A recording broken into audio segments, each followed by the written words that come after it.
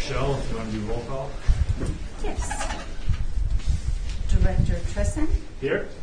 Director Cox. Yes. Director Smelser. Here. Director Wilson. Yes. And President Wilkins. We have a full quorum today. Thank you. Next on our agenda is AB 361 action, which would allow us to conduct the meeting in basically a teleconference format, which is actually going to be a different format for today. Anyone like to make a motion on this? I will. Director Schmelzer, for a second. Second. Seconded by Director Tresson. Any further discussion or public comment? We just have to do roll call. Seeing none? Okay, thank you. Did you do roll call? Okay. Director Tresson. Yes. Director Cox. Yes. Director Smelser. Yes. Director Wilson. Yes. And President Wilkins. Oh, Wilson, sorry. Got it. Yes. Motion approved. Thanks. Public comment. Is there anyone in attendance at the meeting, either in person or virtually, who has any comment on items not on the agenda? You may have the floor up to 5 minutes. Seeing none, let's move on. Actually, we have a hand raised. Okay. Sven with Tahoe Donner Recreation and Parks. Sven, I just wanted to remind you that we're talking about items not on the agenda. So if you would like to speak during the land use portion, you can do that as well. That's correct. Thank you. Can you guys hear me okay? Yeah. Yes. Wonderful. I just wanted to greet you this morning. My name is Sven Leff. I'm the new general manager of the Truckee Recreation and Park District. I'm very excited about my new role and continuing to serve alongside you guys at the TTSA and all the other personal and professional relationships each of you have. Yes, there's a letter in your packet for an item later on your agenda. I'm not going to stick around for a few hours. It's just a cursory thing. But aside from that, I've been in Parks and Recreation for more than 30 years. I've been working for the Truckee Rec and Park District for more than 5. Love it here. Love what we do as a bunch of partner agencies in all of our various specialties and collectively what we bring to this community. So I'm simply here to introduce myself and to extend an open hand to you all as a resource and as a contact with the Recreation and Park District, whether it's professionally or personally. And I hope to work with you all over the next 20 years of my career here. So good morning. Thank you for what you all do. And at any time, feel free to reach out to me. If I was in person, I would have business cards for you. Instead, I know that Rochelle and others have got my email address and my phone number already. So simple introduction and a good morning to you all. Great. Thanks, Sven, and congratulations. Thank you very much, Dan. Okay. Is there any additional public comment, Rochelle? There's no other public comment. Okay. Next on our agenda is professional achievements, awards, and anniversaries. Vicki.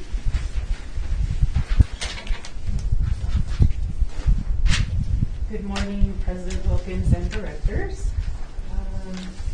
As usual, I would just like to acknowledge several employees for their awards and achievements and anniversaries for the month or previous quarter. First up, I would like to introduce our new employee, and that is Bradley Beebe.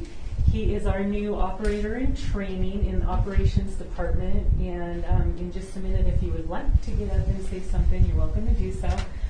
Just real quickly, though, I would like to acknowledge several safety awards by several employees. That would be Jesse Denham, Saraja Bedout-Moores, Joel Oberly, Anthony Salinas, Trevor Shamblin, and Ryan Schultz. Joel happens to be here today, so thank you for the safety suggestion. We appreciate all the suggestions. Oh, and Jesse, I'm sorry. Jesse's also here. Anyway, Brad, would you care to say anything? Introduce yourself? I just stand up. Okay. Yes, I'm Brad Beebe, moved from San Diego, and I'm very excited for this opportunity. I believe it was that board meeting that you guys approved the hiring of 2 OITs, so appreciate that. Michael very excited. So, yeah, excited to get going and to serve here for hopefully a long time. Welcome. Excellent. Welcome. Thank you. How did you find TTSA from San Diego? I was just looking for a foot in the door to work in water. Just kind of that career path came up in the last year or two for me, and I saw a place in Tahoe and it sounded cool. And it just happened to work out. 0 degrees, was it? Yeah, pulling in, it's like -3. just kind of had to laugh. So I'm just curious, what website or the job, word of mouth? Do you have friends or? I'm trying to remember the website. There was a certain website that had a lot of, like, particularly California agencies, maybe some Washington and maybe Oregon as well, that seemed to post their postings there. I remember I reached out to Vicky because I saw the posting on there before it was even posted here. And then I actually almost missed the window because I was so early I forgot about it. And then got it in time, and then I heard back from Vicky before I started an internship down in San Diego, and my wife and I flew out here, liked it, and worked out. So Fantastic. great. I'm going to guess that it was likely BC Water jobs. Okay. We also Yeah, I posted believe so. some of the universities and community colleges. So Yeah, it was BC Water. BC Water. Okay. Yeah. Anyway, thank you and welcome, and thank you for all the safety suggestions. Great. Thank you, Vicky.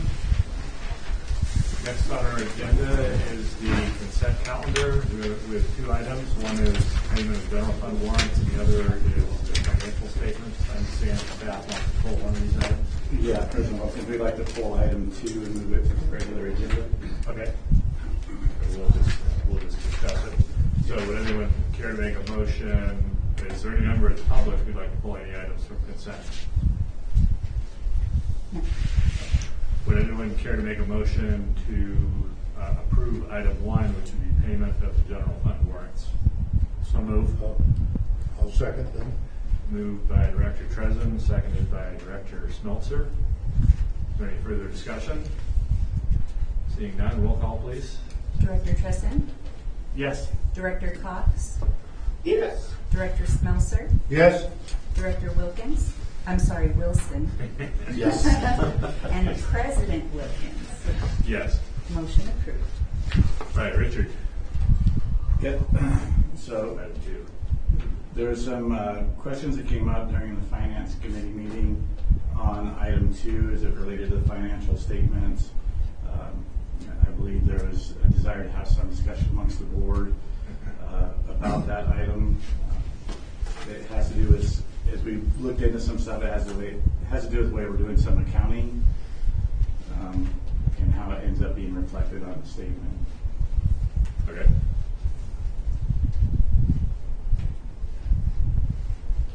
So, Scott and I review these documents at the Finance Committee meeting, and the item is on, let's see if I can figure out what page of the packet is page 48. It's a combined cash statement. It basically shows the total fund balances as of December 31. And the total, there's no question really on the total, $33,539,000 total district fund reserves. The question had to do with the change between November and December in Fund 2. Fund 2, again, is our capital reserve fund. It's for projects that expand capacity. It's typically funded by connection fees.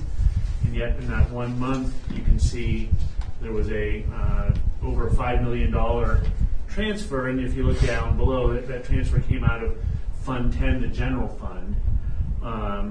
General fund went down by $5 million. And we're just trying to figure out exactly what's going on there. And so until we can kind of sort that out, I think we're holding off on approving the financial statements for the month of December. Okay. And I know Vicky or Crystal is working on sorting that out and and this plays back into some of the other items that we're going to be potentially giving direction and or making decisions on later in the agenda regarding potential rate increases to fund these various funds with connection fee increases or rate increases, and those depend on our ability to meet our reserves, which, we're still trying to sort out, as well as possibly reinvesting some of our money, transferring it out of LAIF into other investment vehicles by fund, and again, knowing the actual fund balances are important in making those decisions as well.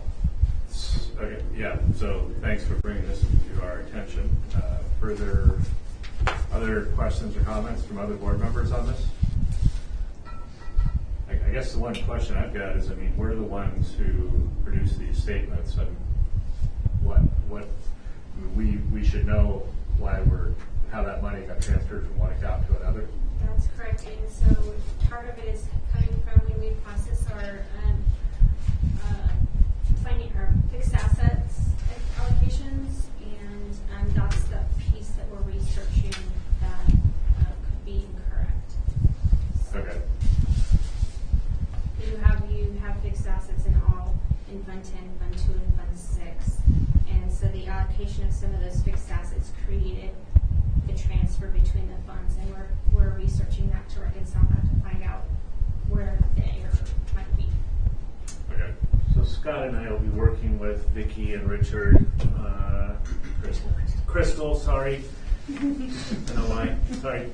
Crystal and Richard in upcoming finance committee meetings to try and, hopefully figure out exactly what's Right. these transfer funds.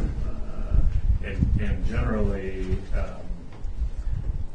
transferring general fund dollars to capital reserve would be an action that would be taken by the full board, as opposed to leaving general fund dollars available for any number of other uses.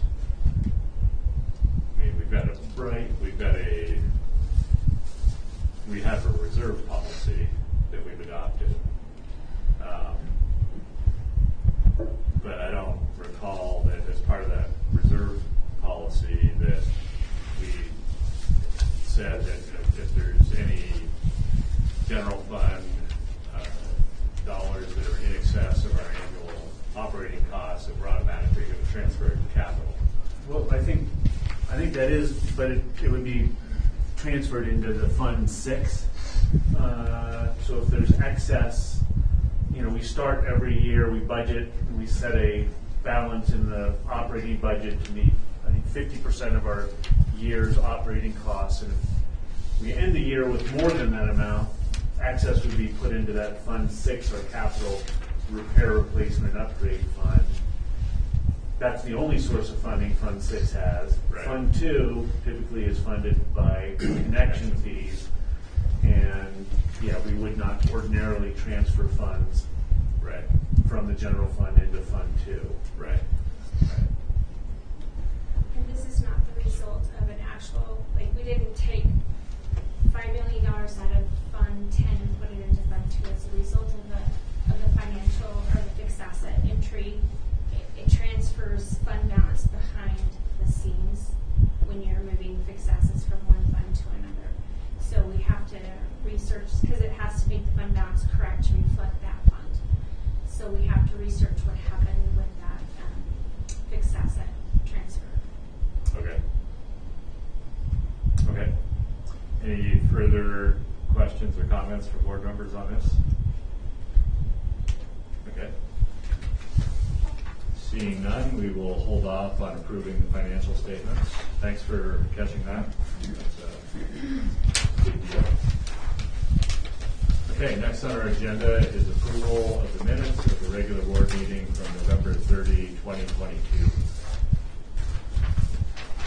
I'll move to approve the minutes. Motion by Director Trezin. Is there a second? Second. Is there any public comment on this item, Michelle? No public comment. Okay, we have a motion and a second. Any further discussion? Seeing none, roll call please, Michelle. Director Tresson, Yes. Director Cox, Yes. Director Smelser, Yes. Director Wilson, Yes. and President Wilkins. Yes. Motion approved. Next is discussion and approval of the updated maintenance manager job description. So yeah, Abigail, do the presentation. Thank you. Good morning again, President Wilkins and directors. As you're aware, on a continuous basis, we maintain the accuracy of our classification descriptions and bring forth any proposed changes to the board. Based on a recent promotion here at TTSA, we now have a vacancy for the maintenance department manager. Recruitment for that position will begin likely within the next month or so. And in order to prepare for that recruitment, the job description is being amended to remove the commercial driver's license requirement. Recently, federal law changed that the employers are no longer allowed to do on-the-job training for the commercial driver's license in order to prepare the employee for the commercial driver's license testing. There's a substantial cost in sending employees out to perform this training at a facility. Those trainings are done either in Reno or in Sacramento, depending on where the state in which the employee resides. It's generally a 2-week training that occurs, and so there's the cost of the training as well as housing and meals for the employee. So it turns out to be a quite substantial cost. Due to this factor, it has been determined that the department manager very likely does not need to hold the commercial driver's license, and therefore we're removing it from the job description. So before you today, and for your review, you have the amended job description for the maintenance department manager. Management and staff recommend the approval of the updated maintenance department manager classification description. So any questions? So how many other people would have a commercial driver's license?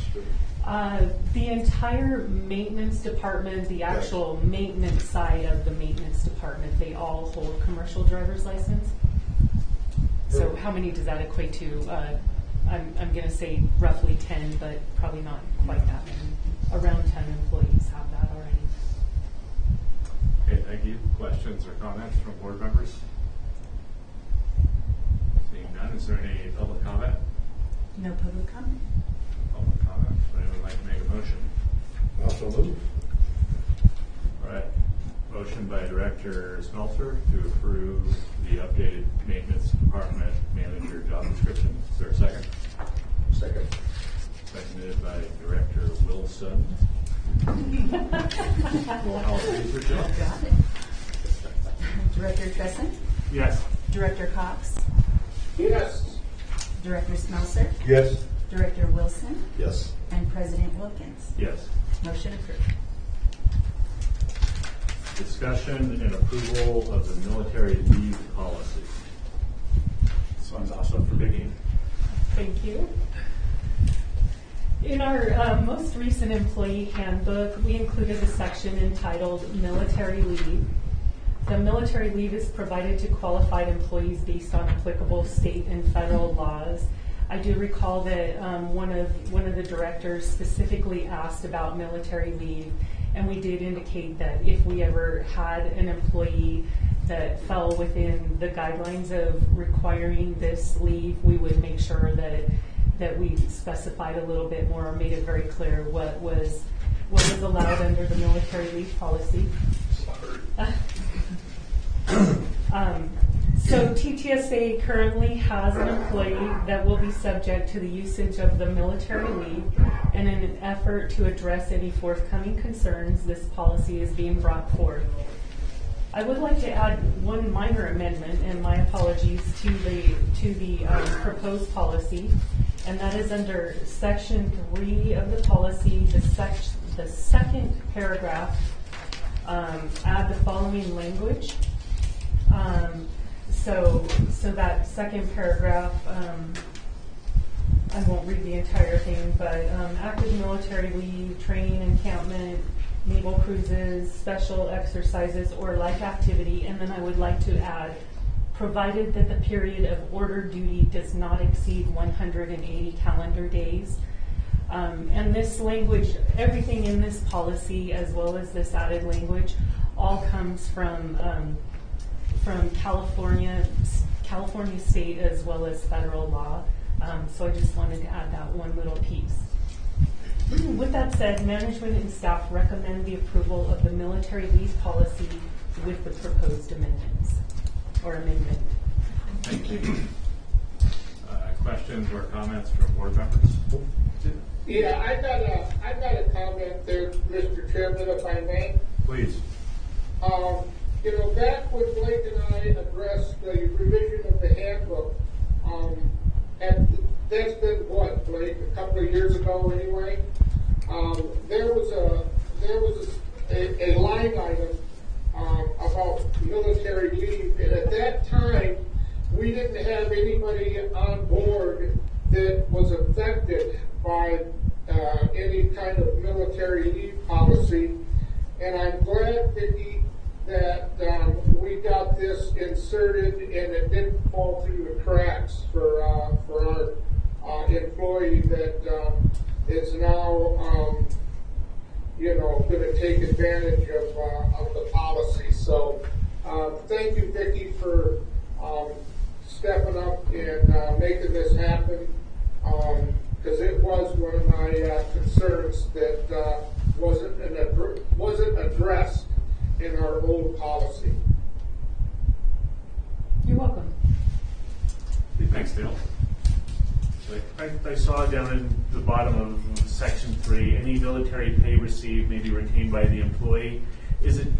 I'm just not familiar with, folks who may be called off on military duty. So they're going to get paid to go on the military duty and receive full, pay from the district. It's not a supplemental pay to make them whole. They'll receive their military pay, and on top of that, TTSA's full pay. Is that typical, or a lot of times when people are out for other reasons, there may be they make up funds to keep them whole, but this actually potentially puts the person actually above even they're being paid for their other duty and that. I would equate it to, and I hope this is okay, using an analogy, when someone is called to jury duty, they may receive a very small stipend for attending jury duty, and generally speaking, we will allow the employee to keep whatever that stipend may be for jury duty, and also pay them to attend jury duty. Maybe not always pay them to attend jury duty, but at least partially or for a certain number of days. And I would equate this to being very similar to that. They do receive pay to perform their military training, per my understanding, but that pay is generally not a huge sum of money. I can't tell you exactly what it is, but I think in the end, at least I've heard through the grapevine regarding the one employee that is subject to this, that he's really just breaking even on travel time, the expenses of travel to get to his training, the amount of money he gets. It's not like he's got a big sum of money left in his pocket as a result. That's been my experience too, is that just you break even. Okay. So Vicki, if I understand it correctly, we as TTSA would be responsible for paying up to 1 month's pay to in any given fiscal year that an employee is on military leave. And is that regardless of how long they're on military leave? Unless it exceeds, which is the little bit of language that I've added, unless it exceeds 180 calendar days. So as long as the leave is less than 180 calendar days, then yes, we will provide this bank of time of the 30 days. I did state 30 days or 240 hours, only because we work the 10-hour days. I wanted to make it clear that it wasn't 30 10-hour days, rather it was 38-hour days. Okay, so You said bank of time, but we're actually paying them, right? Oh, no, so I'm sorry. It is, again, I'll equate it to a sick leave bank of time where you draw from it only when you need it. So we're not going to pay him a check for 240 hours. Rather, when he goes on any of these qualifying leaves that have been listed here, like the inactive duty training, encampment, naval cruises, special exercises, when he actually goes on those trainings and he needs a little bit of time, then he can draw from that bank of 240 hours. Okay, for the fiscal year. so this is, I guess in the training example, Mhm. it's kind of like 4 weeks worth of, or 6 weeks worth of additional vacation time that we're paying them for. So if an employee is a full-time employee Mhm. of TTSA, and let's say they're eligible to earn 4 weeks of vacation time per fiscal year. Mhm. If that employee is also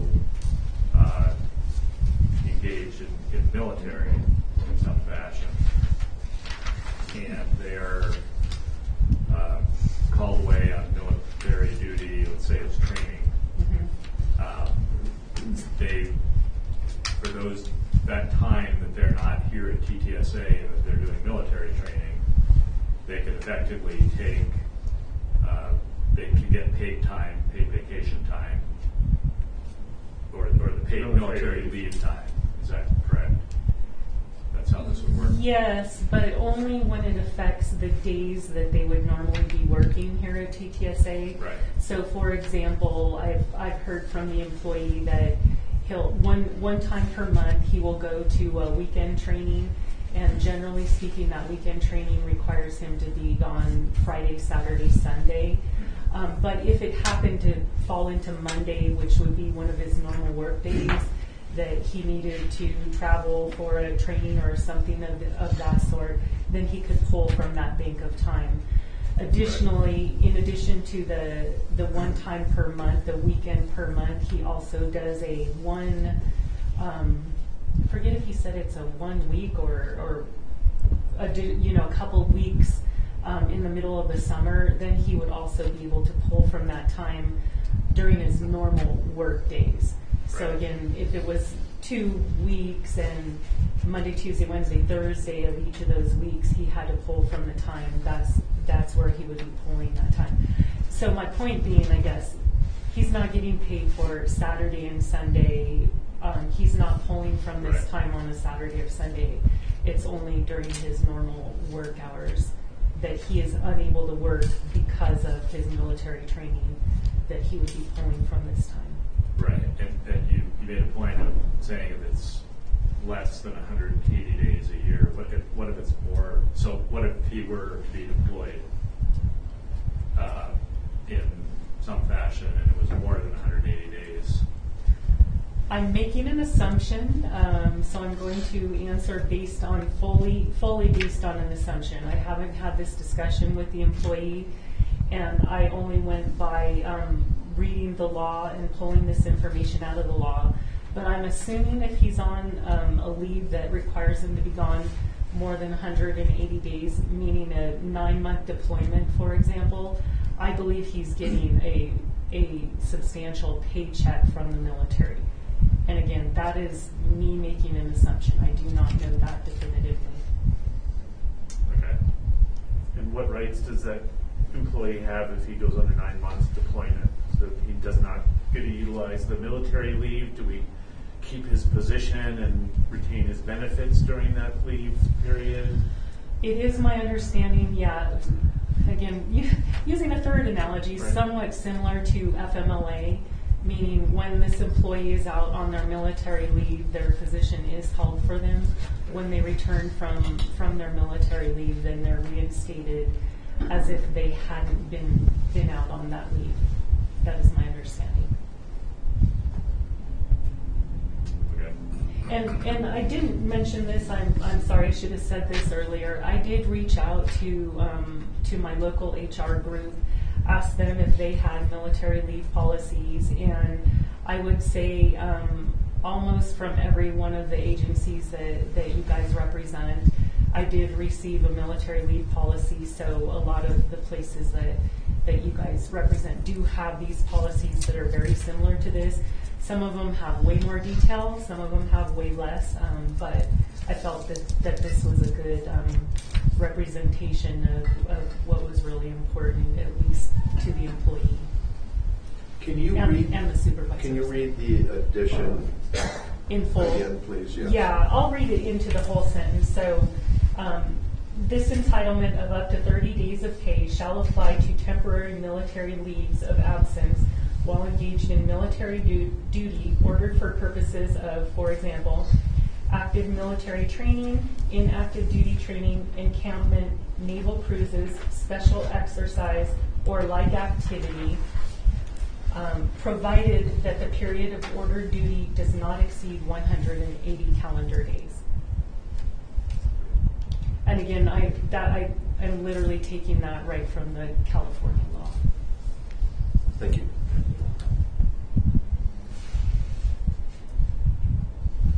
Okay, is there any further questions or discussion on this item? No. They would like to make a motion. I'll make the motion. Motion by Director Smeltzer to approve the military leave policy. Is there a second? One second. Seconded by Director Wilson. If there's no further, is there any public comment, Rochelle? No. Okay. Roll call, please. Director Chesson? Yes. Director Cox? Yes. Director Smelser? Yes. Director Wilson? Yes.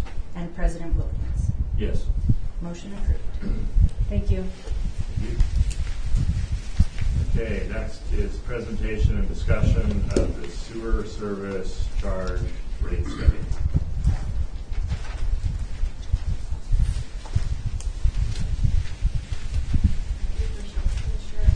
I'm sorry. Just giving you minutes. And Crystal, do you want to give a little background? I know everyone probably knows Sean, but So this is the first presentation. Sean Corn is from HDR Engineering. We hired his agency back in April and started the work back in July to do a rate study for our sewer service charges and our connection fee charges. This is the draft presentation for the full board and the public that Sean was doing for discussion and presentation purposes only. Will I have to hit share real quick? Well, good morning, directors. Appreciate the opportunity to be here. As Crystal talked about, we're going to walk you through the sewer rate study and then the next agenda item as well. The focus here of this presentation is our sewer service charges. So this is the rates to fund the operations and unrestricted capital funds. So your Fund 6 and Fund 10. I do have information on here on Fund 2 just because it's information. It's part of the overall process that we want to look at as part of the rate study. But as was mentioned in one of your earlier discussions, Fund 2 is supported through our connection fees, which is our next agenda item that we'll talk about. But ultimately that funds the capital that's reflective of our improvements, the expansion of capacity in the system. So the focus here today on this agenda item is our overall service levels, service charge levels that we need to fund to maintain the system. So on the next slide, I have a quick summary of the purpose of this. I'll walk you through the overall why we do the rate study, what a rate study is. Real briefly, I'm going to go through those pretty quick because I want to get to the meat of the summary results of the rate study and then have that discussion as we go through this. So on the next slide, we'll kick it off with our overall purpose. We want to provide that overview of the sewer rate study and the service charges, and look at what level of adjustment is necessary to support your operating and those capital costs related to this fund. We want to gain some feedback from you all on the approach and methodology if you have any concerns or questions as we go through this, and then really talk about that level. What is that transition plan going to look like? How do we adjust rates? I'll foreshadow a little bit. We need to adjust service level charges. They haven't been adjusted in just about over 10 years, so we want to take a look at that and where we go. As we move forward through this process, once the board is comfortable with the rate study and the results, then we'll be back in front of you. We'll go through that public hearing process. Once you've accepted that study, that results in a Proposition 218 notification, and then ultimately a public hearing. And if there's not a majority protest, then the board can adopt the rates as presented. On the next slide, you can skip to the next one, please, Rochelle. So the reason we do this is to make sure that we have sufficient revenue to operate and maintain the sewer infrastructure. That's kind of reason number one. Number two is we need to develop rates that are proportional and cost-based. So for most of you all, you've heard my spiel on proportionality in Prop 218, but that's really our guiding principle here. We need to make sure that our rates are proportional so that each customer, a residential customer versus a commercial building versus a different type of commercial customer, restaurant, grocery store, et cetera, are paying their proportional share. We used to say fair, but fair is in the eye of the beholder, right? What's fair to one person may not be fair to the other. So coming back to Prop 218 requirements, we need to show that impact that each customer has on the system as we go through this. Now, as we develop the study, we also think about prudent financial planning criteria. So that's maintaining adequate reserves. You mentioned that a little bit earlier. We'll talk through that. As well as maintaining debt service coverage ratios, the credit check. So you have some existing debt. We're going to talk about potential future debt to fund capital projects. And then also making sure that we're adequately funding renewal and replacements. So that's the piece that generally starts disappearing over time as costs continue to increase. If we don't adjust rates, that capital funding on an annual basis starts shrinking each year. And then we develop the study through generally accepted methods tailored to TTSA specific system and customer. So we're thinking about the treatment process here and how those customers impact that. So that flow that's coming here and the costs associated with treating that.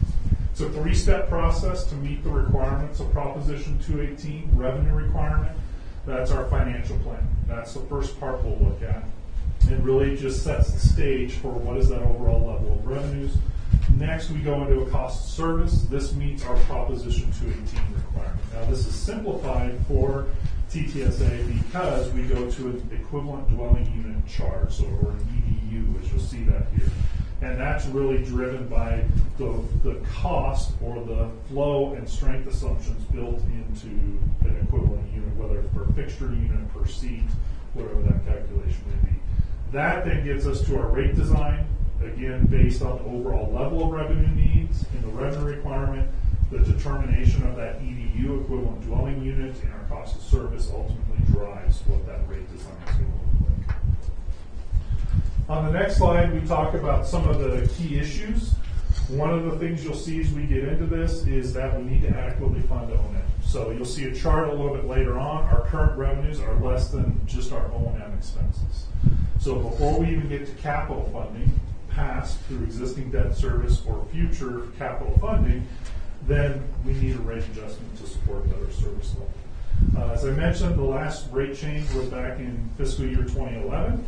And Scott and Blake, when we talked to you, we had said it was a decrease. Actually, it just didn't get increased to the level that was approved as part of that process. So it's remained flat since 2011. I've got a little chart later on to show that. Now, rates weren't going up, but as we've all heard, although December was down 0.5% of inflation, still a high number though, costs have continued to increase. So that's one of the drivers that we've seen as part of this. We also want to look at those minimum reserve balances. That was a key part of this study. We have restricted and unrestricted. So we have Fund 6 and Fund 10, which are unrestricted. We have Fund 2, which is our restricted fund. That's the connection fee component.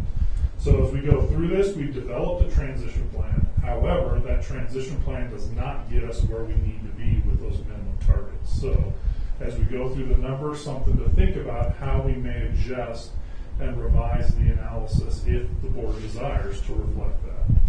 Now, we also need, as I mentioned, we pulled kind of Fund 2 out of this, but I want to walk through it. Again, looking at those different capital funding sources, growth and expansion of Fund 2 is our connection fee, renewal and replacement is our Fund 6, and Fund 10 really our unrestricted component.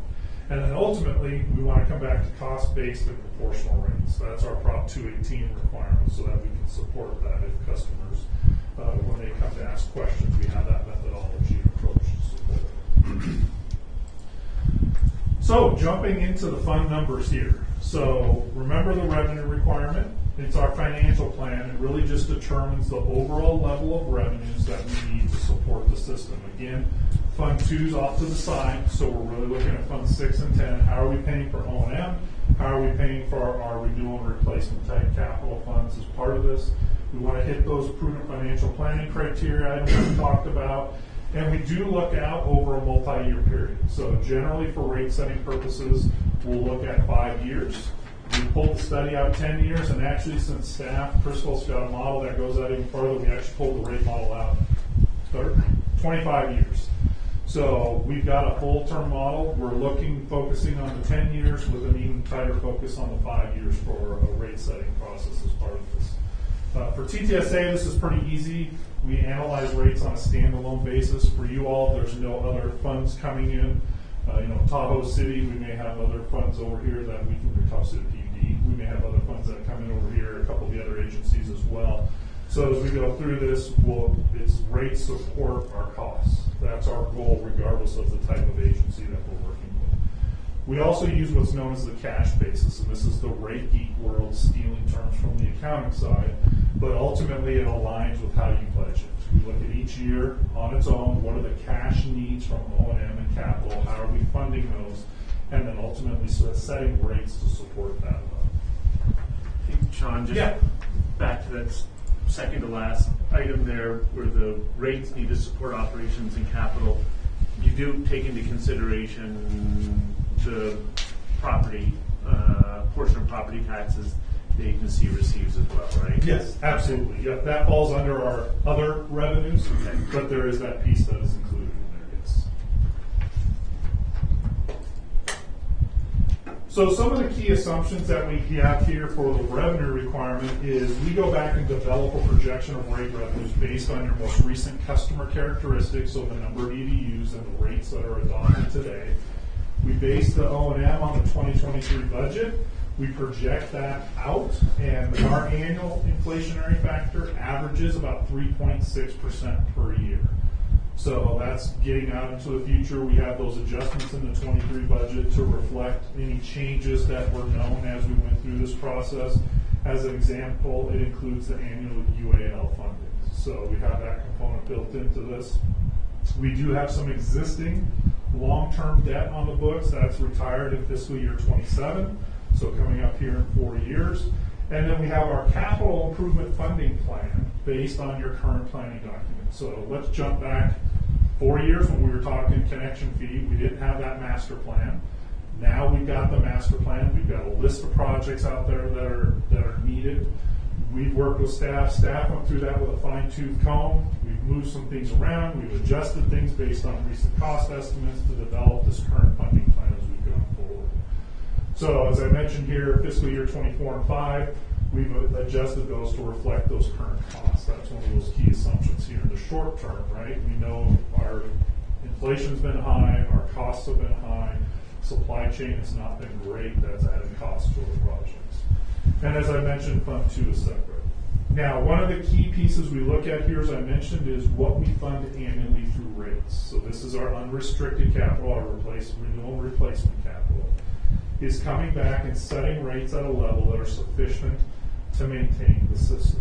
So that's one of the key goals that we look at as we go through this is what is that funding level? And there's different metrics that we can look at. Some folks will look at annual depreciation expense, some factor of that. Some will look at a percent of infrastructure cost. But ultimately, we came back in this instance and we looked at what are those annual needs that have been identified in the master plan from staff that need to happen over this next 10-year period and set a level of funding to support that. Now, as part of that, just given where our reserve balances are today, how much cash and investments we have available, then we are looking at potential debt funding to support some of these capital projects. You're going to see that on the Fund 2 side as well as we go forward. So looking at this, that's what this chart shows. So the peak, you kind of see the gray behind that, that's our total annual capital.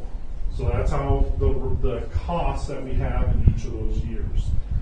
The black bar on the bottom, that starts in fiscal year 24, that's our rate funded capital. So you can see as we get out over time, we started phasing that in and transitioning that to get up to about $5 million a year. When we look at the capital plan out over this 10-year period, that's about the level of the annual renewal and replacement amounts that we have on that capital plan. So we tried to get up to that level in those out years. The orange, yeah, go ahead, Dan.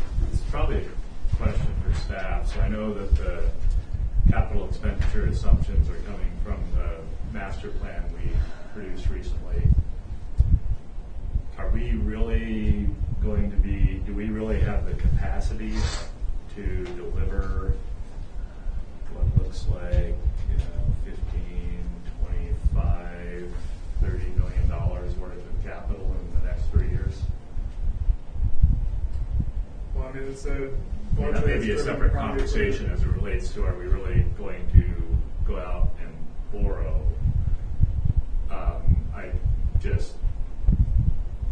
I'm curious, do we really think in for practical terms that we're going to be spending that much money in a couple of years? So largely driven by the digestion improvements project and the TRI project. Both of those are high needs projects. So I'd say yes. We've looked at, as a team, we looked at the projects. Are we going to do this? Is this really that important? And the drivers for those costs, the answer was yes. Okay. And Jay, just maybe, I'm thinking back to the last large capital project you did, which was the biological nitrogen removal project. I mean, how many millions of dollars was that over how many years? So the total program, I think, was $70 million. Constructed value, I think, was $45 million. Change orders, maybe, with the novation that occurred with VR, it might have been $50 million, something like that. And that, over how many years, was, to answer that question, we started construction in 03 on the VR site prep, and we commissioned in the last facility in 08. So that was a 5-year project. The bulk of the work, the curve looks like this, right? The bulk of the money was spent, I'd say, within the 3-year period, 04, 05, 06. So I guess I'm just, on Dan's comment, do we have the capacity to do this? It sounds like, I'm thinking back to that previous project, that we've seen expenditures on this magnitude in this time frame at this plant before. Yeah. Okay. Yeah, there's the TRI, we still need the study done. We've accounted for that in our timing. The digester improvements project, we have a PDR that is on the verge of being finalized. So that's the next step. We're going to out for proposals. So yeah, we're on the doorstep of both these projects. Okay. Thank you. Yep. So as we go across this, looking at that, we've got that rate funded I touched on. I'll hit the debt now. It's the green bar, the tall piece of the bar in 25 through 27. That is primarily the digestion improvements. So it kind of starts hitting heavy in 25, really hits in 26. And then we've got a little cleanup out there with some other projects. So it's just kind of a timing. This shows a revenue bond. If you look at the notes or the legend below, that's a conservative assumption. So we've assumed some sort of potential long-term funding.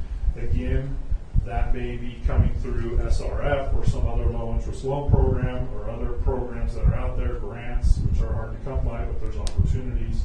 So it's just that assumption we built into the model. In the initial years, you'll see the orange. That's using available reserves. And we'll see that here in a moment, how we're using those to buy that down so we can start transitioning to that level of capital funding into the out years as we go forward.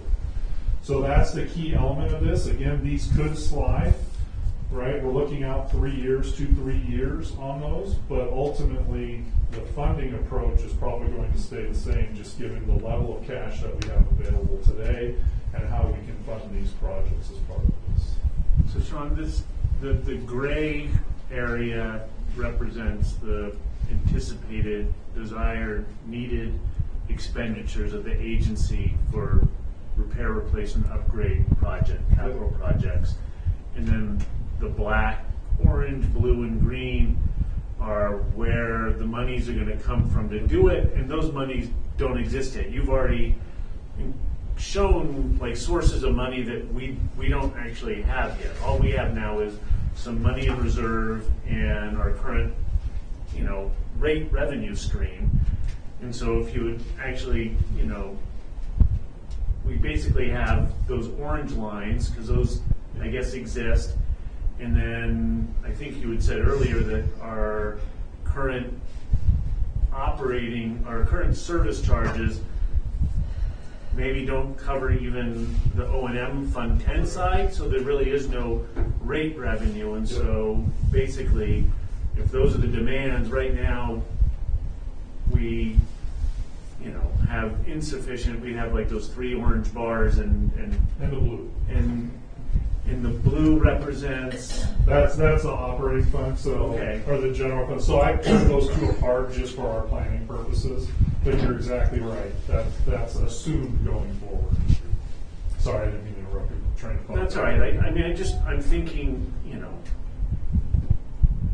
trying to paint the picture of, if we don't do anything, what's to come. And actually some of the handouts that you guys have up there at the front, I think, do that really well.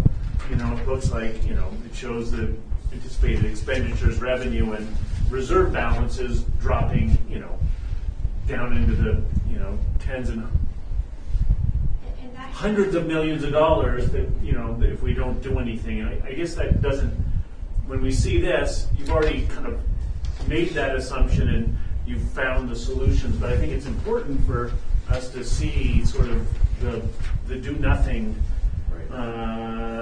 picture if, again, if we don't do anything. The other do nothing is we don't do the capital projects, and I think Jay and Richard can speak to the dangers of that. We won't be able to achieve our mission of, effectively treating the wastewater there. So,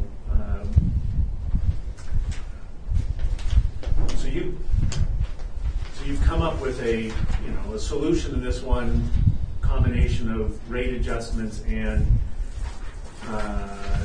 debt financing to cover those Fund 6, but you haven't quite told us what those are. Yeah, Correct. I feel like that, as we go forward to, the next meeting and stuff, I think we need to kind of walk that process through, and maybe that'll come out in the report that I guess will be submitted as well, that we'll be looking to approve. For me, it's a big leap to jump to that slide right out the gate with the solution. Yeah, maybe if we go to the next slide, it may help tell the story a little bit better. So what you see here is our total revenue requirement. So the black bar now, or the bottom bar, is our O&M, annual O&M. The rate funded capital, that bottom bar on the prior slide, is the blue bar here, the second bar up. Then we have our net debt service. So this is the unrestricted debt component and the assumed debt as we go forward to fund that those capital projects that we showed on the prior slide.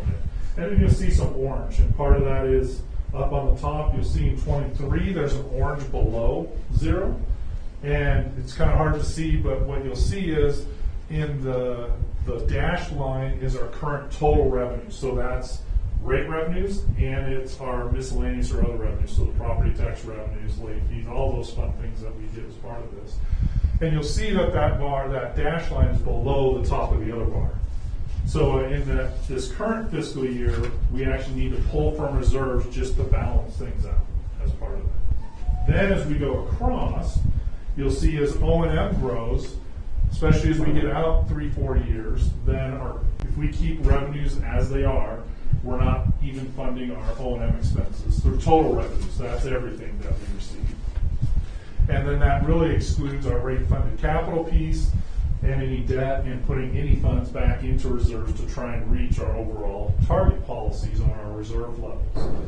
So that's the key driver here as we look at this. So as part of it, to Blake's comment, on what was provided to you all, if we don't do anything, we're missing $5 to $10 million a year with assumed debt funding. If we don't have debt funding, it's even more because we have that assumed debt built into that capital funding plan.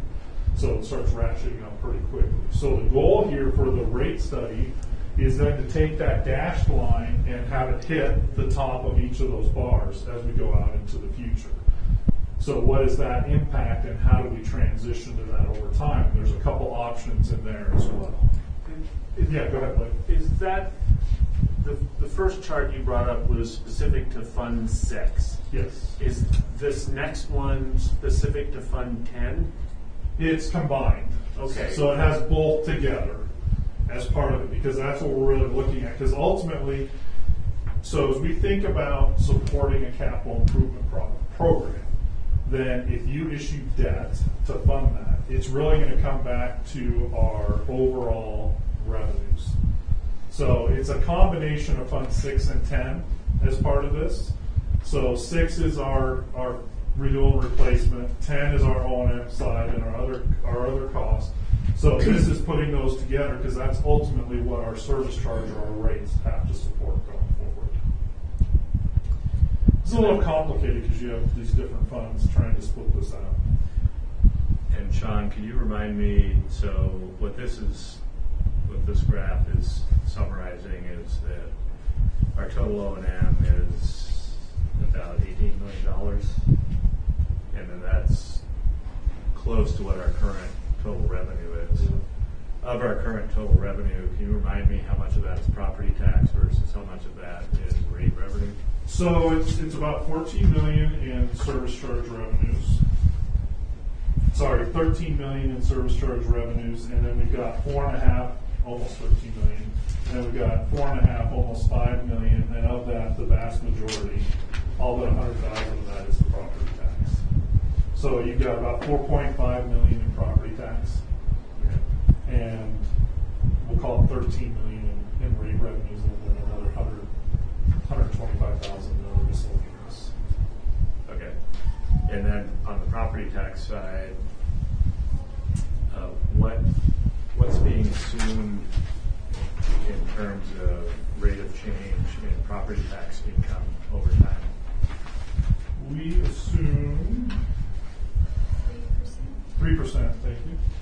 Okay, thanks. And then a 1% normal increase on sewer service charges, Per growth, customer not growth. counting rate increases.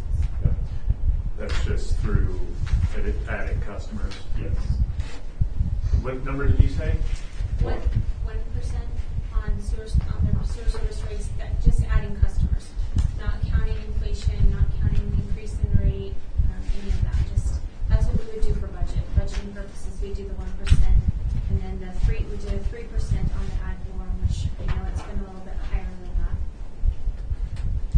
that. As part of the finance committee, I think we got some spreadsheets you gave us, and it's pretty nice, and hopefully the rest of the board can get these as well, that show, across the board, all the different revenue and expense categories over time, what their anticipated escalation factors going forward are. And I think, in sum, I think you ended up with kind of the operating Fund 10 budget going up 3.6% per year was the assumption.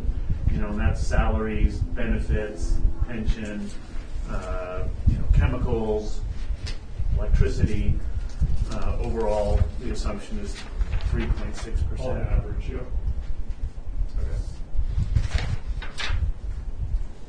It's also on this, even though this was intended for the investment conversation piece, it's the numbers as well, just for 10-year period. Okay. So on the prior graph, or the prior slide, it talks about total O&M, rate funded capital, net debt service, total revenue. So I think you touched on it earlier, Blake. It's really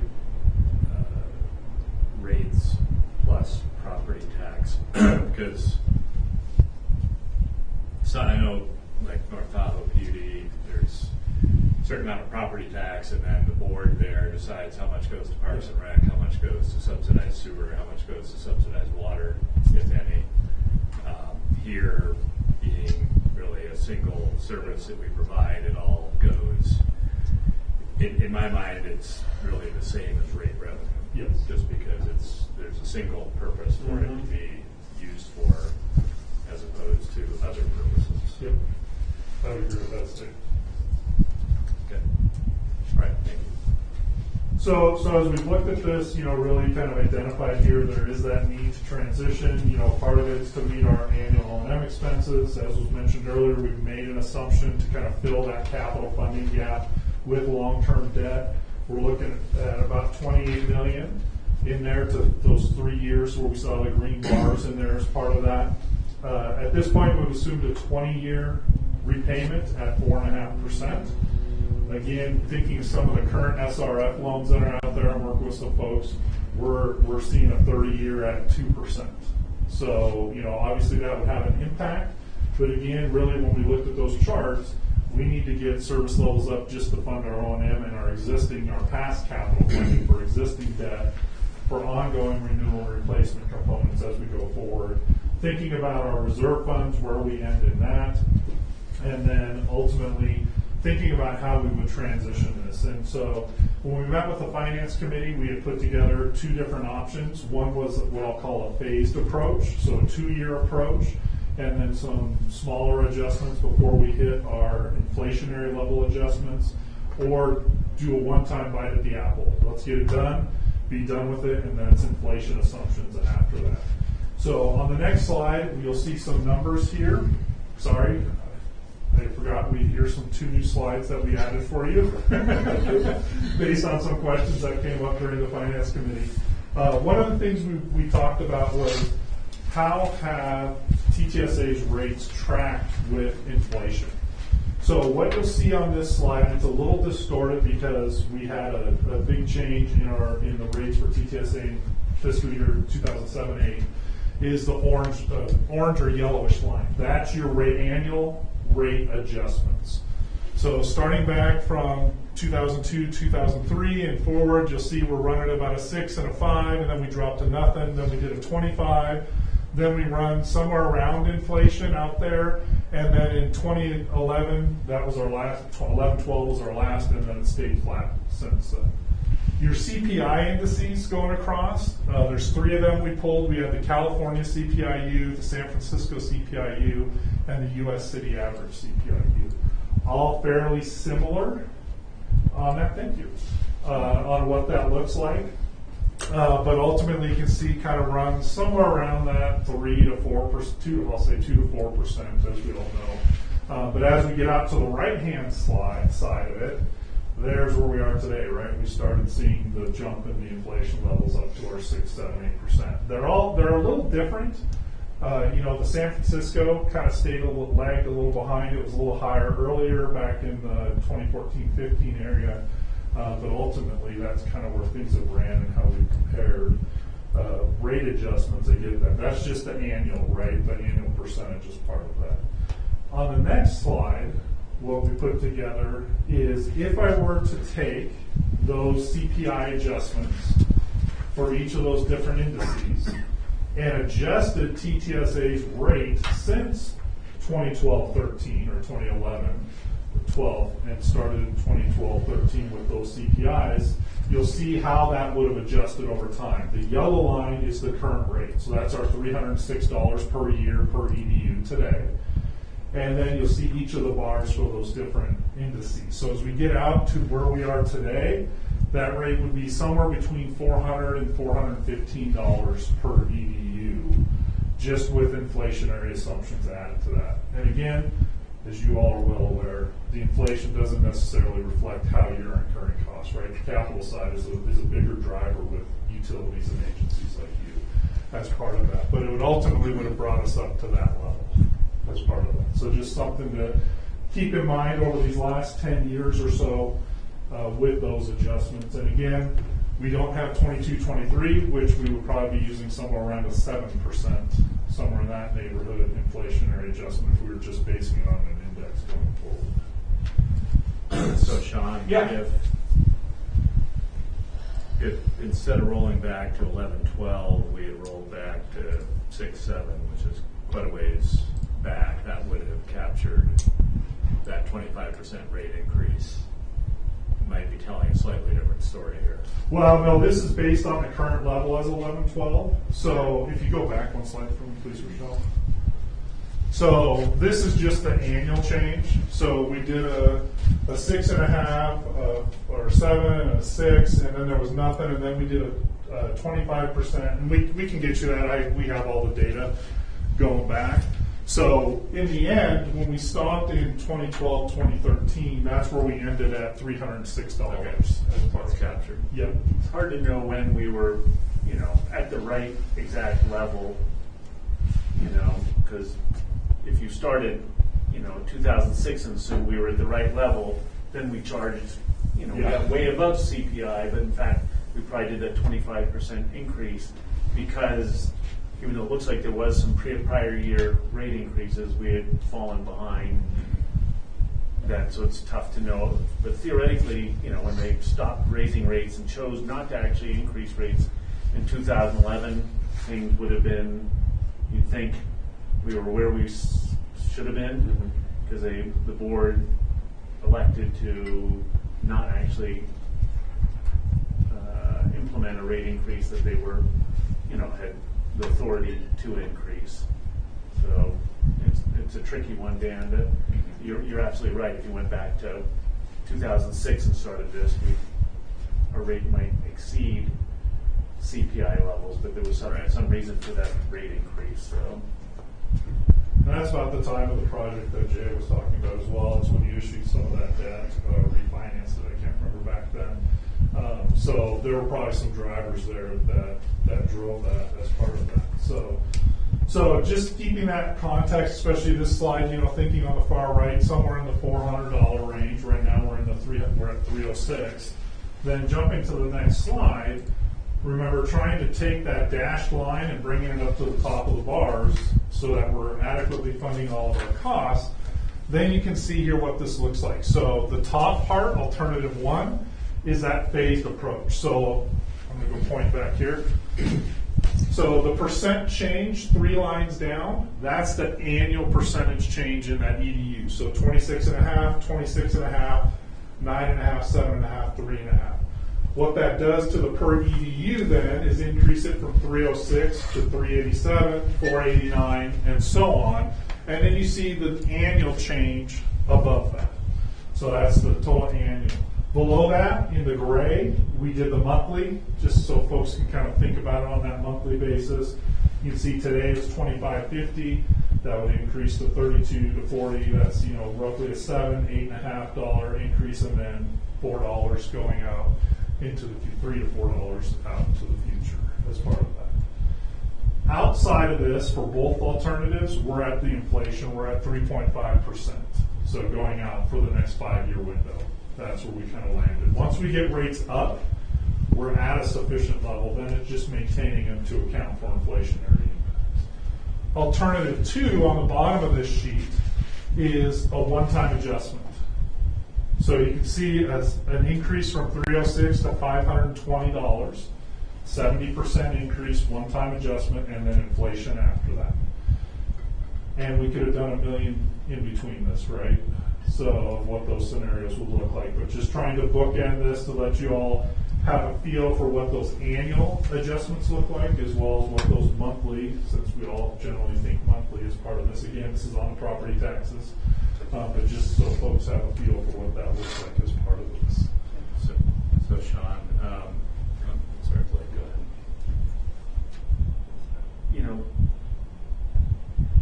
I guess, and I brought this up at the finance committee meeting,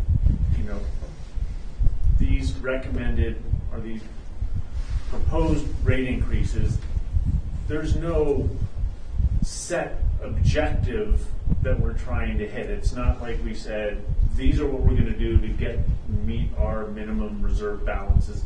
This is what will take us to that point, these get us to some spot, Yeah. but not there. And I guess, maybe we have to, and I know that, we're on a timeline here in terms of, I think, hopefully we're all recognizing that we need to implement some rate increase for, and get that in place for this coming fiscal year. But I would love to see perhaps a 20-year look to say, hey, our objective is at year 20 to hit our minimum reserve balances. That's, if the board stands behind what we've said, that should be our reserves. We should have a plan to get there. Maybe if we did it in 5 years, you'd find that, the rates are way out of control, the borrowing is too much, but 10 years, might still be too much, but let's at least have a plan to hit that spot and then play with rates over that 20 years, lending scenarios that get us there so we have a spot. I struggle a little bit with, these numbers. They sound very specific, 26.5%, 26.5%, 9.5%, 7.5%, 3.5%. But they're not, I don't know why they're so specific, because they don't seem to be really, they're sort of getting something going, but they aren't part of a plan that, has a set objective. We don't really have a long-term plan financially to get and meet our reserve targets. Yeah, let me jump ahead to answer that real quick, because I did some analysis. Rochelle, if we go to the next slide. So with the 26.5, 26.5, 9.5, etc., this is what your ending unrestricted cash would look like. Now remember, I split Fund 6 and Fund 10 because I'm trying to match capital and operating as we go through this. So here's Fund 6 on the left-hand side. Our target, you can see, is the dashed line. So to Blake's point, with the rate adjustments, we're not getting there. Out through 2032 in 10 years, we're still not getting there. On the unrestricted, more of our emergency and contingency component, and our Fund 10 component, you can see we get pretty close by 2033 up to that level. So that emergency reserve is set at $4 million, it stays at $4 million, and then everything else gets us up to that adjustment. So as we go forward, then, if you were to do the 70% as an example, what that does is this chart doesn't change much. This chart, we get up to our minimums because we're increasing rates all at once, but we're still not getting Fund 6 where it needs to be. So to your point, I think that, I tried to do the bookends for this discussion essentially. I think this gets us going down the right path. The other challenge is our Fund 6 is based on 50% of the 5-year capital. That's a good target. That piece is great. But as you see, as your targets ebb and flow, or your capital level ebb and flows, that target goes like this. So I didn't want to come to you all and say, we need to be up here and have a much larger increase than we're talking today when we're going to drop it down out here. So it's the balancing, I think, of how we think about that level of reserves, to your point, when and how do we get there? Because, thinking about the prior slide, we can adjust that, those out years. Even on the alternative 1, we could be higher than the 9 and the 7 and the 3.5 in these years to probably get, I know I can hit the right-hand chart and I can come pretty close on Fund 6 getting there in the 10-year period, just by adjusting this first 5 years. So we actually could look out, and like I said, the model has them. I think you had a question, Dan, earlier. Yeah, so as a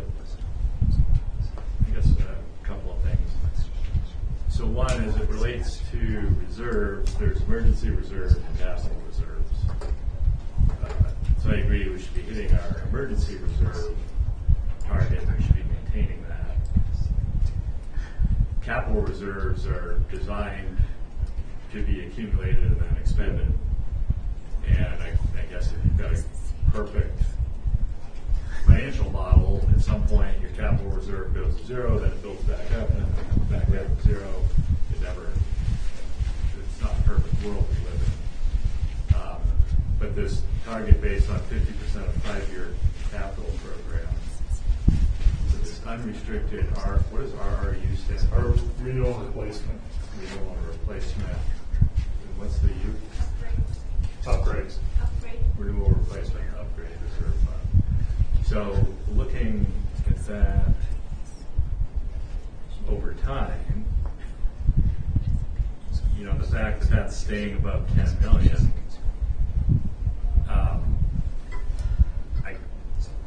that's something we should think about, because that's a 10-year forecast. This is based on the recommended rates. The alternative one, the 26. The alternative one rates. I look at that as a capital reserve, right? That's because we've got O&M that needs to be funded. We want to have an emergency reserve balance that we want to ideally never touch. Yep. And then we've got capital reserves, and I look at this is one of our capital reserves that in this model, so when I look at this, this tells me that we're okay financially with the recommended rate structure, and that our capital reserve projection, at least over the next 10 years, never goes below $10 million. Well, this is the target. This is the actual. So we actually go to 0 and then we build it back up to 5 Okay. million. Sorry. Okay. So let's talk about that in terms of the target minimum reserve balance being above $10 million. What's that based on? 50% of the 5-year, projected 5-year capital cost. So, Rochelle, if you could scroll to the one on the left. Because of those large capital projects that you were pointing out in the next 5 years, 50% of that, for the next 3 years is, ranges between $25 and $30 million. And then I think we get through some big upgrades that are necessary, and then we get more, somewhere in the order of 10 to 15 million, which is half of the 5-year target. So the 5-year target would be twice that, call it $25 million or $5 million a year. And then, so we're talking about $5 million a year in those out years of those kinds of projects, and having a reserve balance that's still less than $5 million. Okay. That makes sense? The other caveat to that is, remember when we looked at the capital funding for this, we're also funding in the rates that $5 million a year that Blake just described that's used to calculate this. Now, the reserve's good. I like policies like this that the board's adopted to hit those.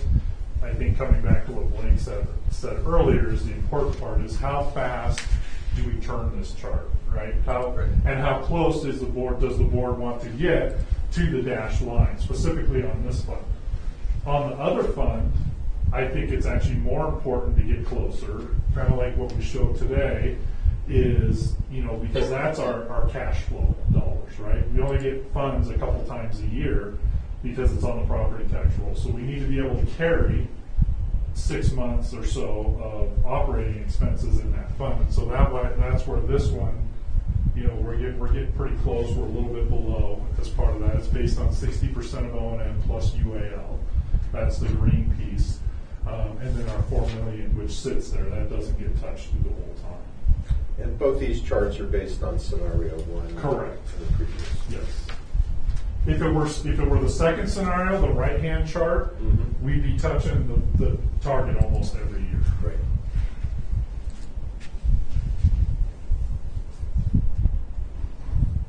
So that's where somewhere in between there, or how fast you all want to move as a board to get reserves to where you've targeted them, or at least past boards have targeted them, then that's really that question of how we get there. the first alternative is probably the baseline minimum alternative. There's probably some adjustments that can be made in those first 2 years, but it's pretty minimal because we've got to get rates up, remember, just to cover our overall operating expenses in the short term. So another question I've got, it's probably for Crystal, and it's probably information that you could bring back to us. So what we're looking at here is the cost per EDU, which the bulk of our customers are single-family residents. This represents the effect on probably 90-ish% of our customers. What I'm curious about is those other 10%, and what the non-residential customers, and what are the range of EDUs that those customers have, because we're going to have customers like ski resorts. I don't know what the equivalent dwelling unit is for a ski resort. I'm assuming you've got the base facilities, and there's probably multiple accounts, based on multiple buildings. But then I think I'm more interested in, the grocery stores, the restaurants, some of the commercial establishments. And the reason I say that is, looking at this, looking at the extra $100 or $200 per household per year, that's one thing. I'm curious, are we talking on for the commercial businesses in Tahoe City, is that an additional $5,000 a year, or is it $50,000 a year? And I don't have a good sense as to what I think having a few maybe example type establishments. I mean, there's a lot of restaurants in the combination of our service areas that are, I don't know, seems like there's probably a standard size restaurant of 2,000 or 3,000 square feet or whatever it is. Office buildings, so having some samples in the commercial sector of some typical types of customers that, and whatever that kind of a typical size And how building. they relate to an EDU. What's that? And you want to know how they, like examples of the different types of customers we have and how they relate to the EDU. And what that rate would become, what that bill would become. Right. Yeah, exactly. But doesn't that get into what we were talking about earlier about the fairness? But, if we need the money and we have to raise the rates, I mean, was it fair in 2011? So one thing to go ahead. I don't think Dan's interested in, necessarily skewing the rate. It's just good for us as stewards of our various To know districts. what we tell them. What Alpine Meadows is actually, what does this mean to Alpine Meadows? You know what it means to residents of Alpine. Right. $306 goes up to that, but what about the resort or the cafe down there that you go to? Or your constituents or my constituents that aren't just single family residents. We kind of are, they are 90% of the population, but it would be good for us to understand, the impact to some of those other businesses within our area. I don't think that Dan's trying to say, well, now let's make their rate change at a different rate. They all, I think the end of the conclusion here is that they all sort of go up the same percentage, but What's that impact? What's that going to is Save Mart the same as one EDU, or is it 100 EDUs and they're going up by thousands of dollars, not just a cup of coffee, but so getting that sort of feeling for that, right? And helpful.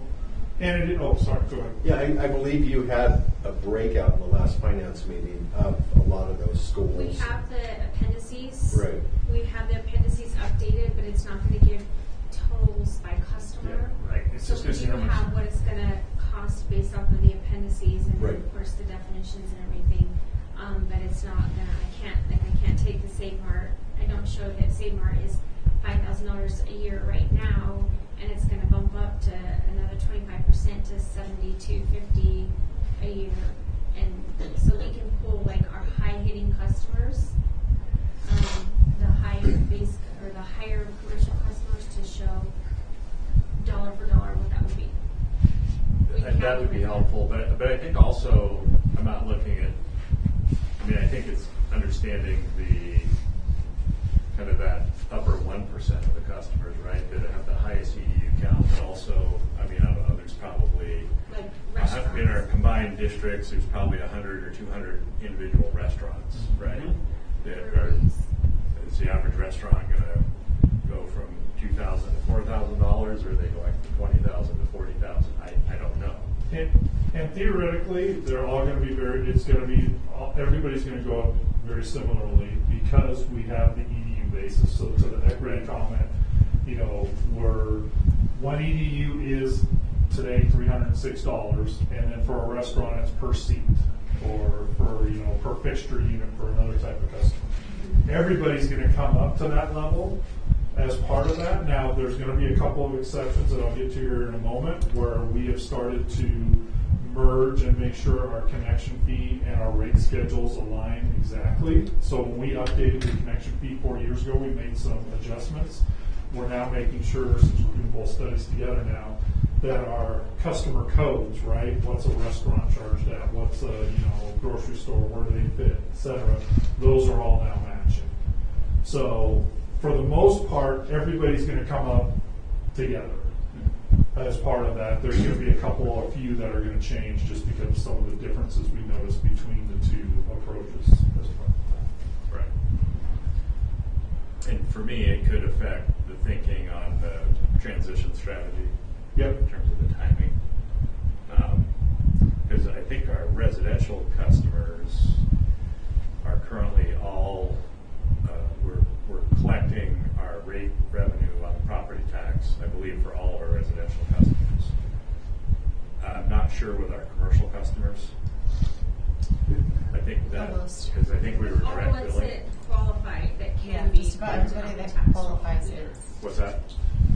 Some commercial customers. So schools, federal buildings, those type of agencies there's no You can't property tax attach it to bill. property Right. tax. So those have separate bills, but everybody else that can get a property tax bill is on the property tax list. Okay. So Dan, I guess to help clarify what you're saying, so if there is a lodging customer out there and they have 50 EDUs as a number, Right. and if they were raised $87 under the first scenario times 50, they'd be getting what? Hit with a $5,000, $6,000 increase. Is that where you're? Yeah, I want to understand that. Okay. I think that's important. Yeah. Okay. So this is kind of the basis. I think real quick, we'll hit the next slide. Actually, we'll talk cost service next, I believe. So this is where we come down to that EDU basis. Again, we're meeting that proportionality requirement of 218. How we define that EDU, as I mentioned, it kind of determines what that cost is, and then we're going to use that to develop our overall rate schedule. So the next slide we have our overall EDU assumptions. Those are based on standard assumptions for flow and strength. So the per seat is, point whatever of one EDU for the restaurants compared to one single family home as part of that. Just as a side note, these were being revamped. CASA was doing a study to determine flows and strengths by different types of commercial entities. The pandemic kind of put a wrinkle into that. So I don't know where that's going, but that's something for you all to know at each of your agencies, as well as for TTSA as we go forward, what that, we may be adjusting these in the future. There may be some good solid data. This is fairly old data, but it's what we have available to us as part of that.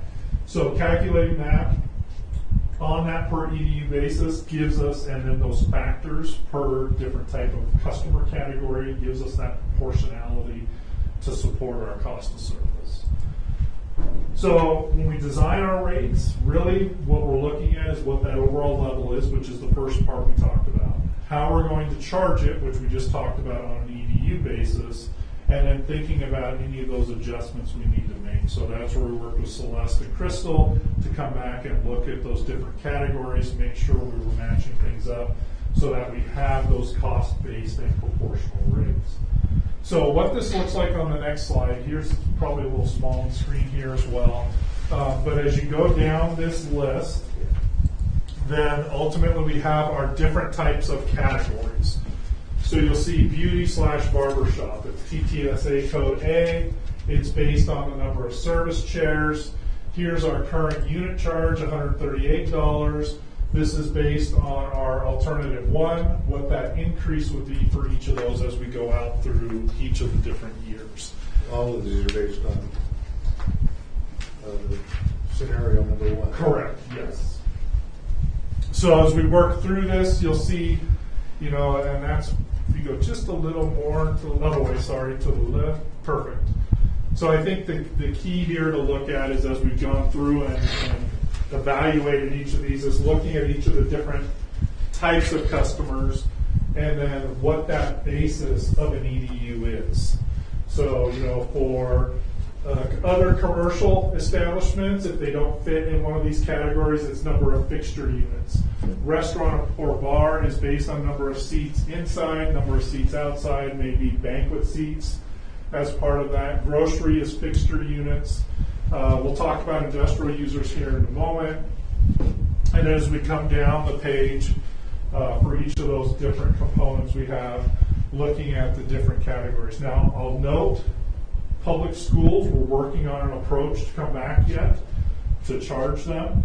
There was an old calculation made. We're trying to revamp that, bring that up to where we want to be today as part of that. So the next time I'm with you, we'll have that filled in. We'll explain the methodology and the approach that we have to calculate that going forward. 4 from the bottom, you'll see the residential unit.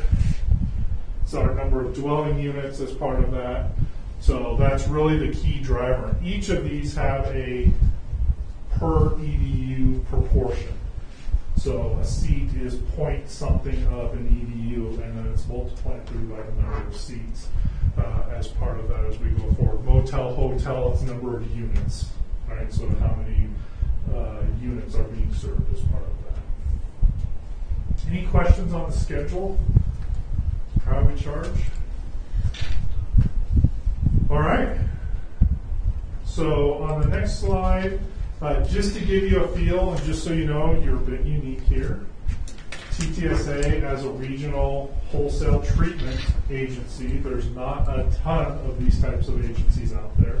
But we pulled a handful of different agencies. So you'll see the TTSA present on the left, the proposed for this upcoming fiscal year, and then we pulled a couple of others. There's the next one's Orange County Sanitary. They're at about the same level. They just finished a rate study. They're going to be bumping their rates up a little bit going forward. King County, Washington, all the way up there at about $600 a year. Big Bear area, that looks on the low side, but as I explained to the Finance Committee, they're actually going through a big process right now, and that rate's going to be going up here in the near future if they move forward with that project. And then San Jose, Santa Clara, another regional. So again, looking at those, we're kind of in the ballpark. Again, it's hard to, this isn't a great apples to apples when we're looking at wholesale treatment agencies. So there's so many treatment processes out there, where folks are and how and when they're upgrading, what requirements they have to, how they discharge their effluent, et cetera, drives those costs. Sean, these comparables, the comparable agencies, this is reflecting treatment only as opposed to collection and treatment? Correct. Yep. Yeah, that's what made it a little more challenging, is finding someone that just had wholesale treatment was one thing, but then there's, so if we had some agencies that could separate it, then we tried to find those too.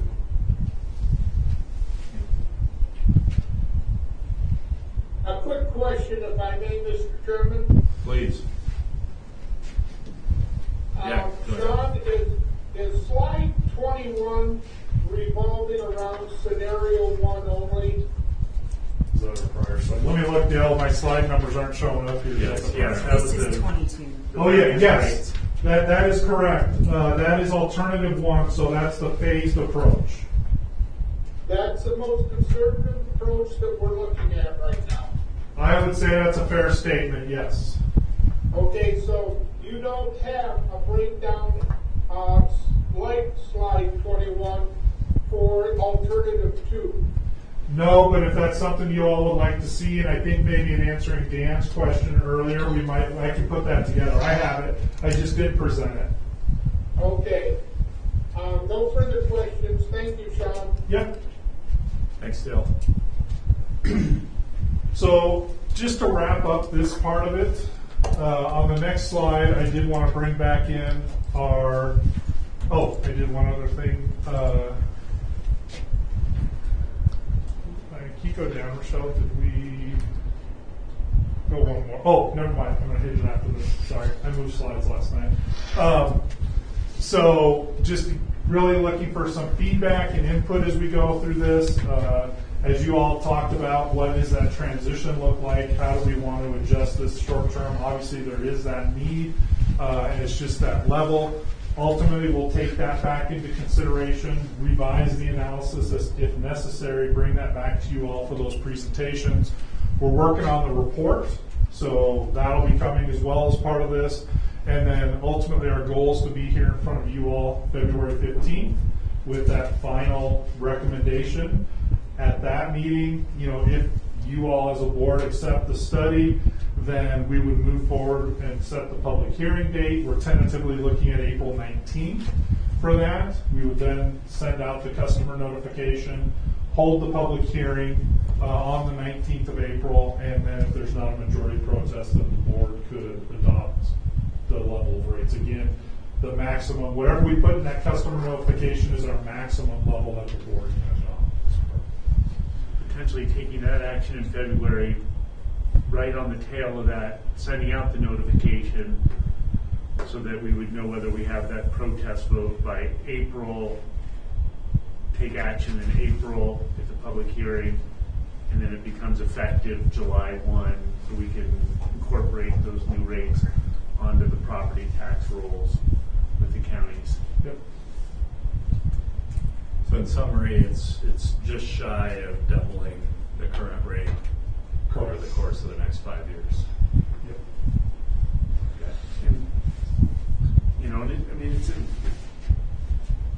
it's an interesting process where, again, I don't know that we've really set I guess I would love to see us a plan, and maybe it's a 20-year plan to hit our objectives that shows, not only what we have to do. Right now, the plan shows $28 million,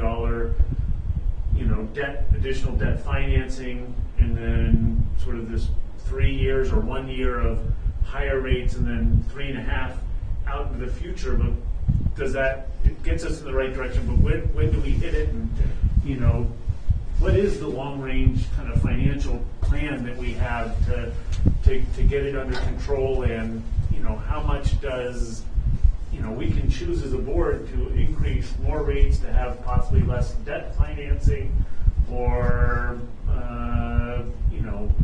do more debt, and there's stuff sort of that kind of is an iterative and, influence each other.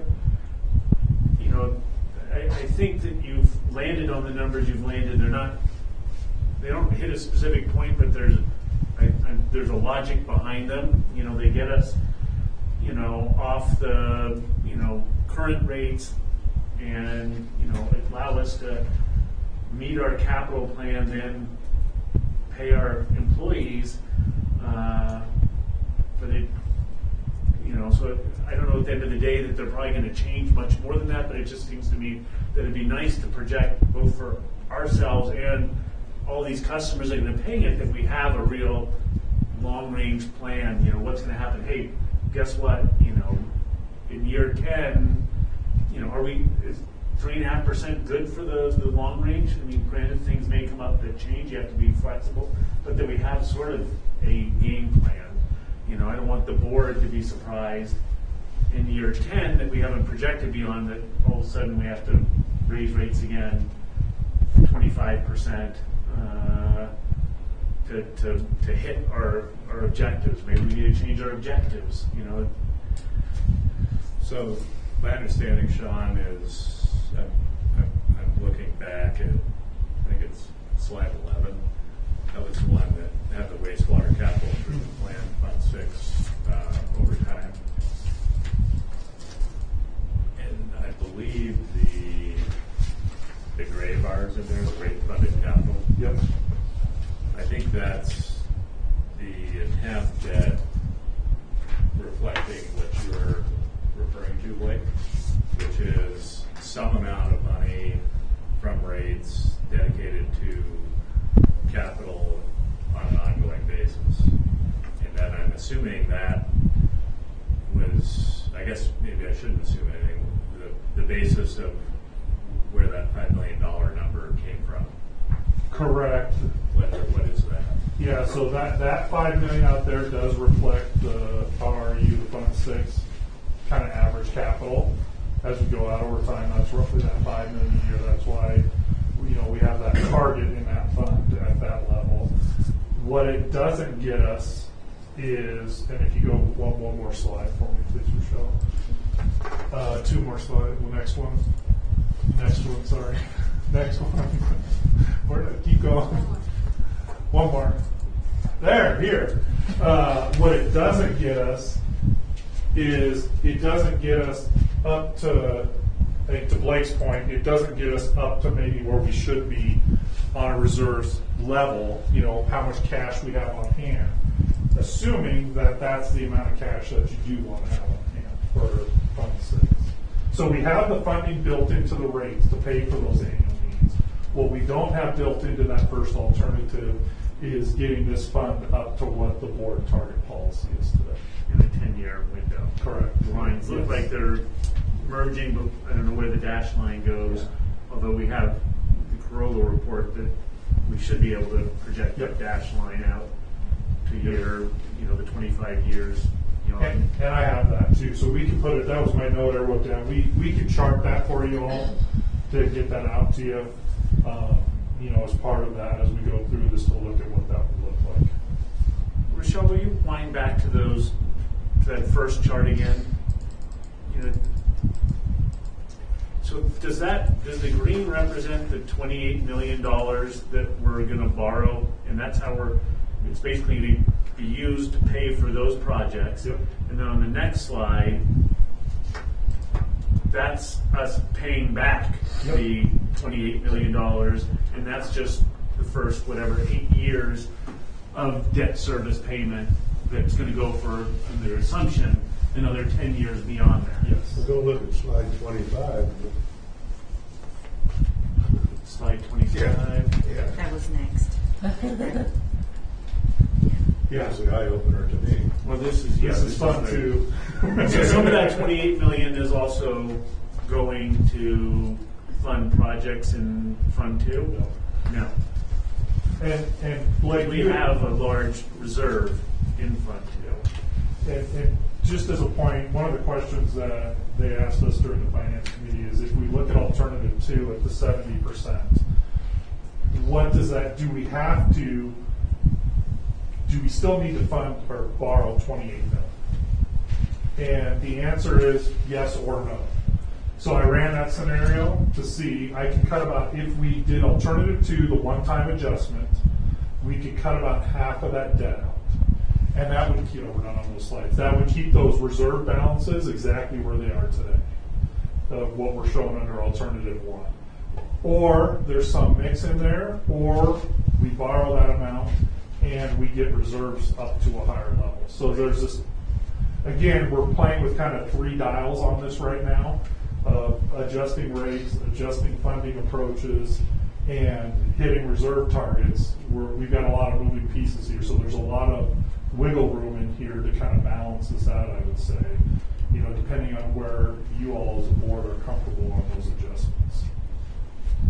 If alternative 1 got us to our endpoint, and then we went with alternative 2, we could reduce that. But because alternative 1 doesn't really get us to our endpoint, we could do alternative 2 and it just gets us closer to the endpoint, or we could say that was supposed to be the endpoint and we could borrow less money. Correct. But it's not really our end point. So your modeling showed alternative 2 with still borrowing the 28, and it just gets our reserves closer to our reserve target sooner. Correct.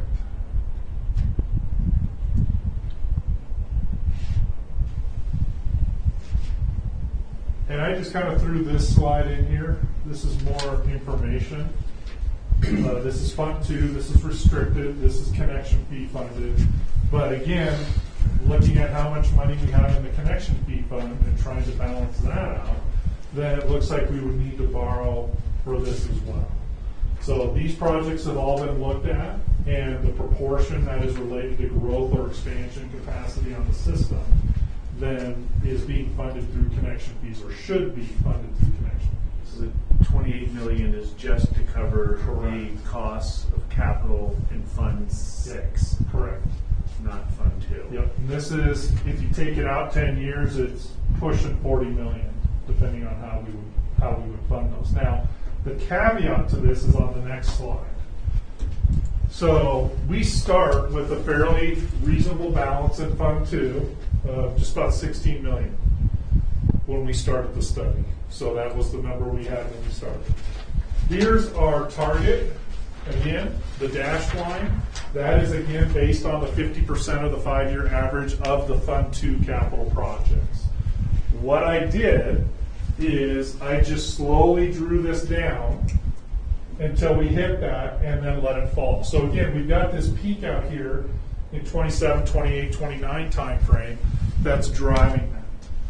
And so as we go through this, I think, something for you all to consider as you go through this process, and you're going to talk about investments in a little bit later here, possibly, how these all interplay is, we could draw this down faster and not borrow in the next 4 or 5 years. Probably about the next 3 years, I think, when I was developing, we're looking at that impact. But then this is going to drop down, and then you have to try and keep it flat. And then the question would be: is what do you do? Do you want to meet that peak minimum target balance in this fund, and do you need that going forward? So there's going to be trade-offs as you go forward with this. Now, this assumes current connection fee levels, so what we've been historically collecting. So any change to that connection fee, as we'll talk about next, then that could change some of this projections as well. And when you say if we didn't want to borrow money, basically you're borrowing, but it's an internal borrowing to pay for Fund 6 projects through Fund 2 reserves. If we can. Right. Yeah, that's what you're talking about. The hard part is we keep it right at the minimum over the 10-year period. So how much is there really to borrow, and how is that being refunded so that you're maintaining your targets? So we had 3 dials, now we have 4 dials that we're trying to tinker with here as part of it. So we've got a lot of moving pieces here to try and balance. But again, that overall, for this fund, it's all connection fee funded. So all the new customers coming in, any of the redevelopment that's upsizing, as part of that. On the other side, it's the rates, right? Getting those to an appropriate level, and those 2 scenarios get us there. The question is how fast or how much faster would the board want to get those reserves to appropriate levels? Yeah, and I know it was in the last 2 or 3 years when we developed our reserve policies.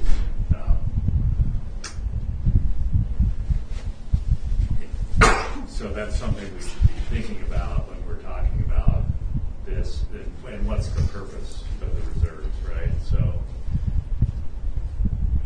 So in this account, when I think about a reserve, I think about that as the minimum balance you ever want to have in an account, and then what's the reason for that. Again, this is capital dollars, and just by the nature of how capital projects work, you're going to accumulate money in some years, you're going to deplete in other years. That's what's expected. My thought in terms of what's a reasonable reserve balance is that you want some money in there that's not programmed. You don't want to program for the last dollar, because let's say we put a project out to bid and it comes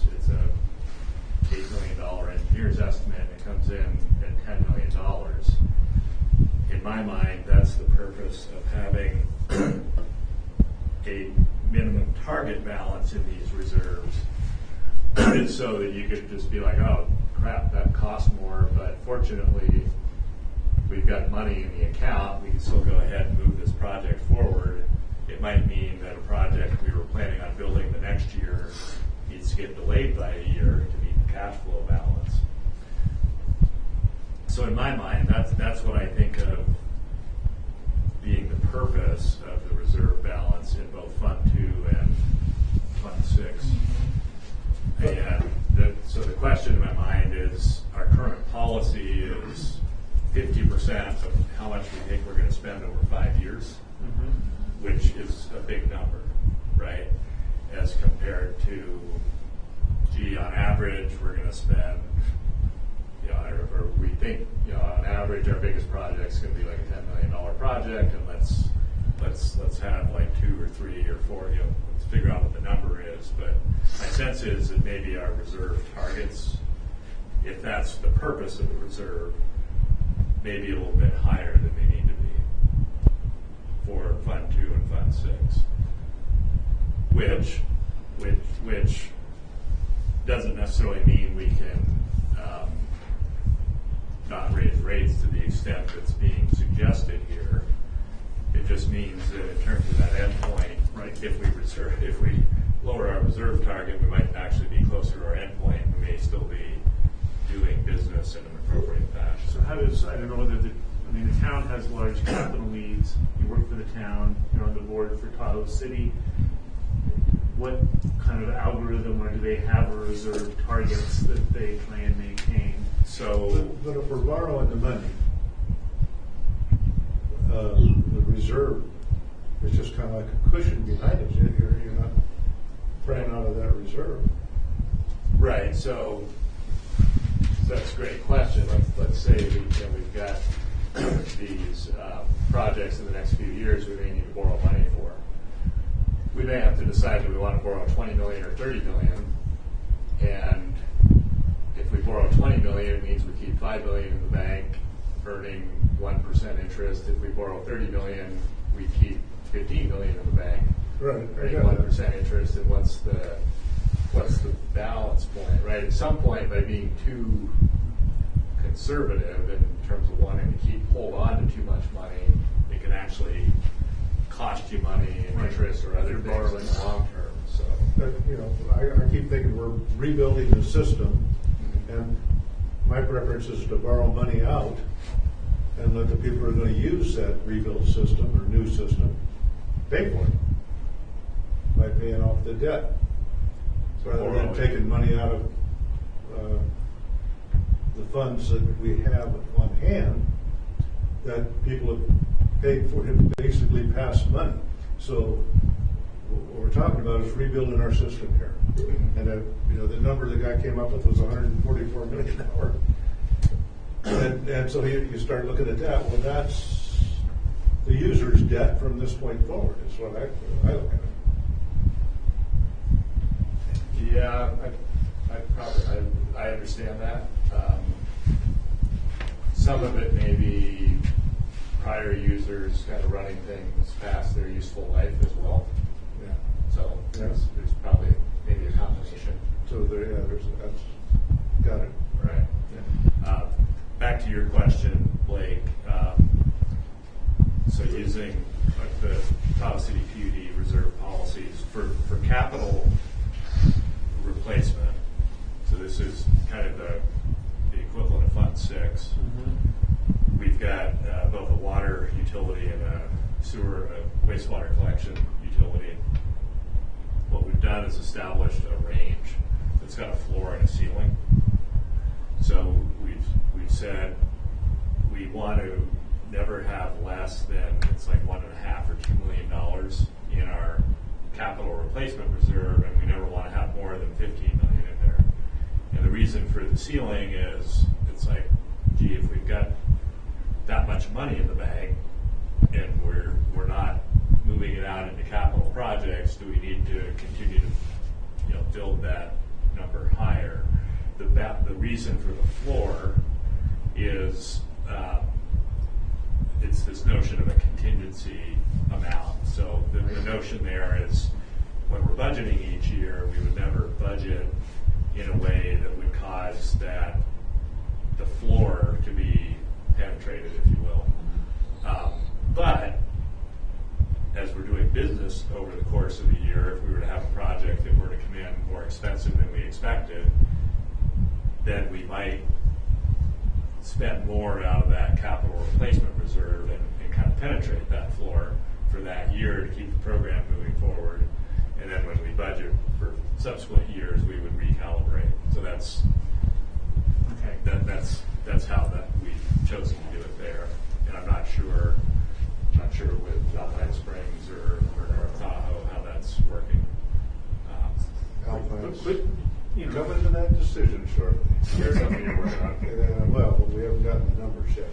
I got it. But In a month. your statement is right. I mean, if we, made our capital reserve policy less than 50% of the 5-year, whatever it might be, at a smaller number, we will hit our target Right. sooner. And is 50% really the right number? I think, I don't think we,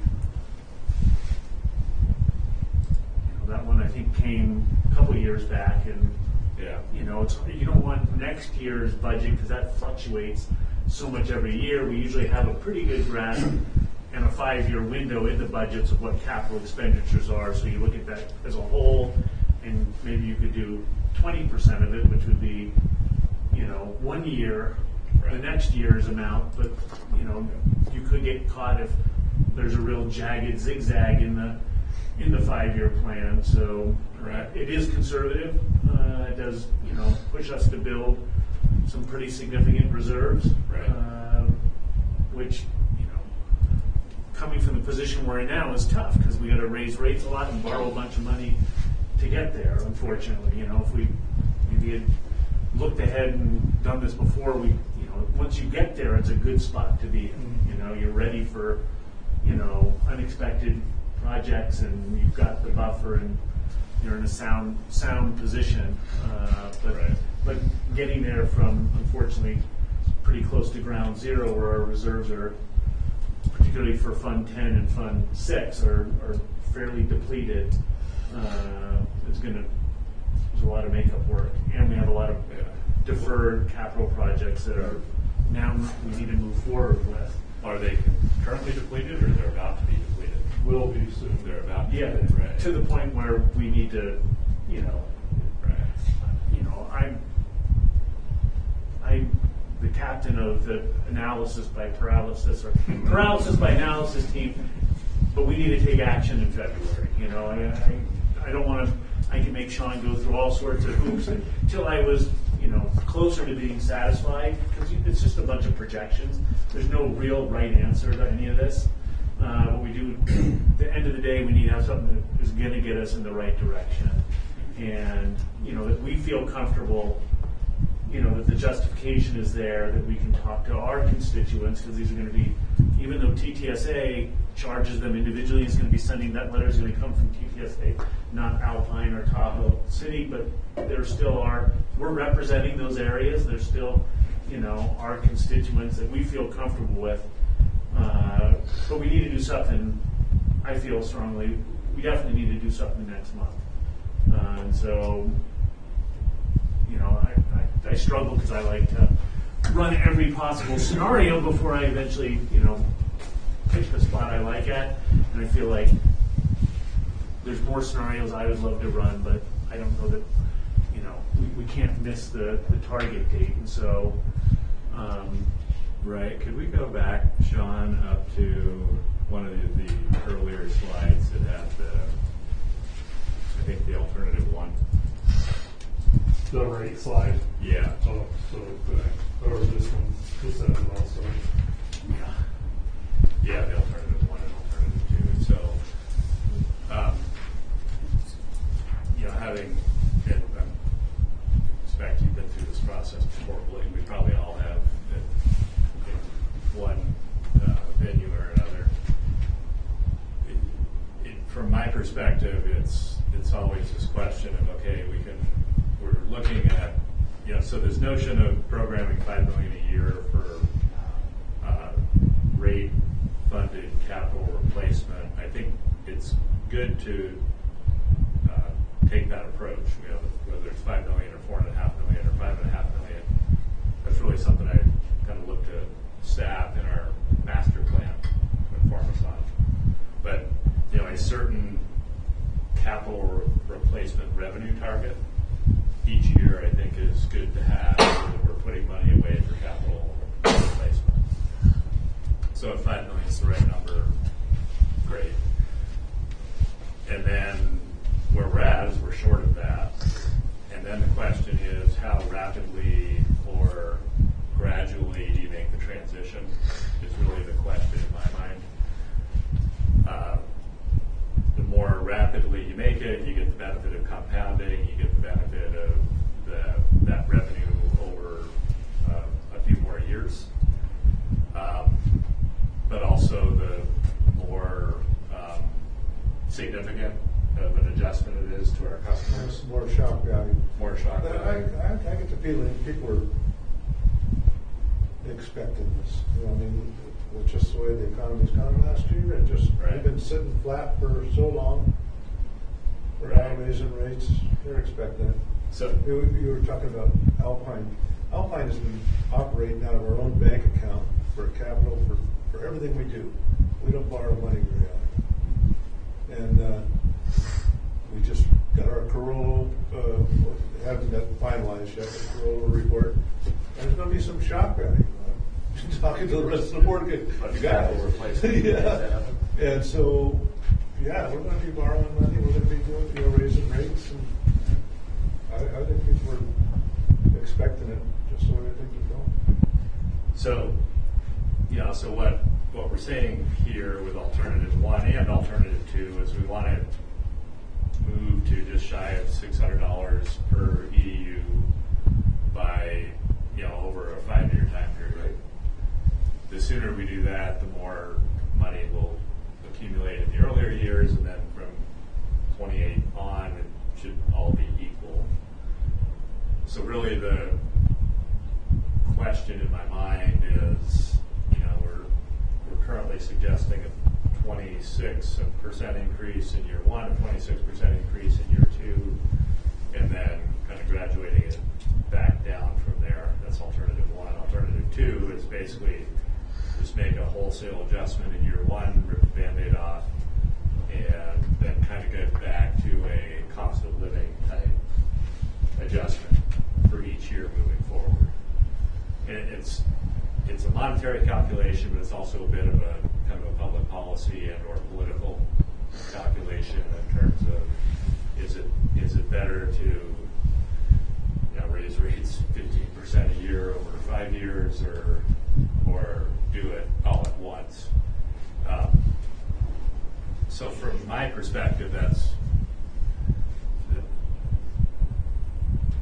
kind of the question, right? So if we had another alternative that got us to the same $596.58 per EDU in year 2028, but did it in more equal. I was thinking the same thing. Graduation. Maybe that first year. What does that look like? That first year bump would be okay, but then after that second year, and it maybe more graduated from there. Yeah. It's like 10% a year or something. So at that point, we need that.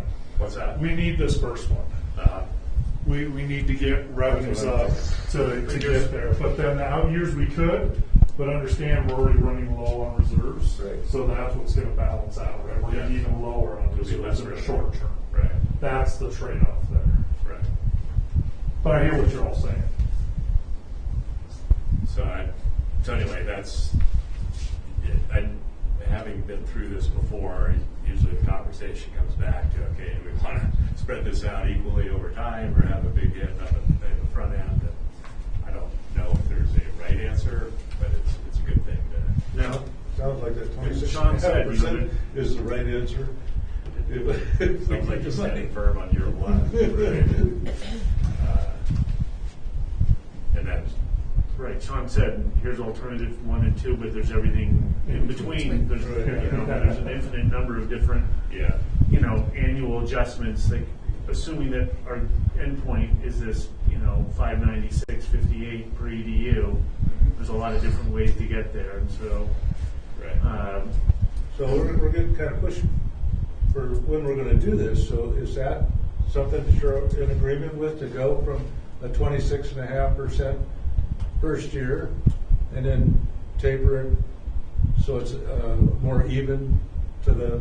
That's the question on the table, really, is, is the board, we'll have to make, we're gonna have to make a decision next month, we're gonna do something on what that rate structure is gonna be, and, do we like alternative one as is? Do we, I feel, I'm not crazy about alternative two. It's not a lot of time, even if, I'm sure that we would not get a 50% protest vote, but it just seems, it's not a lot of lead time to all of a sudden, for particularly some of the businesses and, potentially some residential customers, to, drop a 70% increase on them. Right. Pretty much out of the blue. We have not done, it's been on our agenda, but I don't think people have any, they know prices are going up, but I don't think they know TTSA. We're out of sight, I think it's going to be a surprise to them. I think to Dan, your point on the commercial people, that's the people that are going to see the huge. If we do 70%, that's going to be a huge impact on it. It'll be more noticeable. Yeah, you absolutely will. Yeah. I do have one quick question for you, Sean. Year two on the number one scenario, does 26.5 get us still to where we need to be? Are we? Because you were saying in year one we have to be at 26.5. So my point on year one was where that gets us to where we're actually funding O&M and a portion of our existing debt on the table. Okay. So it starts taking away that annual deficiency that we're seeing right now, right? We're using reserves to pay for that. Are we using reserves or are we using property tax? Reserves in addition to property tax. Okay. So in total, we get about 17.5, 18 million. We need about 19 million a year. Okay. So we're pulling from That's reserves today to fund that. So that 26.5 gets us on the trend line to cover our essential costs, our base costs. The next 26.5, while we have some wiggle room there, that's really driven around starting to fund that debt that we have in the next year, starting to get rates up to that level and paying for the capital so that we don't go even more negative or lower in our reserves. So that's the trade-off in year two, is if we drop that 26.5, our reserves are going to be less than what we show today, or what I showed you earlier today. How much does the rate increases that we choose next month impact our ability to even get debt financing? We're currently, I don't know that we could get a big loan because we don't have a revenue stream that,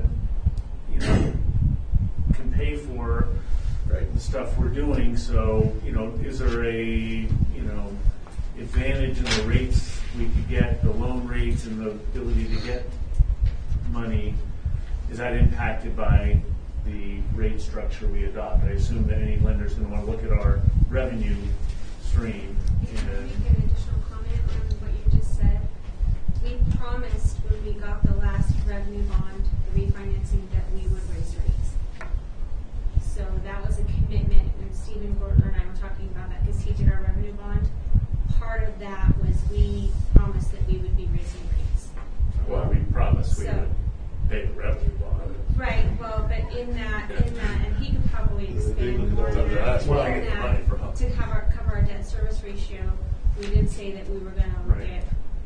But again, if we come to a lending agency and show a revenue stream based on property taxes and these service charges with, let's say, alternative one, is somebody going to give us, I don't know that you've talked to folks yet, I mean, are we going to get somebody who's going to pony up $28 million, or are they going to, is there some strategic advantage in, doing something? Again, I'm not crazy about alternative two, but something else that's maybe a little bit more scaled that would give us a better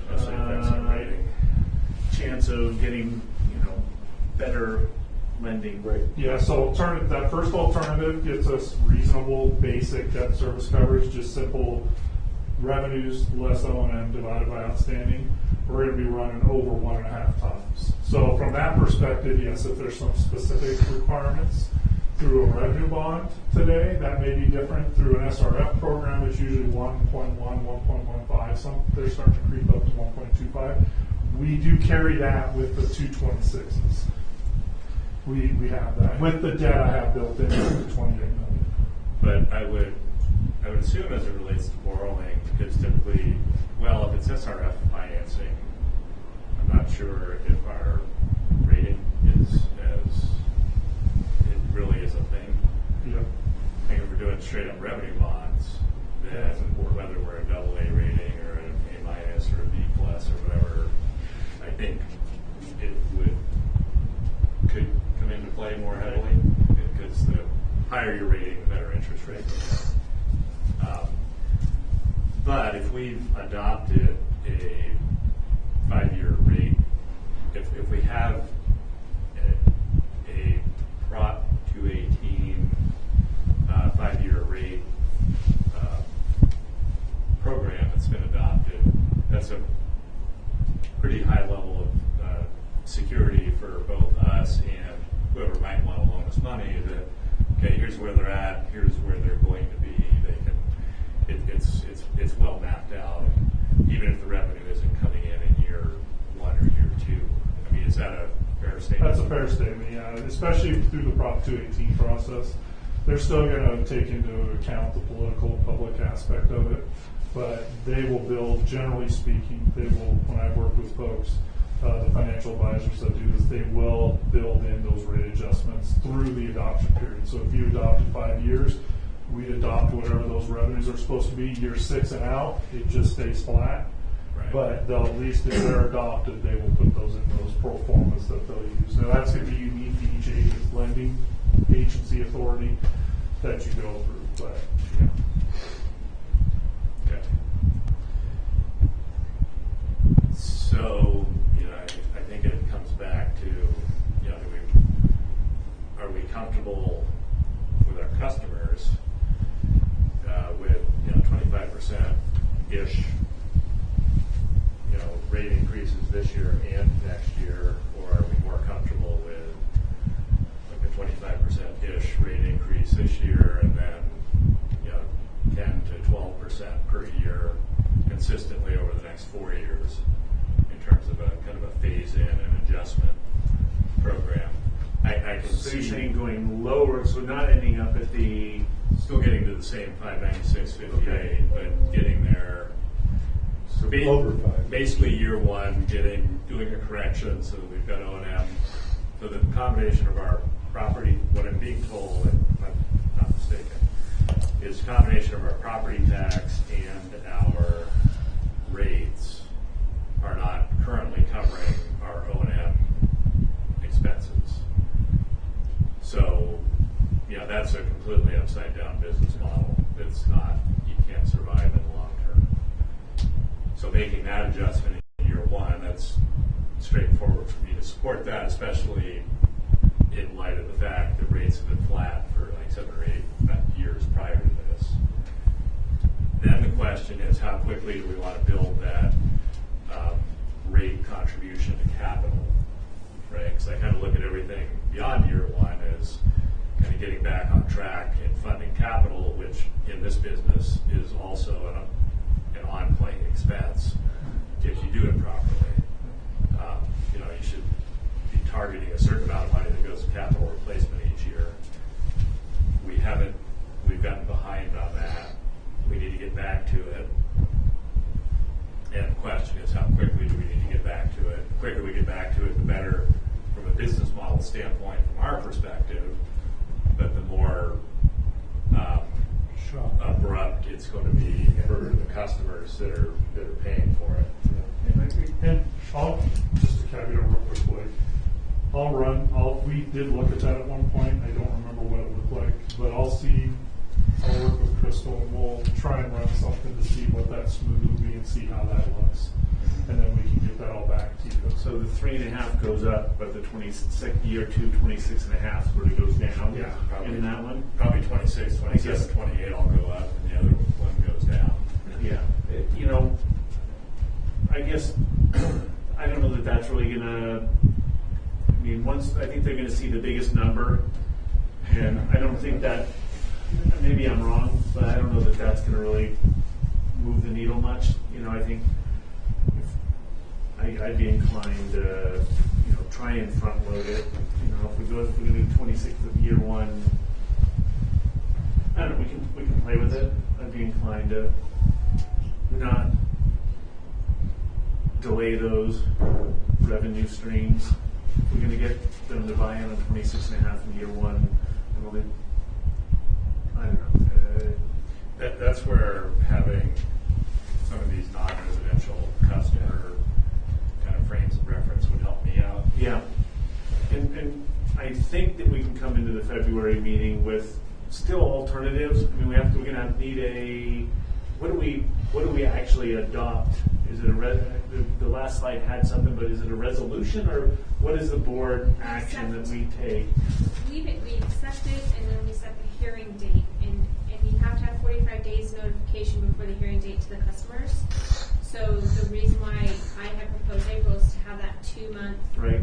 notification, so that we can publish it in the papers, get the email out to, or the mailing out to the customers, so on and so forth. And then on the April hearing date, if there's not 50+1, the rates are accepted, and then we're good to go as far as that. I guess I'm just trying to understand whether you need to come to the board meeting with a alternative, and if we don't accept the approach that you've given, we've missed the date, or we have the ability at the February board meeting to go, even though the report has alternative one, we're going to direct staff to do a rate increase that's 30, 20, 10, 10, 5, or something like that. Not even in the report, but we feel better about that, and we can still take that action with a, you know, unpublished. I can answer that. Yeah, question. so That would be a legal question.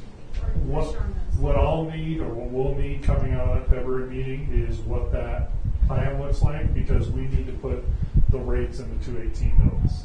Okay. So, But I think to Blake's question, I think if we wanted to fiddle with it as a board at that meeting, we can. Okay. we just need to walk out of that meeting with what we're putting in the 218, Yeah. because we've got about a week Okay. at most Okay. to change numbers, fix numbers, get them in there, because we've got to get that mailed out. Right. Because we've got 45 days after that, or we'll have 60 or close to it, but they need to have reasonably received it by 45 days.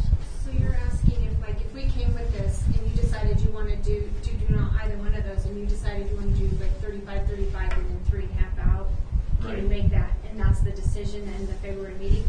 I mean, I think we can do that. Yep, sounds like we can. Yeah, we can. Yeah.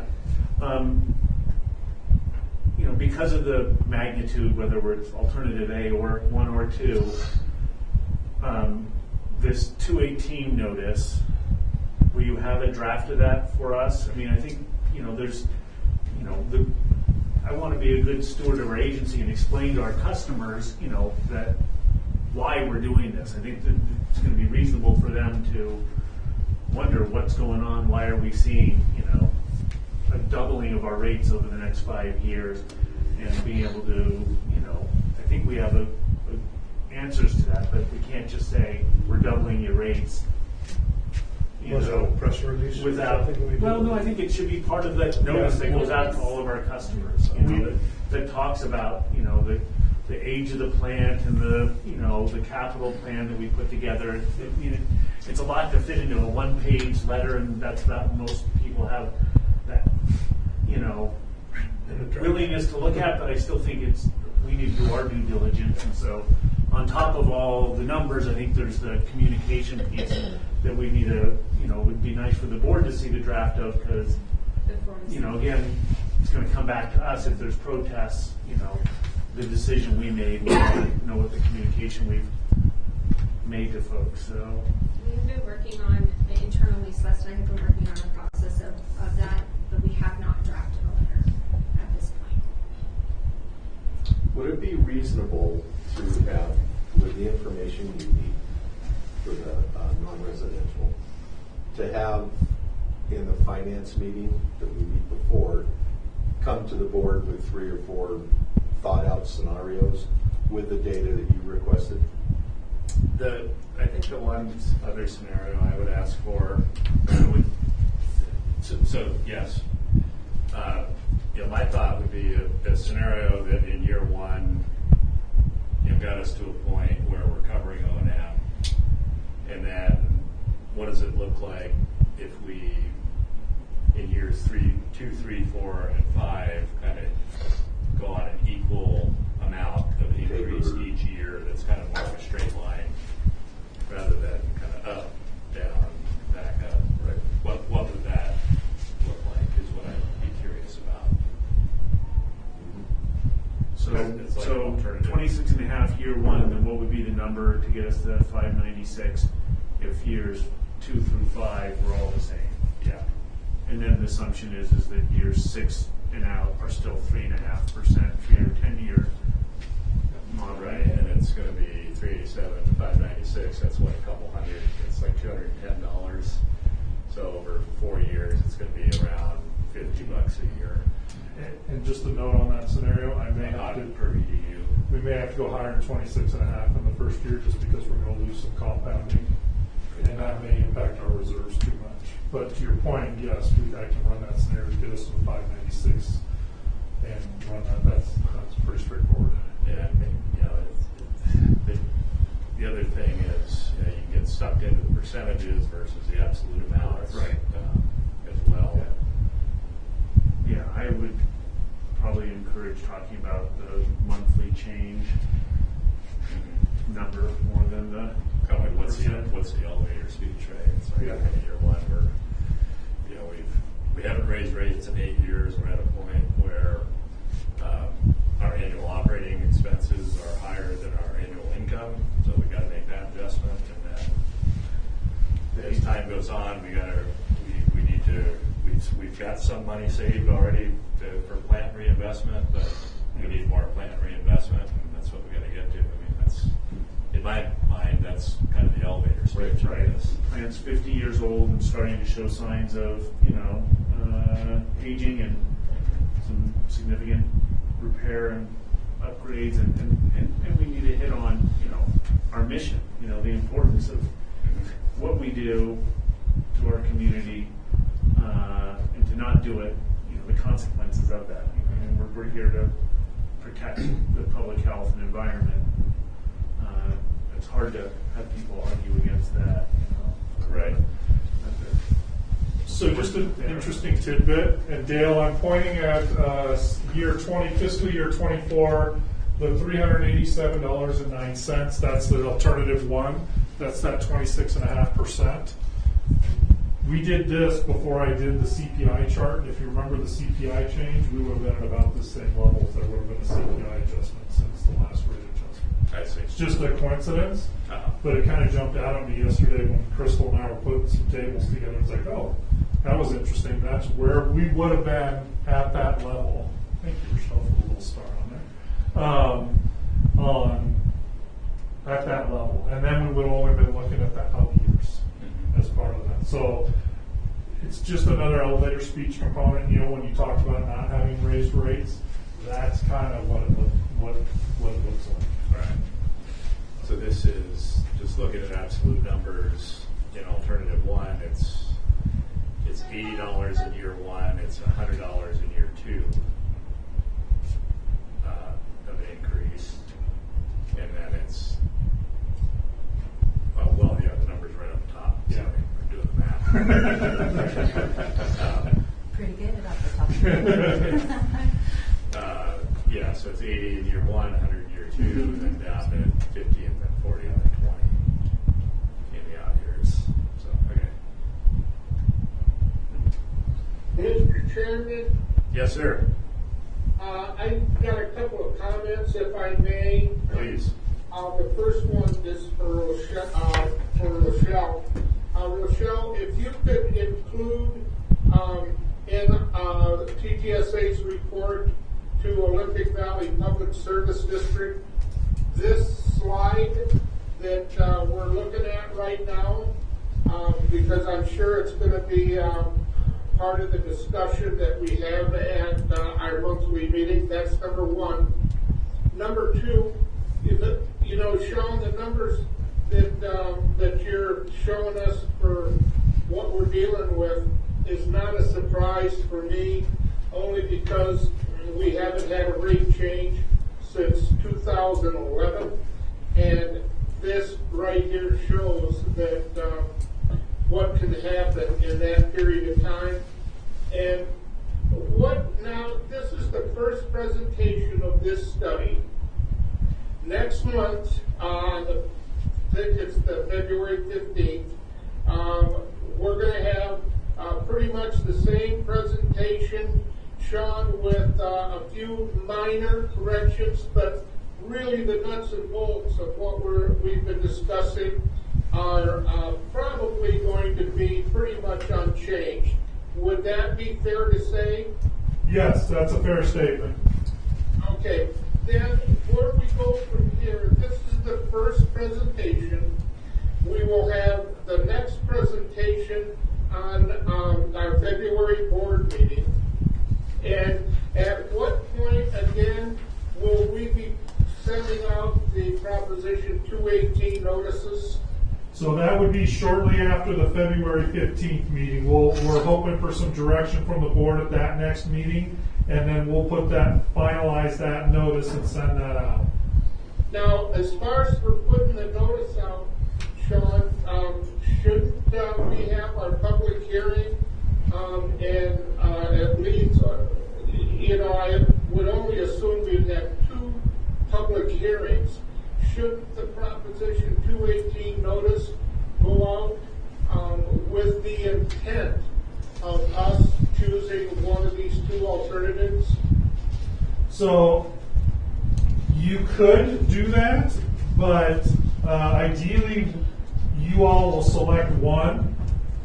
That just simplifies that Prop 218 customer notification where we're not sending out 2 levels of rates. Generally, we try not to do that. So I think that February meeting would be that meeting where we would hash that all out and get that final direction for that notice for the April 19th board meeting. That's at least our intent. So the April 24th board meeting would be the board meeting where we would accept whatever alternative we see fit. So the April board meeting, you would be, if there was no majority protest, you would be able as a board to adopt the final rates. Okay, now the final question, Sean, is I thought that there was some limitations with the Proposition 218 of how much we could increase rates per year. There's no maximum that I'm aware of. It's just the customer protest. If we needed to double rates and we could support that from a cost basis, then that would be allowed under Proposition 218 as long as there was not a majority protest against that. Okay, thank you, Sean. You've done a great job putting this out in front of us here. I don't have any further questions. Thank you, Mr. Chairman, for the opportunity to speak. Thank you, Dale. Sean, so next board meeting, presentation, board action, but there'll also be a written report included that we'll be looking to approve. And will it include kind of this more granular detail that's the basis for all of this? So I can provide those. My concern on the report is I can't really write the report without knowing what the numbers are. Well, I can, but I'm going to be rewriting the report. So that's the challenge there. So ideally, I'll hold back the report till shortly after that meeting to send that out, just once I have final direction. Unless we want to assume something and then I've got to go back and kind of revise numbers and assumptions, et cetera. But we can send those out. I mean, when I do the analysis, I have that scenario, so it's easy to print. And I don't want to make a bunch of extra work, but I think, the due diligence and going, we're making the decision next month. I guess my sense would be it'd be good to include the report, draft report, using probably the alternative 1 numbers, and then if we choose to go to something outside of alternative 1, you'll also be directed to finalize the report with the revised numbers. What we're going to tweak is just that. I don't think we're going to throw you back into a full report remake. But I think it makes sense that we're making the decision. We have the documentation, the basis for the decision, not just the slides. There's a lot of stuff that went into those slides, and I think it would be good for us to have that backed up. Would you guys agree with that? I think we would get it. It's just a question of when, right? Yeah, oh yeah, absolutely. There'll be a report. So whether we need it for the board meeting or whether we provide direction at the board meeting, give us the following rate structure, and then Sean basically puts the final report together with that rate structure there. And I'm gonna have to be close anyways, just because we need to get that posted. Ideally, it's not a requirement. There is a requirement. We do have to have the report posted by a specific time frame before the public hearing. Ideally, we like to have it when it hits the customer's mailbox, because we're going to say there's a report in that 218 notice usually, that report's available. I think for transparency's sake that it would be good to have that item that's agendized for us to take action on a rate increase includes, documentation supporting that rate increase. And it's not just a PowerPoint slide, and that, if we choose to deviate from it, it's a draft, for us to adopt, and then we can say we approve it with the following changes if we go to a slightly deviated one. But I just think that to ask the public to, and again, we don't see a lot of public here, but I like to pretend that the public actually is paying attention, that they would have access to this to be able to make a educated comment on, the decisions we're making, which are going to affect all their pocketbooks. Are we talking about the letter that's going to go out? And the letter also, draft letter. When will we see a draft of that? I would want to see that incorporated in the board meeting, As part of the board package. as part of the board packet, as a draft, that we could review and provide comment on also, if necessary, but at least we'll know what they'll be saying. Yeah, and the letter will probably reference, the report can be seen on the website, and we've all seen that report, at least its draft form. We're not blind to it. Right. Till some point between the board meeting when it goes out. There's no board meeting between those two times, so I think I'd like to see that report incorporated in the board packet as well, which I know, is just tightens the timeline for you. And we'll run a couple scenarios and have those to the finance committee, and then I think next presentation will be more of this. We're not going to do some of the background, we'll have a little bit in there just because we need it. But it'll be kind of comparing these slides on those scenarios and go from there. In my sense here, because, you could, back to Blake's point earlier, we get lost in many scenarios. Here we've got kind of two fundamental options. One is make all of the adjustment in year one, and then everything is kind of COLA or CPI after that. The other is make it a little more graduated over time, with a kind of more like a bell curve in terms of the rate of increase and decline. The third one we talked about was more, it's almost like just look at the numbers, like $100 per EDU in year one and $50 in years 2, 3, 4, and 5 probably gets us to the same end number, or pretty darn close to it. So is there a flavor from the board in terms of the alternatives that we are looking at? Are we, do we want to just add that third option where we do kind of maybe a slightly larger increase in year one and then kind of equal in years after that? And then really that's what the focus of our conversation ends up being at the next board meeting? Yeah, I was in favor of it, but maybe not that big an increase in year one, rather soften that. You think you just make it equal? No, but we need the 2650 right at the first year, so I was thinking just taper it from there. Okay. Or something close to that, it doesn't have to be. Okay. Depends what we need in year 2. But basically, is that the third option we're asking for? Yes. That's- Yeah, and I mean, even alternative two is probably good to throw in there just so people go, phew, if they didn't choose that. I'm not seeing much appetite for us to really entertain option 2. Right. You know? I just want to bring up one extra point that I think Celeste discovered when we had our finance committee meeting, which is, while the 5 of us board members, TTSA has a individual relationship with all of our customers. They're going to send out the 218 process to them. It's coming from TTSA. It's not coming from our member agencies. I've got a unique situation in that North Star, the 2,000 plus properties and resort and all that up there, they're not actually part of the service area of TTSA. They're served by contract through TSD. So whatever rate increase we choose next week, we need to convey that to North Star, because they're going to have to do a 218 process themselves, potentially, if they don't have other revenue sources themselves, because when North Star gets billed, it's one big bill. Right now, it's close to $500,000 every 6 months that they wheel through TSD to North Star and back. And so if that bill goes from $500,000 to $2 million, or $500,000 to $1 million in 1 year, and they haven't gone through a 218 process to garner the funds, they need to do that. So you're talking about, what are commercial customers out there that are going to be impacted by that? North Star, in effect, is probably the single largest. So North Star is your biggest customer. Effectively, they are. Yeah. They're not in our service area either. We serve them by contract. It's an odd thing, but just something for you guys to be aware of. And many other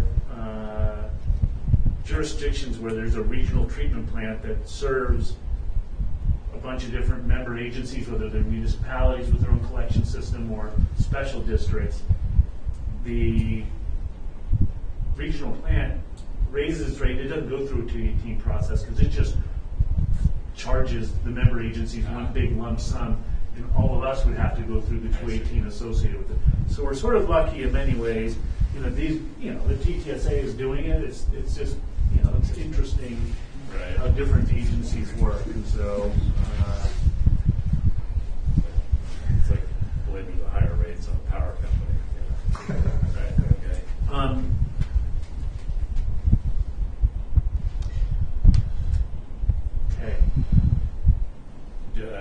Combination of staff and Sean, do you feel like you've got the feedback you need at this point?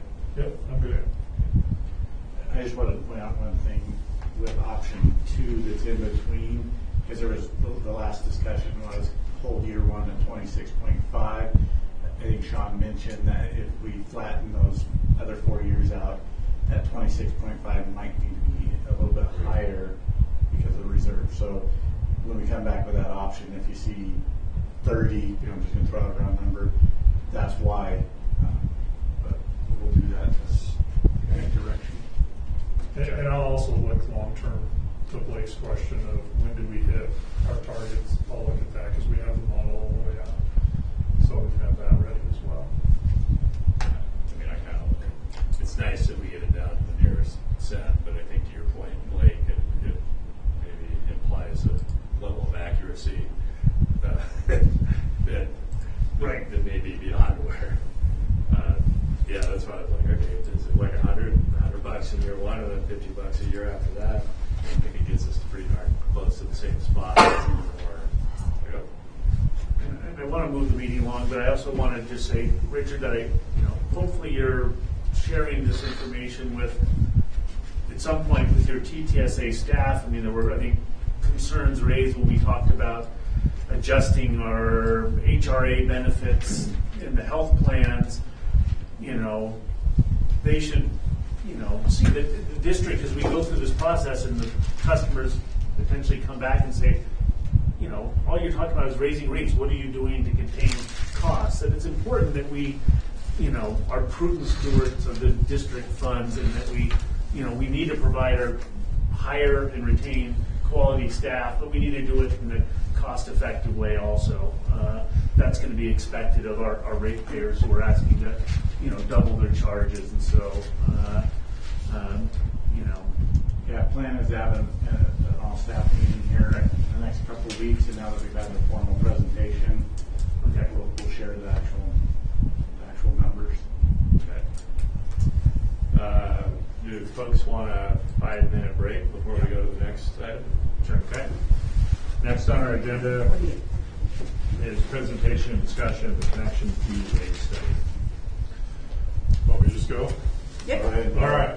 So this is the connection fee. This is the Fund 2 side. So when we looked at the Fund 2 revenue, then that's really what we're looking at is this connection fee for new customers connecting to the system. Pay this fee, and I'll walk through why and how, and that's what supports those future expansion upgrade projects. So again, I'll walk through the purpose, the overview, and then we'll get into the numbers, and then we can have discussion. But again, we can have discussion as we go. So on the next slide, we've got the purpose.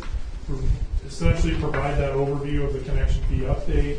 We put this together 4 years ago. If you remember, we changed some of the categories as well as moved to a square footage charge on the residential side, so we got a fixed component or a minimum component plus a square footage charge.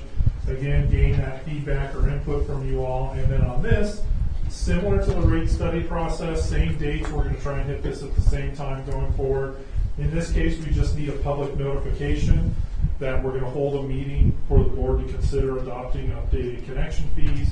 We do have to notify interested parties. So there's some folks that have said, if you're going to change this fee, we want to know. It's the developers, the home builders associations, those types of folks that are typically on that list. And then it's to hold the public meeting, and then the board can adopt this charge or this fee. Now, as a note, when we calculate this, similar to rates from a Prop 218 perspective, we're calculating the maximum connection fee that you can charge your customers. You could charge anything below that, but understand that means that Fund 2 cost now comes into Fund 6, and we just talked about how much money we have in Fund 6. So there's a direct connection there if the board determines that maximum fee is acceptable. So as I mentioned, it's a one-time charge required of all customers or existing customers that change their service level. So yeah, the go ahead. 50% negative thing would be from everybody? On the rate side, yes. On this, you don't have that requirement. This is at the board's legal ability to adopt. So if you have a bookstore that turns into a coffee shop or a restaurant, their service levels may change, then you can charge them that incremental component of this, and it's based on the value of the capacity. And that's really the discussion we have here is what's the value of the capacity in the existing system and the value of what needs to be built to continue to provide that level of service to new customers. So it's again that proportionality in the code. We'll see a reasonableness charge, and it's really driven by the Mitigation Fee Act, which is California Government Code 66,000, which talks about how we need to put these fees together. We do that again based on generally accepted methodologies of your specific data. So on the next slide, we'll start jumping into some of the calculations. The formula is really easy. It's existing infrastructure investment, the value of that dividing by the total number of equivalent units that we can serve, plus our future expansion needs, so the Fund 2 piece, divided by our future EDUs. So when we expand the TRI or we expand the plant or a capacity available, that's all allocated essentially to the connection fee for new customers to pay for through this fee. And so the math is simple. It's what goes into the equation that gets a little challenging. On the existing side, we take the existing infrastructure, so the value of the system. We use ENR, Engineering News Record Construction Cost Index, to bring it up to today's value. We back out any grant or developer contributed assets, and we also back out any outstanding debt principal that would be applied as part of this. Now the future side is where staff went through and looked at what portion of this capital project could be Fund 2 related. So based on the existing capacity of the system, number of equivalent units served, et cetera, we went through each of those projects and actually noted what percent can actually be included in that's eligible to be included in this fee. Now, one note here, something we talked about at the Finance Committee meeting, the TTSA defines an EDU as 200 gallons per day. So that's really what drives, we base this on our planning documents and our system characteristics. That's really what drives that, along with the total permit capacity of 9.6 million gallons per day. So that becomes our map on the next slide. When we start looking about how many EDUs we would serve, we take that existing average flow divided by the 200 gallons per day per EDU to come up with our total EDUs of 30,650. We had a long discussion about this last week because if you actually count your customers, the number of accounts per EDU, it's more than that. But given the characteristics and demographics that you have up here, we actually have an equivalent dwelling units of just over 30,000. If you count the EDUs, it's about 42,000. So there is a little bit of a difference here, but again, when we're going through and developing a connection fee, we're really looking at what that existing capacity is and what's available. So when staff went through and looked at the projects that should be included, they actually looked at the 42,000 EDUs versus the total service area. Whereas for the math, we have to use this to come back and calculate it. So they were more conservative of the projects that were included within the connection fee. So just so I understand Yep. that, so the 6.13 million gallons a day, that's kind of over the course of a year, that's the average per day through the plant.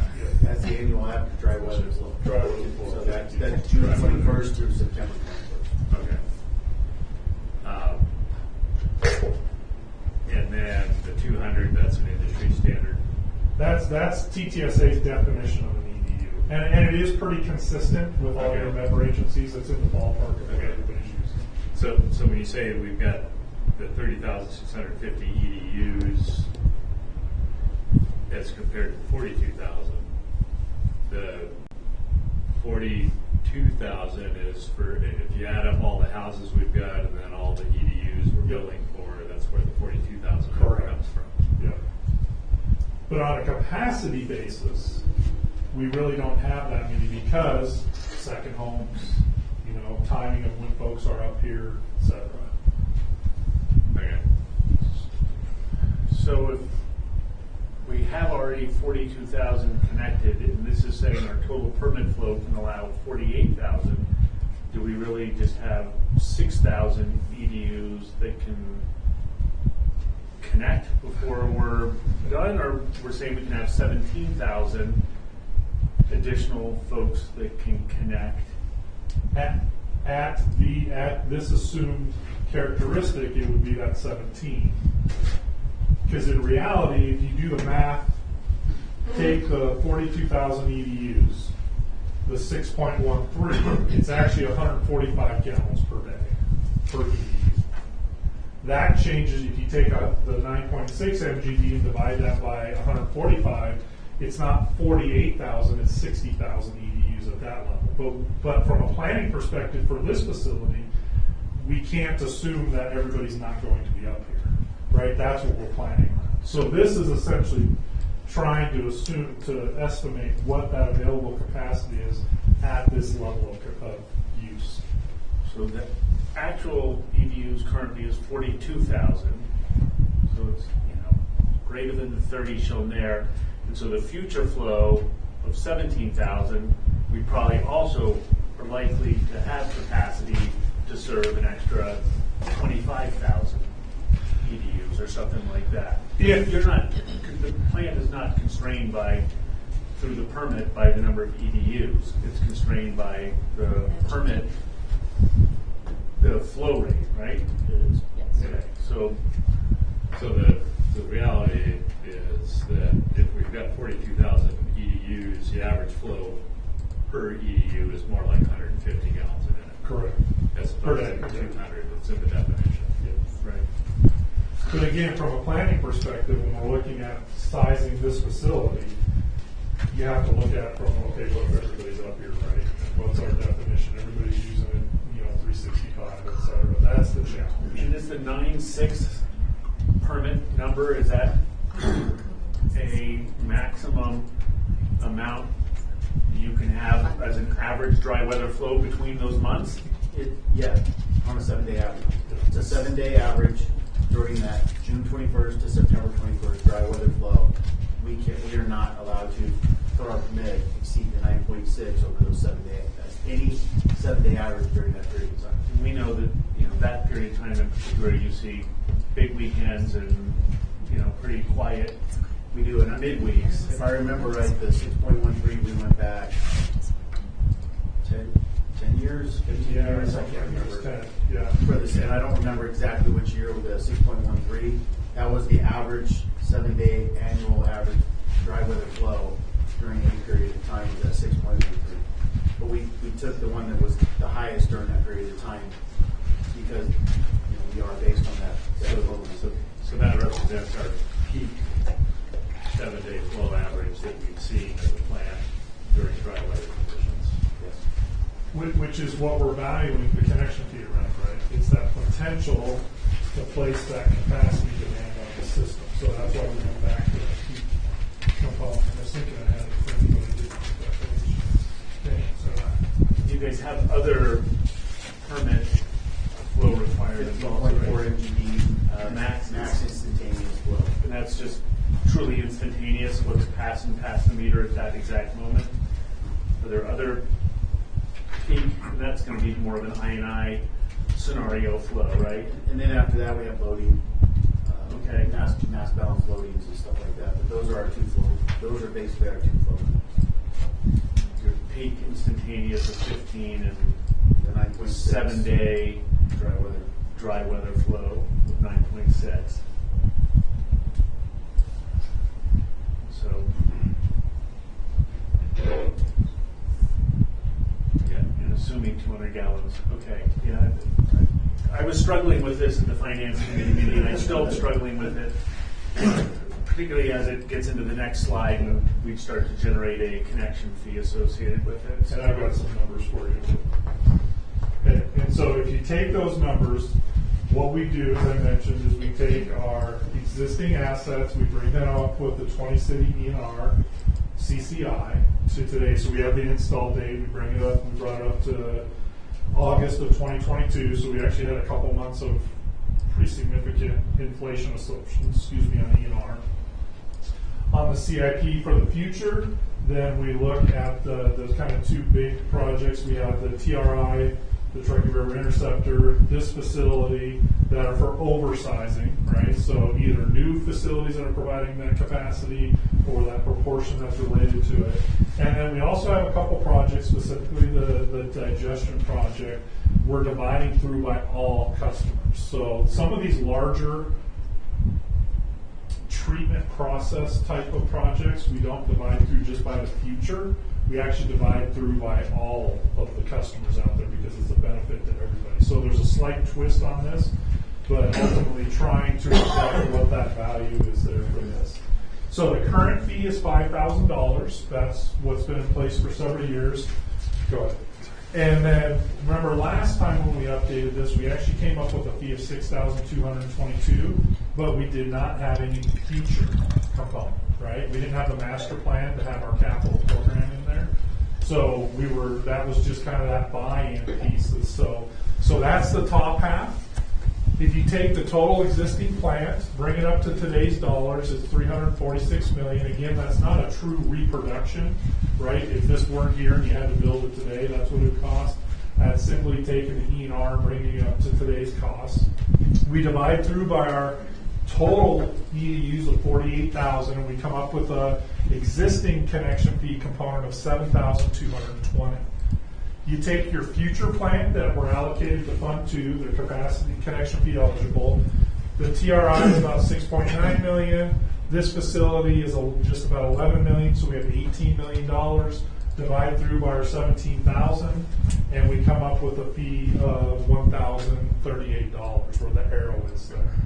Then we take those broader improvements 43, almost 44 million, divided through by the 48,000, we come up with 911.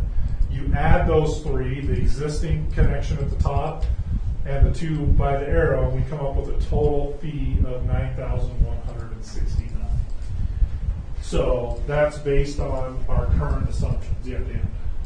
So the total existing plant number, that's like replacement value if we were starting from scratch as opposed to a depreciated value?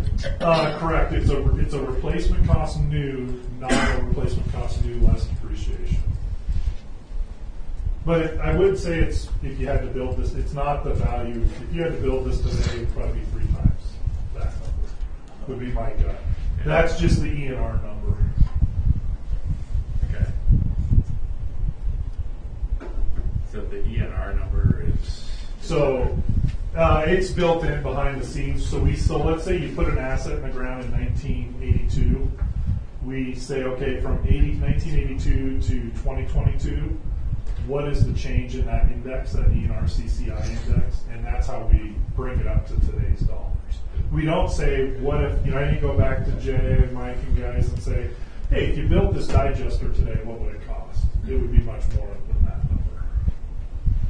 Okay. And then Blake, I think to your question, and we talked about the finance committee, going back to the prior slide, when we think about how we do this. So if we were to assume there are more EDUs available, right, that's not the 17,000 here, it's something more than that, then that fee would come down, right, because our denominator goes up and our fee is going to go down a little bit. Same thing if we said, well, okay, if we use 145, 150 gallons per day, that brings us, our denominator goes up significantly. And as an example, I ran that one last night just so I had the number fresh in my head, and we actually come in right around $6,200 for that system. So, looking at the planning and approach, this represents kind of what we've documented, or TTSA has documented as what that EDU is, on how we plan for system improvement and growth that's out there. Obviously, it's going to come down to when the flow hits. Once you hit that 80% target, right, of max flow of the plant, that's where you've got to start thinking about those next steps. We're not there yet with your demographics and assumptions. Yeah, and just with the service area we've got in the kind of the allowable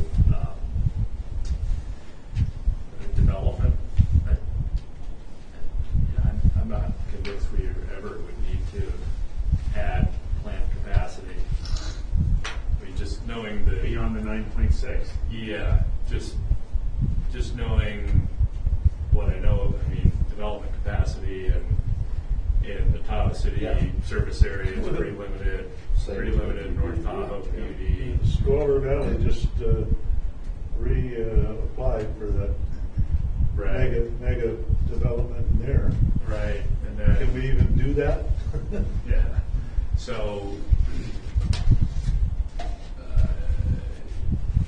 I just question whether we're ever going to need a capacity expansion at this plant. And I don't think this includes a capacity expansion. It's basically bringing. What's that? I don't think it does. Yeah, we're talking about to get to the 9.6. Right. So the future plant projects, there's Truckee River Interceptor, and then there's water reclamation plant, 18 million total. So is that basically putting larger pipe in the TRI to accommodate flow that's going to be increased as a result of additional development somewhere? That and the portion, so when you replace that pipe, there's a portion of capacity left in that pipe, right? We're not running at 100% capacity. So there's a portion, it was on average, it was about 12% that we said that when we're replacing this pipe, there's 12% that's actually still available, and that gets added into the connection fee as well for that project. So if anything getting bigger, plus a portion, and most of them are around 12%, even at this facility, that were included. So when we redo, an aeration basin, there's 12% of that that's going to come in the fee because we've got that available capacity. Okay. I just struggling a little bit here, so the projected Fund 2 costs that we see in the future are the $18 million and the $43 million. So we've got, $61 million. Now we've got 18, and the 18 million, we've already got $18 million roughly in reserves right now. So we've kind of got that money for Fund 2 currently. The $346 million stuff, those aren't really, actually, those are buy-in costs. Those aren't actually monies that we're going to spend connection fees on. It's already, the plant's already built. And then down at the bottom, the $43 million divided by the 48,000 customers, I'm just seeing us, we actually know that we're going to get, we're saying that we're going to have 17,000 future customers, but if you go back to that previous one, we have the potential to actually serve, if the 30,000 was actually 42, then the 17,000 is actually, like I said, 25,000 customers. So we're going to actually potentially have 25,000 customers paying $9 million, and none of it's going to go towards the $346 million up there. We've already got $18 million of reserve to cover those costs. So we're going to end up with, a huge amount of money, and, all we have is that $43 million to pay for. So I'm just, where's the money? It seems to me that we're going to end up with a huge stockpile of money in Fund 2 and nowhere to spend it. There is the potential, but also remember when I showed you the Fund 2 slide, we're looking at issuing debt, right, for basically that project, right, those two projects right there, the $43 million.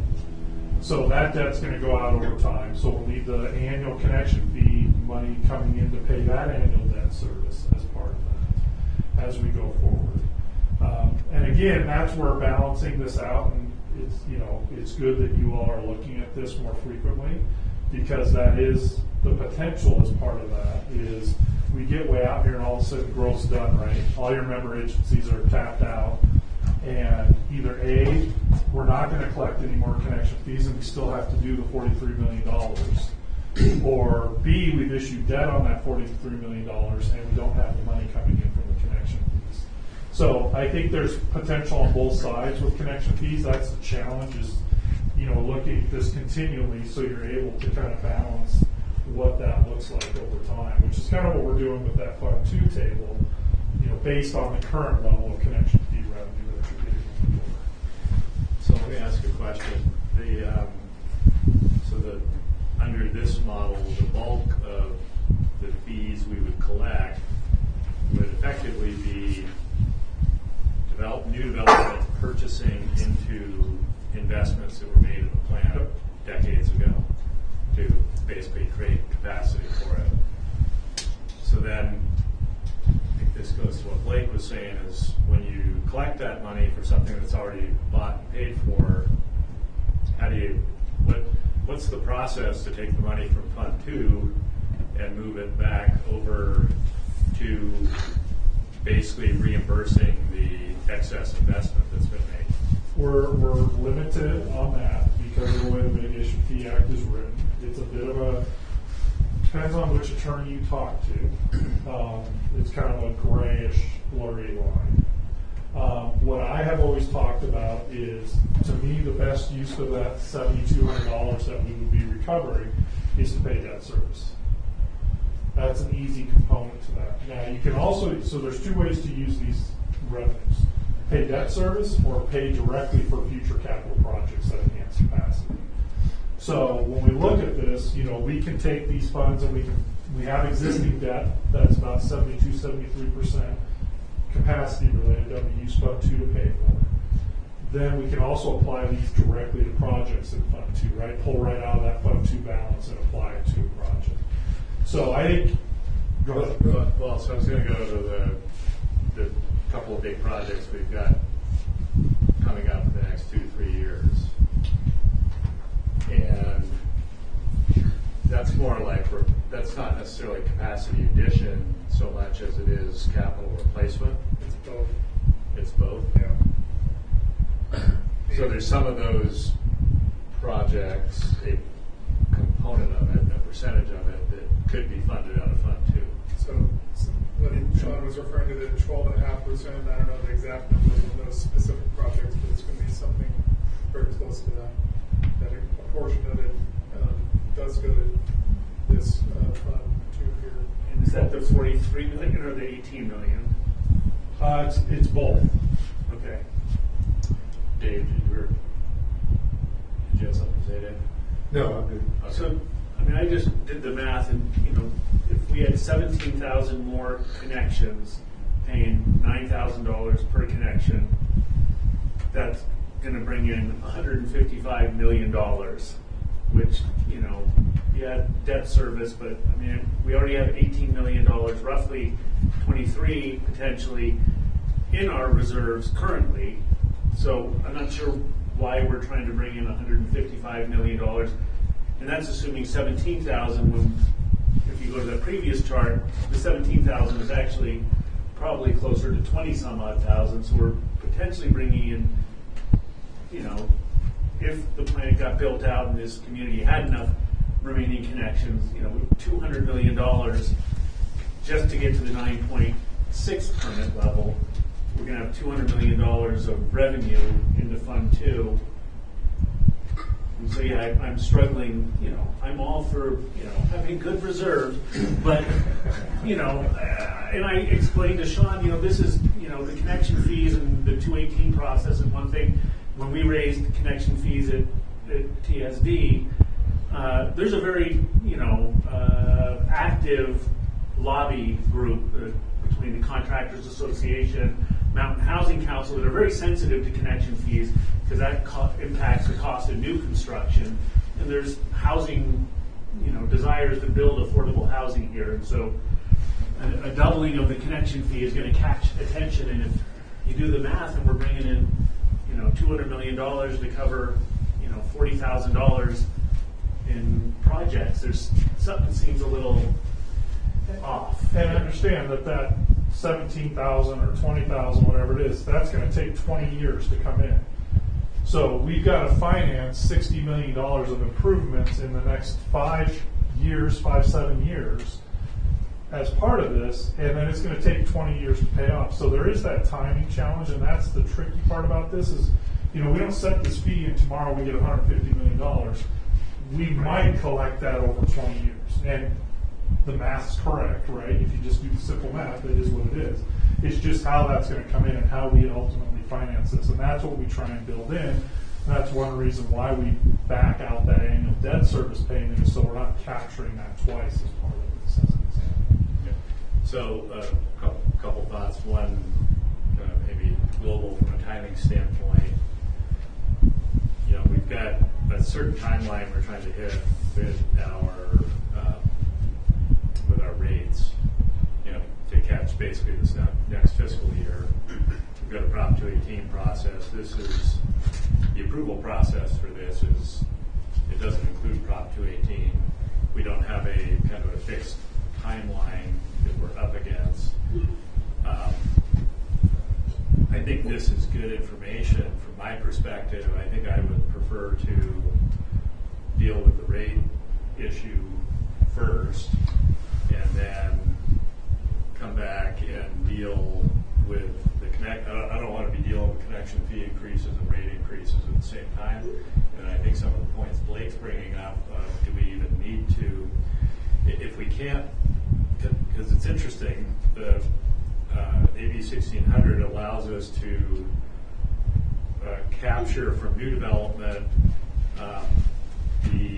the fact that infrastructure has been oversized to accommodate it, but then it doesn't allow us to take that money and effectively retroactively reimburse ourselves for having built that infrastructure a few years ago. Yeah, put it in Fund 6 so we can use it to pay for those. Right. So I think that we need to go through that thought process a little bit more before we, so from my perspective, I think it's good that we've got this information. I'm curious from the other board members' perspective, is this something we want to continue working on right now, or do we want to accept this draft information and then, come back to it in 6 months or 9 months? Can I make one comment before they answer? Yeah. The one thing I would say, if you do nothing, just for the short term, the sooner we can get our categories to align, the better. The rate schedule categories and the connection fee categories. We could do that kind of an alignment without changing the current fee? Yes, we could keep, yes, that could be done with keeping the fee the same and do that. So I just wanted to put that out there. Okay. Because that's something that I think is really important. I'd say the only other secondary piece is whatever the board decides on the level, whether you change it or not, we probably want this in place before we have building going on. If we miss the boat now, it's been pretty consistent, so probably not an issue. But like the big stuff that was mentioned, you're going to want to capture those, or we don't collect what we should collect. So sorry, that was all. So rather than leave it flat, what would be the process if you wanted to add on 3.6% per year to that fee? That's absolutely, so what we calculate in this report is the maximum fee as of today. Yeah. So the board can have anything under that, and you could adjust it as much as you want in any given time period, ideally every year. You probably don't want to be changing this multiple times to go through that process. So, I when we talked about this at the finance committee meeting, I was actually encouraging kicking this can down the road, that we got enough to deal with. Yeah. The urgency is much more in our Fund 6 and Fund 10 and the rates than the capital connection fee. And, but I, applaud staff and consultant for, wanting to forge ahead and try and just get it all taken care of. The comment about aligning the connection fees and the user fees cannot be done in our user fee analysis, or is it really the connection fees that need some tweaking? It's both. So you can't just align everything together by adjusting user fees. When we do that sort of, but it sounds like we could align it, we could leave the connection fees as is, as they currently are. It sounds like we could do the user fee update and then we could align to, so we could other forward. We could kind of create this alignment without changing the fee per EDU, I think is what I heard. well, I think that, I think to get them aligned, I think there is some adjustment in the connection fees that needs to take place. I mean, you might not materially change it, but you are going to change it a little bit. Correct, yeah. It's a minor tweaking, right? It's just a little bit of... Because what happened was 4 years ago when we did the connection fees, we created a new table and it broke the connection, for lack of better words, between the sewer service charges and the connection fees. And they have to tie so that we can properly assess connection fee rates. Because you're looking at a table that has a code to it in connection fees, but it doesn't have a corresponding code to it in sewer service charges. So that's the biggest thing for us. Yeah, the thing we changed was square footage basis, right? That, and we did a couple commercial categories like the car washes. So the EDU ratios for the various categories are not the same on the user fees and on the connection fees. They're a little bit different. Just a couple, yes. And the code to UBC. Yeah. And so, But there's a way we could rectify that by just tweaking this a little bit, tweaking the other side of the equation. Correct. And that creates internal consistency. Yes. But understand the plans in Fund 2 then aren't going to be funded. Or may not, I'll say may not. The aren't was a bad word.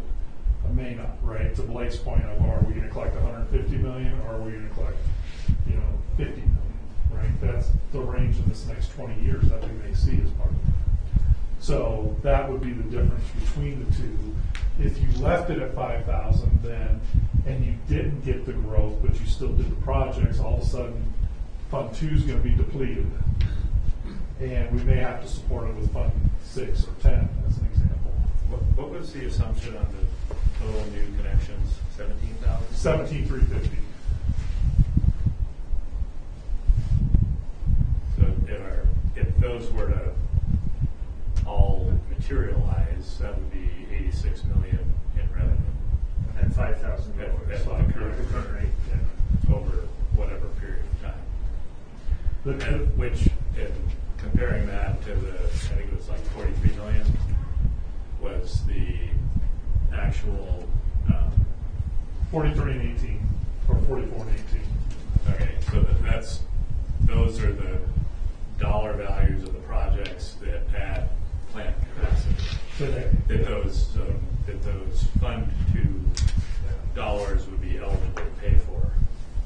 It goes back to your point that even at our current rate, on a cash basis, we could cover those project costs. There's a timing issue. If we're front loading all those Depends on capital costs that need to be, we don't have, we've got $18 million roughly in reserves now, but if there's truly $61 million in costs, you're going to eat through the 18 million, and then, I don't know that changing it from 5 million or 5,000 to 9,000, it helps, but it doesn't totally save the day. In the end run, if you have enough connections, you got enough money. Right. And if, it's kind of an odd. It's a chicken or egg. Is it possible to,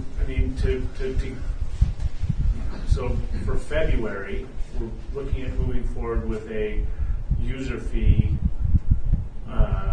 adjustment. Can we just bring, if it's important, or maybe it can even come later because it's not going to become effective, there's probably a more quicker timeline with the connection, to come back, with the tweaking of those EDU ratios for board action, and I still need to, I think, make it consistent. To make it consistent, keep 5,000 as the nominal connection fee still, adjust those while we continue to have a discussion on, is 5,000 potentially too much even now, or 9,000 the right number? I'm still struggling with all that, so. Scott or Dave? Well, I just thought, back to the cost of living increase every year onto the connection fees. We're leaving them flat. Right, losing ground. And now it's not just losing ground, but it's also the perception. Just do an annual That's, CPI. we're just sitting on it, yeah. And that's what I was going to mention as another option, at least short term, which is what a lot of utilities will do, is they'll set this fee, and then each year you can use the ENR CCI and adjust it. And, I think when I did it, I can share this, I can get it to staff, and we can get it out to y'all, especially for the finance committee meeting next month. When you run it at the 145 gallons per day per EDU, it drops speed to about 6,200. So that might be in the ballpark of what you're thinking. However, the timing is going to be the challenge, because if we're going to spend, $40 million over the next 4 years, we don't have Fund 2 for it. It's going to have to be borrowed for those projects to move forward, and then we just have to make sure we can continue to pay that debt as part of that. Were you going to comment on that? I was just going to ask, so we keep talking about the 18 and 43 million. Was that over the life of the 25 years Yes. Master plan? Yes. So that's the other tricky part, right? Is it's where do these happen, right? As part of that. So you're suggesting, Dave, that rather than study this further, maybe just say, well, for now, let's do the cleanup work to make the EDUs and the connection fees match the rates. Start doing a CPI adjustment on our current 5,000. On the current 5,000, and call it good for now. Yeah, that's probably. And my recommendation, if we're going to do that, is not do that next month. I don't think we need, March might be a good one, or, not follow on the exact same date as we're doing the rate increase or the public hearing for it. 3 hours though. I do ideally, I think that I would probably speak for Celeste as well, since she's the expert, is as long as we can have it, the table update, and if you guys decide to change the 5,000 or what have you, before fiscal year 24 starts. Because then we're in sync. And this would be a part of an ordinance, and the ordinance needs 30 days after you guys approve or sign on the ordinance.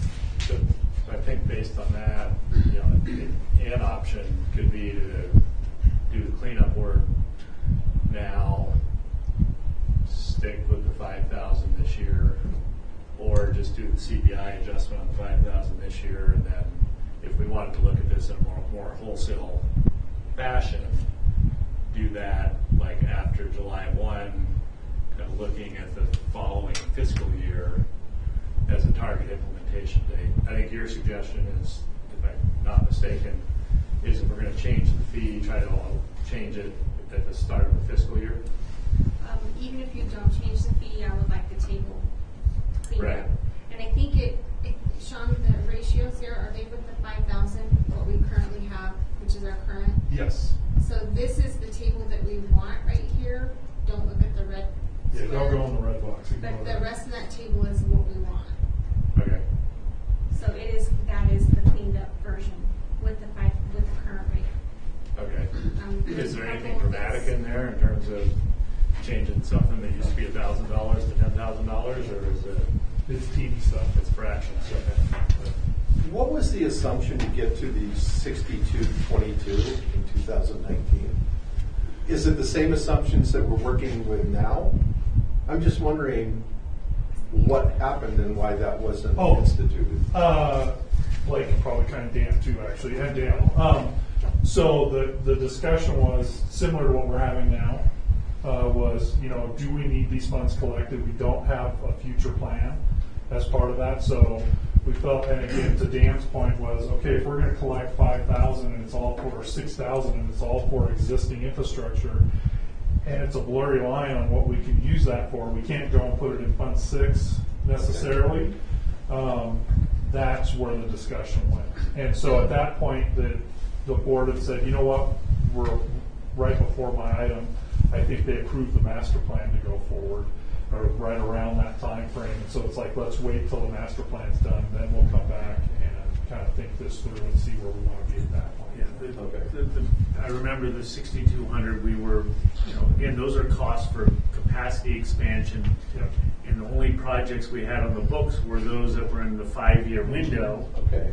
And that was it, but yet we were dividing by, I think, a denominator of a bunch of customers that would be connected over much longer than the 5-year window. We said, we need to really know what that's not the total number of projects. And so we need a master plan to look at really what the future capacity expansion needs of the plant are, get them by the proper number of customers to make sure we have the revenue stream to cover those costs.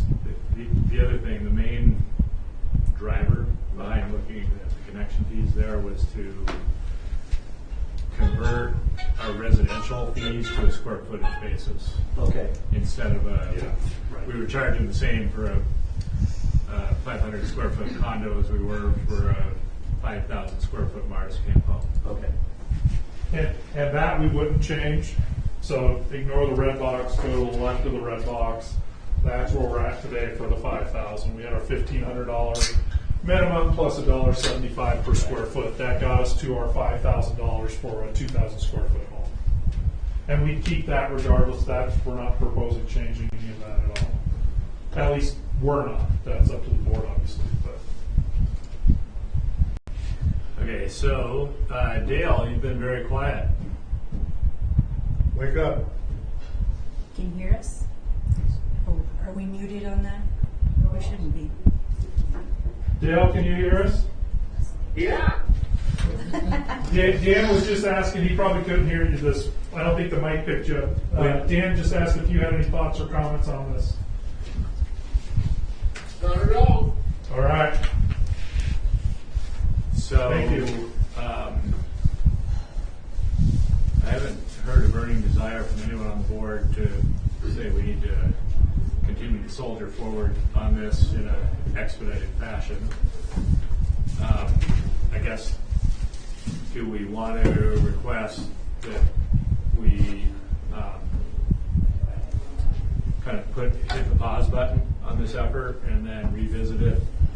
Sounds like there's some action. Yeah, There's there's some action we other want to than take. take effect by July. And so maybe we can, at the next finance committee meeting, discuss the timing that would work best for that. But yeah, I certainly feel like I'm not in a rush to, try and get that rate connection fee adjusted. I need more information to think about it. So, Scott, Yeah. you good with that? Okay. Thank you. Yeah, thanks for the information. Sure. Thank you. And let's see, staff, you guys got what you need on this? Got it. Okay. Okay, thank you, Sean. Thank you all. All right, next on our agenda, approval of agency debt management policy. Crystal? I'm stuck. Sorry.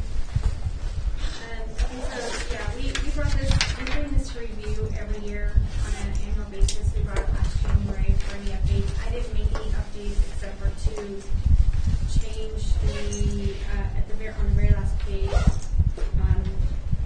For the date that you guys will accept it as of today, actually that should say January 18th, not 11. And then change the general manager, put Richard in as the general manager. I did not make any other changes to this policy. Thanks, Sean. I didn't see the need to make any other changes to this policy. Okay. So the recommendation is to approve the updated version of the debt management policy with adding Richard's name and changing the no adoption date.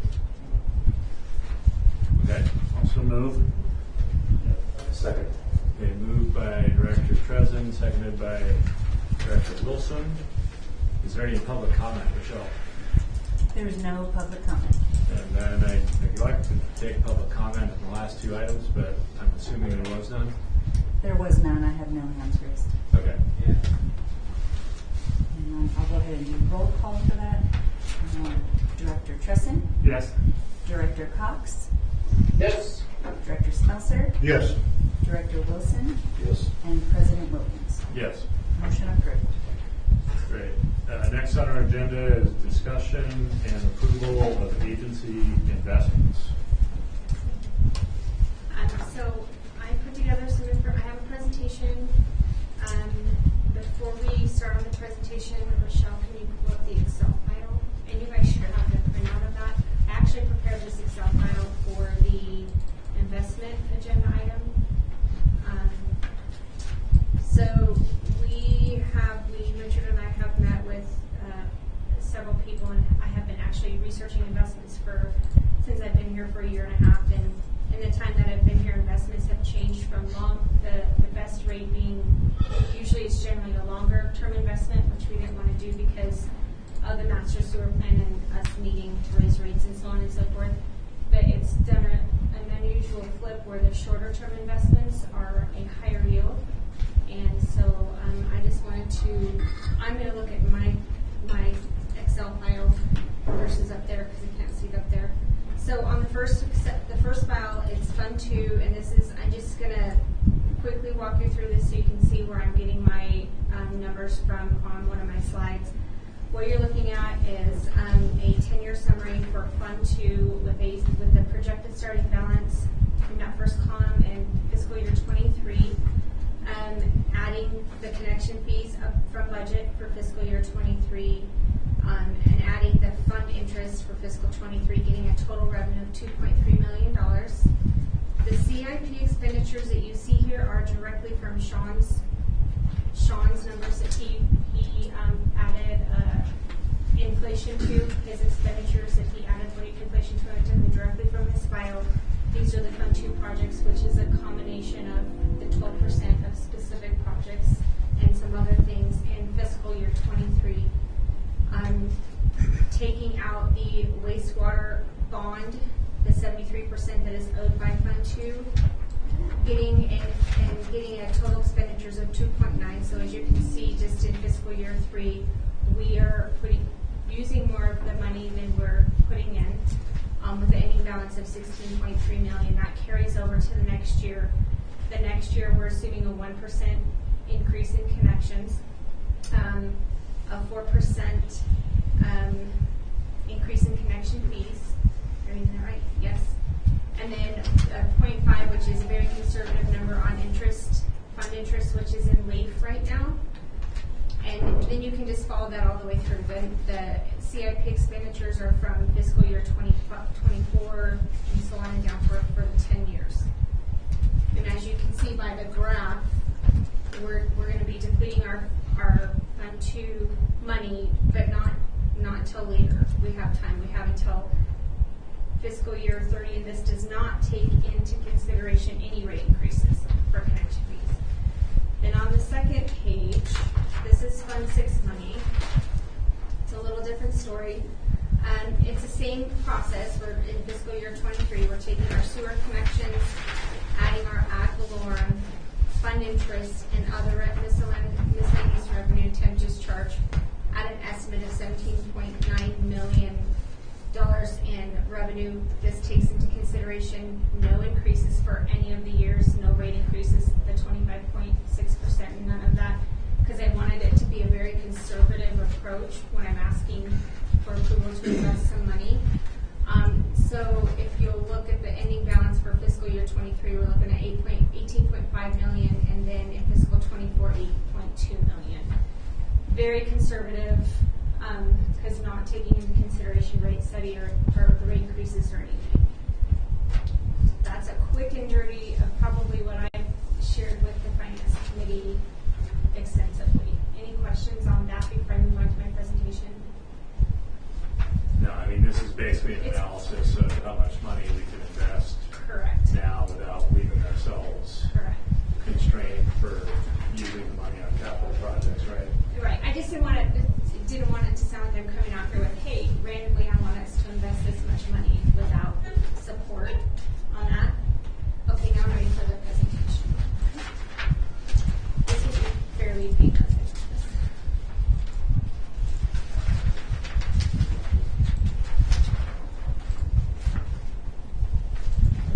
Go ahead. And then, in the interest of time, Crystal, my suspicion is the board's going to be most interested in how much interest are we making with LAIF, how much interest are we going to make with the other two things, and then what are the costs to I have access all of the that others. in here, and I'll just rush through the first couple of slides. Go ahead, Rochelle, next slide. You can go ahead to the next slide. So that's just the summary of what I just went over of the balances available in our unrestricted, which is Fund 6 and Fund 10, and in our restricted. You can go to the next slide. This is a quick summary of our investment policy. Basically, this says we are allowed to invest in the recommendations I'm going to make, which would be the U.S. Treasury securities and the certificate FDIC insured certificates of deposit. And then the general provisions is any deposit and savings association bank cannot exceed the federally insured of $250,000. That's important. And then the board, in the investment policy, the board authorizes the general manager to operate the investment program consistent with the investment direction of the board policy, government code, and our established procedures. You can go to the next slide.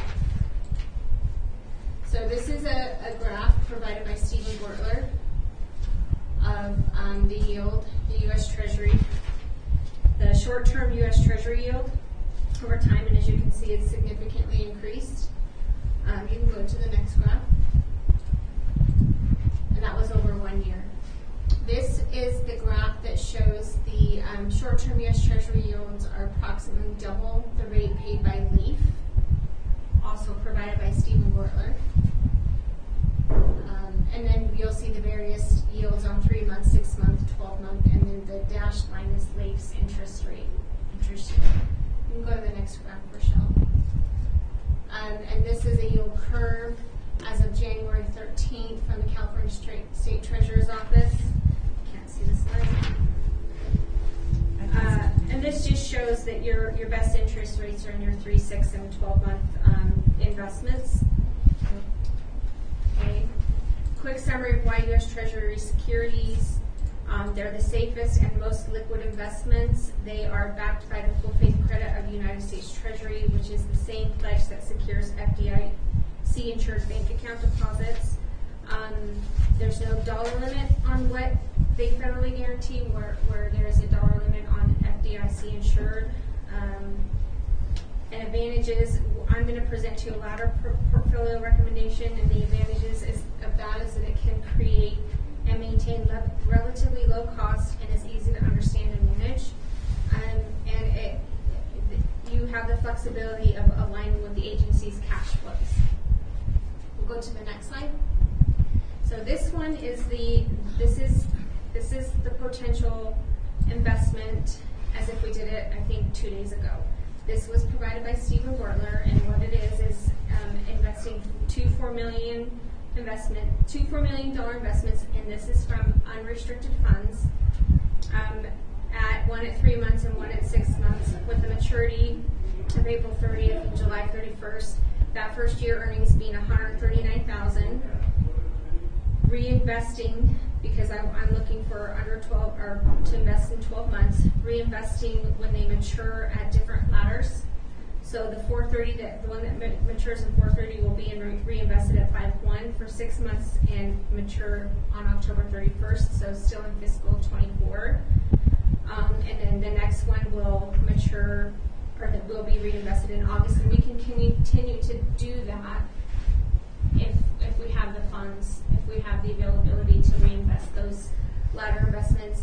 The total year 1 and year 2 earnings would be $379,000, and if you net the upfront expenses, which I'll explain a little later, of $17,750 in the first annual year expenses of $11,000, we are making an average of 4.38% interest on that $8 million, whereas LEAF is 2.39, I believe. That last time I checked. So that, any questions on this slide? Nope. Okay, and so then I'm going to recommend a separate investment with FDIC insured certificates of deposits with our restricted funds, because we have the amount of money in there for longer term than we do in our unrestricted funds, Fund 6 and Fund 2. CDs, the yield on CDs represent the fixed rate of the interest the CD will pay through maturity. They're insured up to $250,000. The max insured amount includes any interest we earn, which will be important later. And then time value investment with Aaron. I've been working with Aaron Bonk on this investment. Their cost is within the investment, so it's within they get it at a certain percentage, and then they take a piece of that within the investment. So let's say we get it at 4.3%, maybe it's 4.35% of what they got it at, and that's how they make their money. And it's a one and done on the investment. If you go to the next slide, Michelle. This is an example of $8.8 million in CDs. All of these banks on here are federally insured. Some of the interest rate is monthly, some of it is semi-annually, and we're ranging from 4.2% interest to, it looks like, 4.6% interest over time. The net earnings between the 1 and 2 year CDs, if we were to get this portfolio today, would be $520,000 roughly. If we were to do this today and invest $8.8 million. Next slide. This is just some information which I share with the Finance Committee on the two investment partners I've been working with. Stephen Gortler is very familiar with the area. I know that he's done some investment deals with TST. And then Aaron Bonk has over 80 public entities in California, including Trucking Donner Beauty, Nevada City, and City of Jackson. Next slide. Okay, I'm ready to make a recommendation. My recommendation is that we hire both partners. We use $8 million in the ladder portfolio in U.S. Treasury securities. This is unrestricted funds investing with investments less than 12 months. Implement as soon as you guys approve it, using Stephen Gortler, and then recommending $10 million to invest in FDIC insured CDs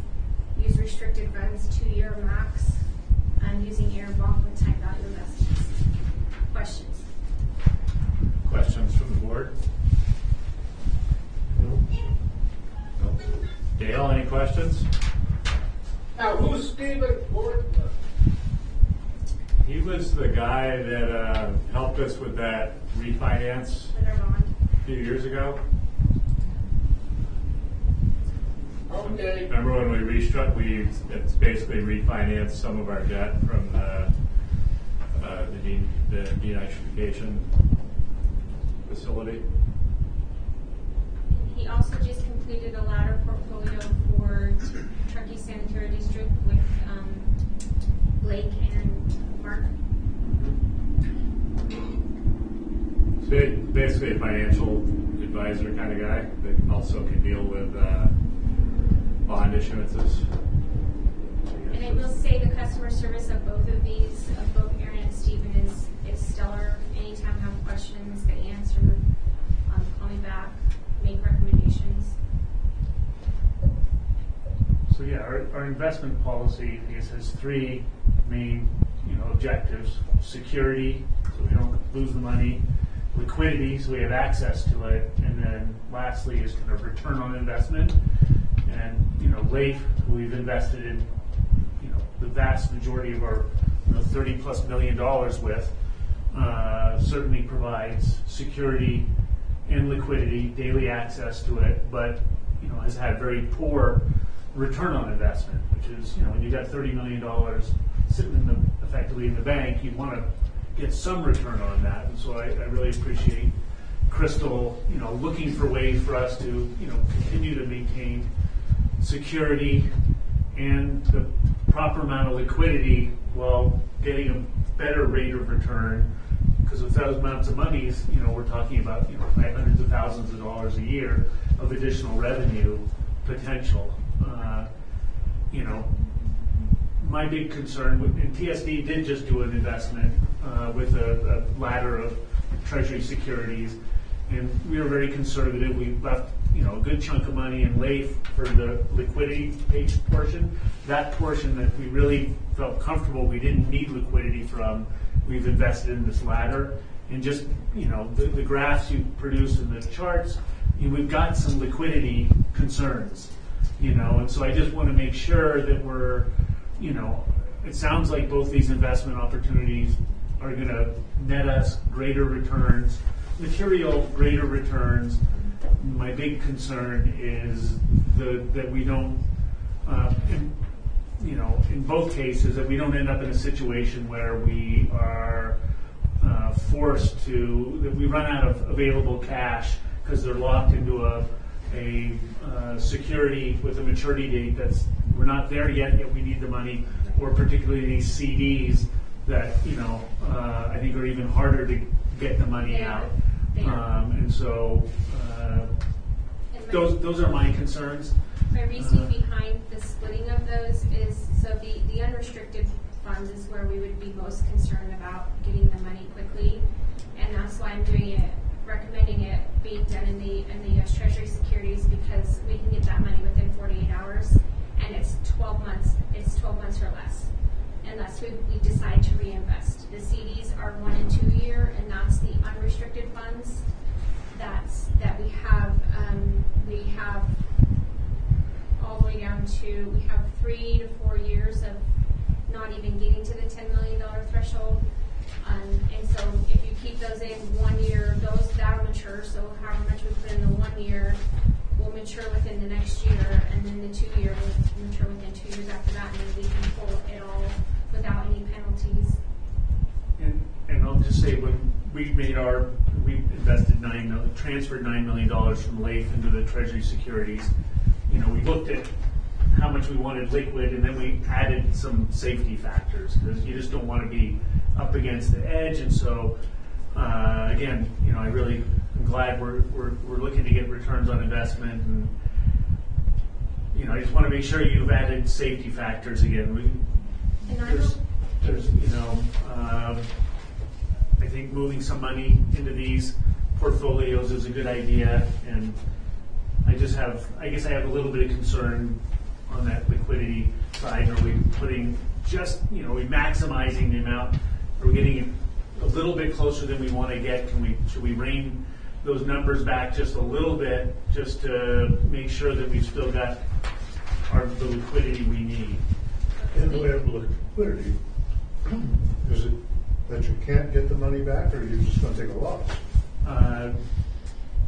So on the CDs, you don't take a loss unless you pull them out before maturity, and that is the riskier investment of the two. But I want to use the unrestricted funds, which that money we're not using that money. That's the money that we're trying to figure out how to use for the most part. And that one had let me go to my paper. So, We're looking at in the next 3 years not even getting below $11 million. Crystal, I'm looking up there and I'm seeing the CDs are in the restricted. Yes. Did I say unrestricted? Yeah, you were saying. Restricted. Okay. I'm sorry. Restricted. So that's our funds to Correct. funds. And we can get the money out. It just has to go to market. It has to go to, in both situations. But the U.S. Treasury note ones we can get within 48 hours. But it sounds like staff has done an analysis of both our restricted and our unrestricted funds, that you have a high degree of confidence that investing for this time period will not cause any cash flow problems for us. I do. I do have the confidence in that. I'm not opposed to being more conservative either, though. I'm conservative by nature, but that money is going to be in LEAF versus the Treasury notes. So so it's 2% differential between LEAF and the Treasury notes-ish. And the Finance Committee, I did recommend I'm really super confident in the amount for the Fund 2 restricted funds. My initial recommendation for the unrestricted funds was 5 to 8 million, and I go bigger, go home. Okay. So if you have a different recommendation, I'm open. And you say you're conservative. You feel confident that this isn't going to create a liquidity issue. I think it makes sense to put these in there, these higher yield. And on the rate, the unrestricted funds, so the Fund 6 funds, where I did not add in for my revenue analysis, my revenue expense analysis, I did not add in increase in our rates. I did not add that to the revenue. Right. And I used the numbers that were inflated for our expenses over time that was used in the rate study. So that's why I feel pretty confident in being conservative there. Makes sense to me. Dale, any concerns with the U.S. government paying its money back? I've just got one question. These two recommended portfolios, the one is Stephen Gordler and Aaron Bonet. How did we get turned on to these programs? To those advisors, so Stephen was introduced to me when I first started here because he had worked with us, and we worked with him on our bond, and he's presented a couple of investment options to us, meaning me and the general manager at the time that he was here, and then again with Richard, and then the Aaron is somebody that was also referred to us prior to my time starting here, but in the time that I've been here, he's done some webinars and courses and has presented an investment portfolio several times. In addition, they both have California, small district California clients. I think, Aaron has 80, don't want to get these confused. Look at my slide. So Aaron with Time Value Investments, he's got 80 public entities in California, including some ones that I consider local, Truckee, Donner, PUD, City of Nevada, and City of Jackson. And then Stephen has completed $220 million in ladder portfolios just this year, including TSD, and then he gave me a separate list.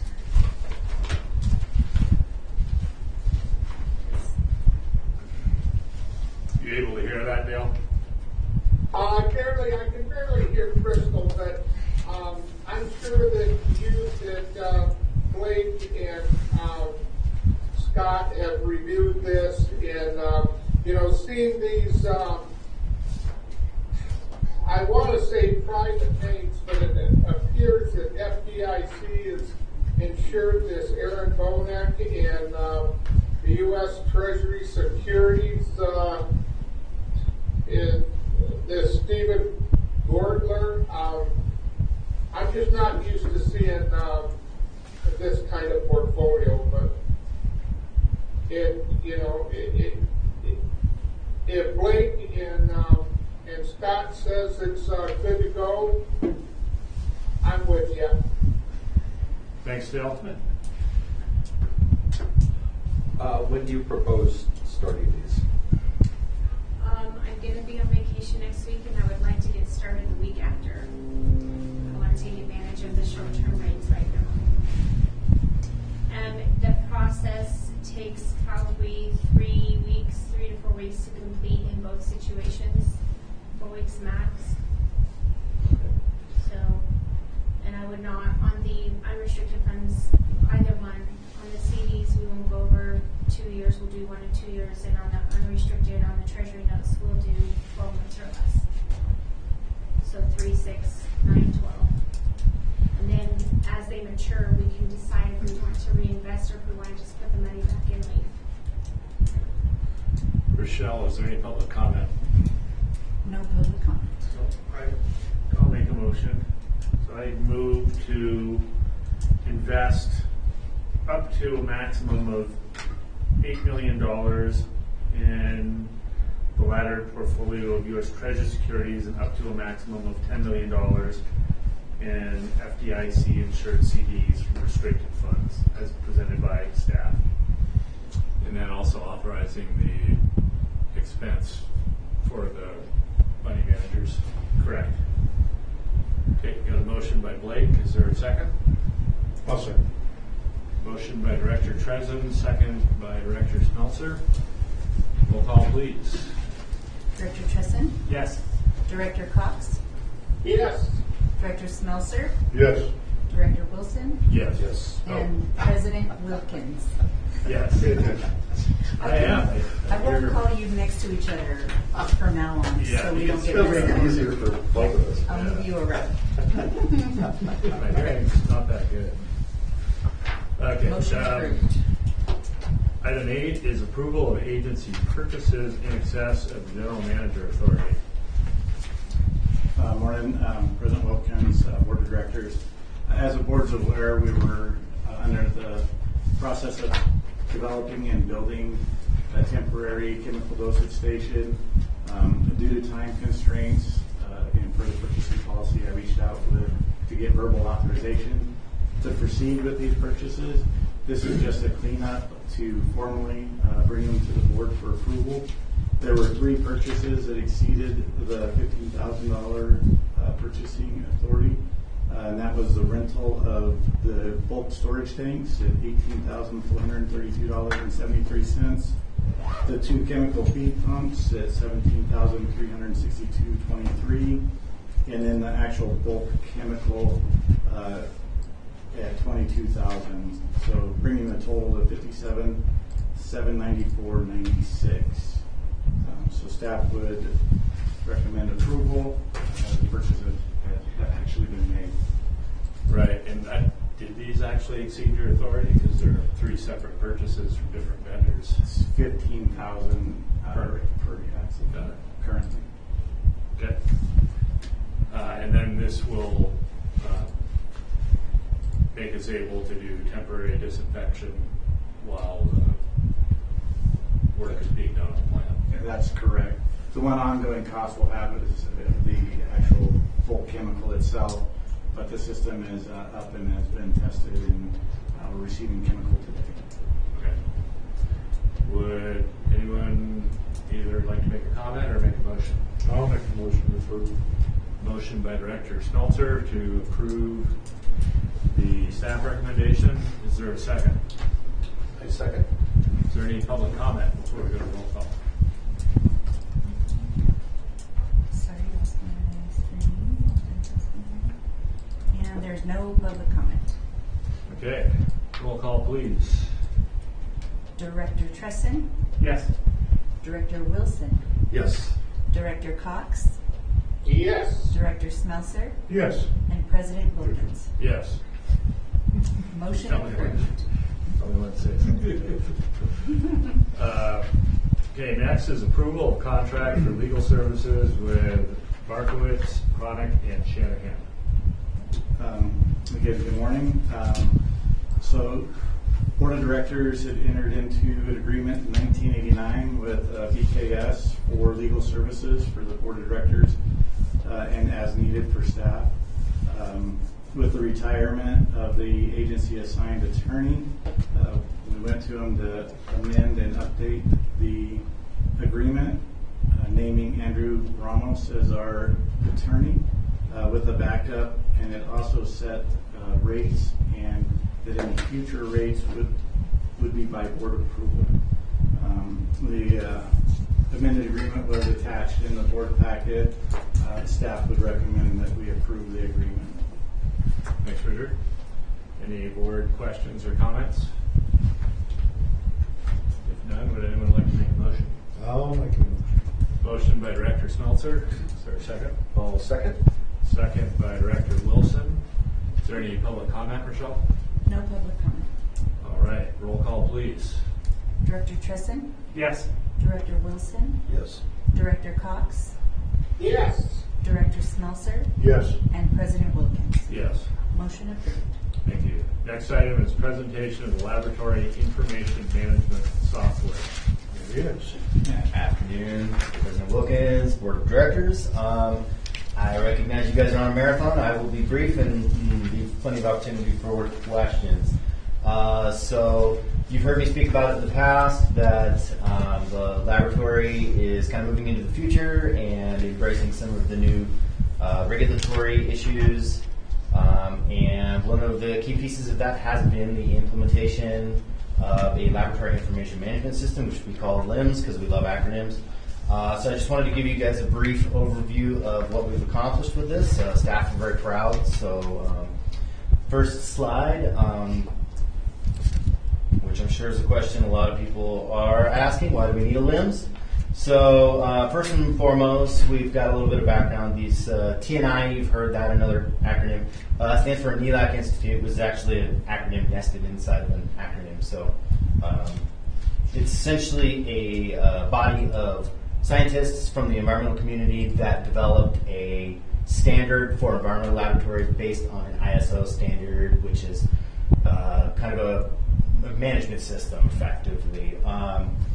The TNI is not an accrediting body. It's very important to understand that California ELAP is still our accrediting body. So we are not answering to TNI in any way. TNI is the model that the California ELAP standard is now made after. So ELAP adopted the 2016 revision of TNI in 2021, and it was kind of a big deal in the environmental lab community, and it represents a pretty substantial increase in record keeping work, quality control. There's a lot of, you could give a whole presentation on just that, and we won't do that. We're all in the lab community required to be compliant 100% by January 1, 2024, which means this year I need to have an assessment for our lab according to the standard, and that is scheduled for May this year. So we're on track. So quite a bit of more work to do, but we are making progress. So how does the LIMS help address these issues? What we're going to do is just kind of take a little walk through the LIMS. Recognize this is, kind of small font, but what I'd like to show here is effectively this is the process that a sample goes through in our laboratory, left to right, and it's all kind of self-explanatory, and we'll dig in a little bit to a few of these things, but this is extraordinarily robust software and is very highly technical. Are we looking at LIMS right now? Or No, this is our LIMS. This is a slide Oh, yes, from the LIMS screenshot. Yes, Matrix Gemini LIMS is the one. This isn't a PowerPoint thing. This is a PowerPoint, yes. It is, okay. Yes, correct. They're screenshots. There was technical challenges. But of limbs. Correct. Okay. So this is like the interface here. Yes, this is what the lab analysts are going to be interfacing with on a daily basis. And so we'll dig down a little bit into some of these things. So kind of progressing through. Next slide.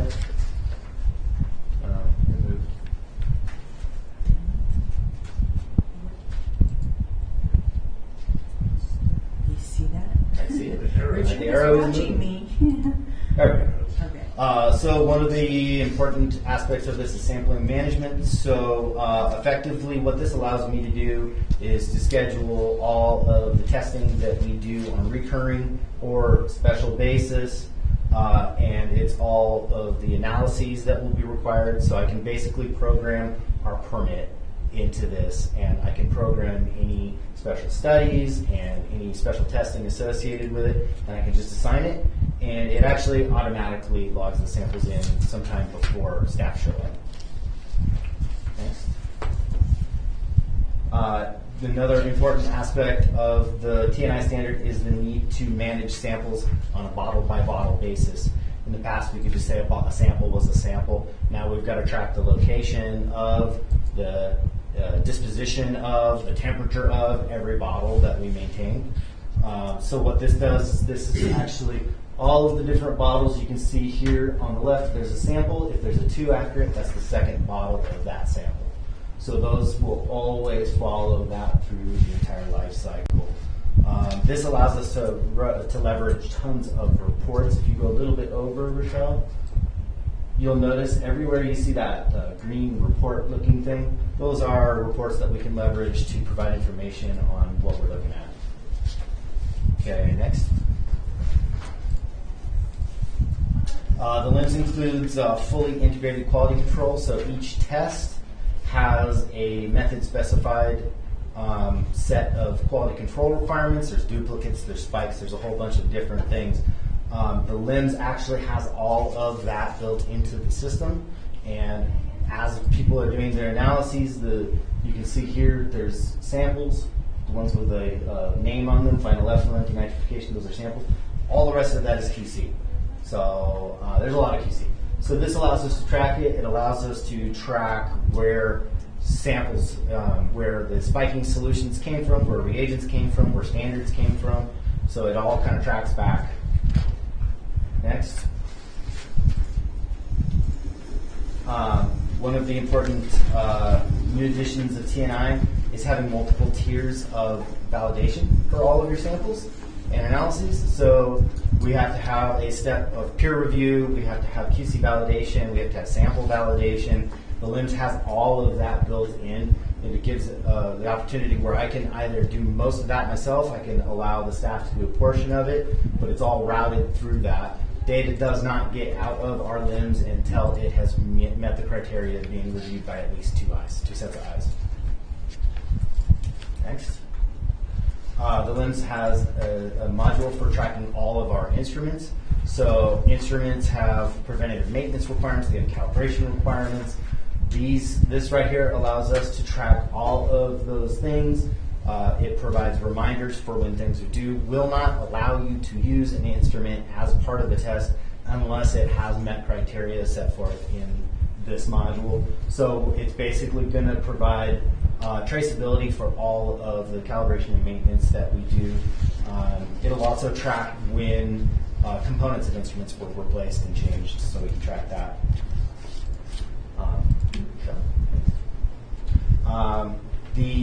Probably the largest contribution of staff time associated with TNI is document control. The TNI standard requires a strict check-in, check-out procedure for documents. All documents that have ever existed need to be available, including obsolete versions of documents. And the time in which they were used must be recorded, and a record of staff having read and understood and signed has to be available for every document issued, so that there's no question staff were using the correct document for the correct procedure. So this saves probably the most substantial amount of time, this aspect of the LIMS. These are all scanned in PDFs, and as soon as I make a revision, I overwrite that one, the old one stays in the system, staff can no longer see it, and then they get a notification in their email that they need to go read the document and acknowledge, and it's a digital signature to acknowledge it. So yeah, this was a huge win. Okay. Next. Also, another really significant aspect of the T&I standard is similarly, even if something in your inventory is gone and used, you still need to have a record of when it was in place, what it was used for, what it was made from, and you have to have certificates of analysis from the manufacturer you purchased all of your raw materials from, and they all have to meet specific criteria. So this allows us to maintain records of every bit of inventory, consumables in our laboratory, and so what this the really cool aspect of this is you can tell I bought a 500 gram bottle of something, you use it for something that takes 20 grams, the system will now recognize you have 480 grams. So it'll actually degrade from the inventory in stock, and I'm able to see firsthand what's actually in the building. Again, everything's this unique IDing system. Another important aspect of this is the recipes. So we do a lot of in-house made reagents that are made of multiple components. These recipes all come into this system, so now it'll tell you how much of each to use to end up with the correct thing. And again, the parent-daughter traceability is pretty substantial. Michelle?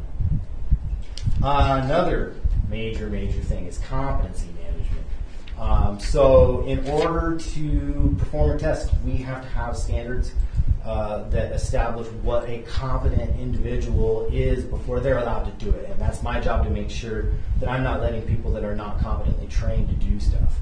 This allows us to track levels of competency, demonstrations of competency, and give it a specific period, say for a year. So I'm able to go in here, take a look. Oh, so-and-so's demonstration of capability is due. I need to assign that to them, and it will keep a record of all of them that they've done. So it's, it condenses what could very possibly be a lot of work. Next. A really substantial thing that we've had to start doing is corrective and preventative actions. So you've seen it on the board report, the corrective actions. That's going to grow substantially because the requirement under TNI is that anything that is identified as any kind of an issue in the laboratory must be treated as with corrective action, which involves establishing root cause and taking action that is addressing root cause and then monitoring the corrective action over time. This module allows me to do that. Most of this data in here is placeholder data, but this is so you can, during an internal assessment, say for instance, the operations department says, hey, are you sure about that 20.1? Are you sure it's not a 2.01? While they don't feel that they're saying it like this, that's under the regulation a complaint. And I need to record that, and I need to establish that I followed up with that, and I need to make sure, it's pretty wild. So this is going to let me take care of all that stuff. So you can follow up what the action was and whether it was a solid resolution or not, and then you've got your traceability. And then finally, and probably honestly the most substantial thing is, why don't we just use spreadsheets? Why don't we just write this stuff? Why the database, the main benefit of a database is that everything you do in the database, even deleting something in the database, is in the database in the audit history. So nothing is ever truly deleted. You could completely reconstruct every minor thing that we ever do in the LIMS from the audit history. So it's completely traceable, and not that they would, but theoretically an assessor could look at your audit history. So yeah, tons of stuff. Tried to condense it as much as I could. Do you guys have any questions? Thanks, Jason. Is this a program you've used in other agencies you've worked with, or is this new to you as well? No, I've always used the LIMS. This particular software is new. The reason I got this one, you notice the name was Gemini. Their big thing is there's a web instance you can use of the program, and then there's a desktop instance, so the Gemini Twins, which is going to be great for us because you can use it on a tablet. Great. Questions from board members? I'm good. It's pretty impressive. A lot to it. How does your staff like it? I mean, would you say that once it's up and going, is it going to make it more efficient, or is it added this TNI and the LIMS together, actually increase the FTE requirements to do basically the same, I think labs? it averts having to have an FTE discussion as it pertains to TNI. I think it completely negates that aspect of it, but there are things that we will be tracing, as you saw, minutia into some people's eyes, that we never had in the past. So that will be an added effort. But my feeling is that the LIMS negates all of that. There will be extra clicks associated with scanning stuff into the system, but hey, it's all there. And then another question I didn't see is, I assume like the results of all of our testing goes in there. Yeah. And so does this produce a report that goes to, I guess it's Lahontan? Yeah. That's our permit holder. So Correct. they're going to see a whole new format and kind of. Yeah, it won't impact them at all because it's an electronic deliverable format. So they have this older system at the state level, and you create a formatted file and you upload it, and it goes in. Right now, we're effectively currently manually creating that electronic deliverable. The LIMS will automatically generate that deliverable. So yes, but there are also, we purchased with this a program called Pistol Reports, which is reporting software that allows you to leverage information that's in any database. And so whatever report you want, you can write. So that's kind of taken care of. Thanks. And I think the purpose of this was to present this information to the board just so we're aware of it. I don't believe you're asking for any No, action. correct. Right. We just wanted to give you an update. We're very proud of the work we put in on it. So Yeah, that's great. So is your team fully trained at this on point? the LIMS, Yes. they've been with me going through this implementation the whole way. Yeah. Okay. Yeah, I will have to create pretty substantial training documentation though. That's where I was going. Yeah, we've actually discussed videos so that people have an opportunity to step by step through stuff because new person comes on board or so. Great. Yeah, thanks for all the great work. Yeah. I just want to acknowledge Jason and all of his staff. It's been a huge effort getting everything put in, and Jason's turned into somewhat of a programmer as well during this process. But good job. Thank you. Thank you. In light of the time, I wanted to ask the other board members this discussion on agency-owned property. Would anyone be interested in pushing that to the February meeting? 'Cause this could be, I'm not sure how long this discussion will take, but it could be a while. it could take some time, and it's 1:20 in the afternoon at this point. Yeah, I mean, I think we were trying to move it along in light of the request from the fire district, but I don't know that we're really on any kind of critical path with regards to this. We got the information. There's a lot of good exhibits that haven't had a chance to fully dig into, so I'm good with that. How about you, Dale? Right now, I didn't pick up on that last bit of conversation there, Dan. I was suggesting that we not discuss item 11 today, and we push that to our February board meeting. Well, I got my feelings on this as far as the presentation that was made back a month or so ago by the Truckee Fire Protection District, and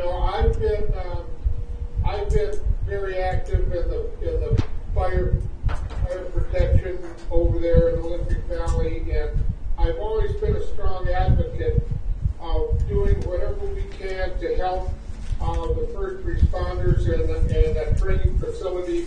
But what was presented there a couple of months ago was totally overwhelming for me, and I have a very difficult time supporting it.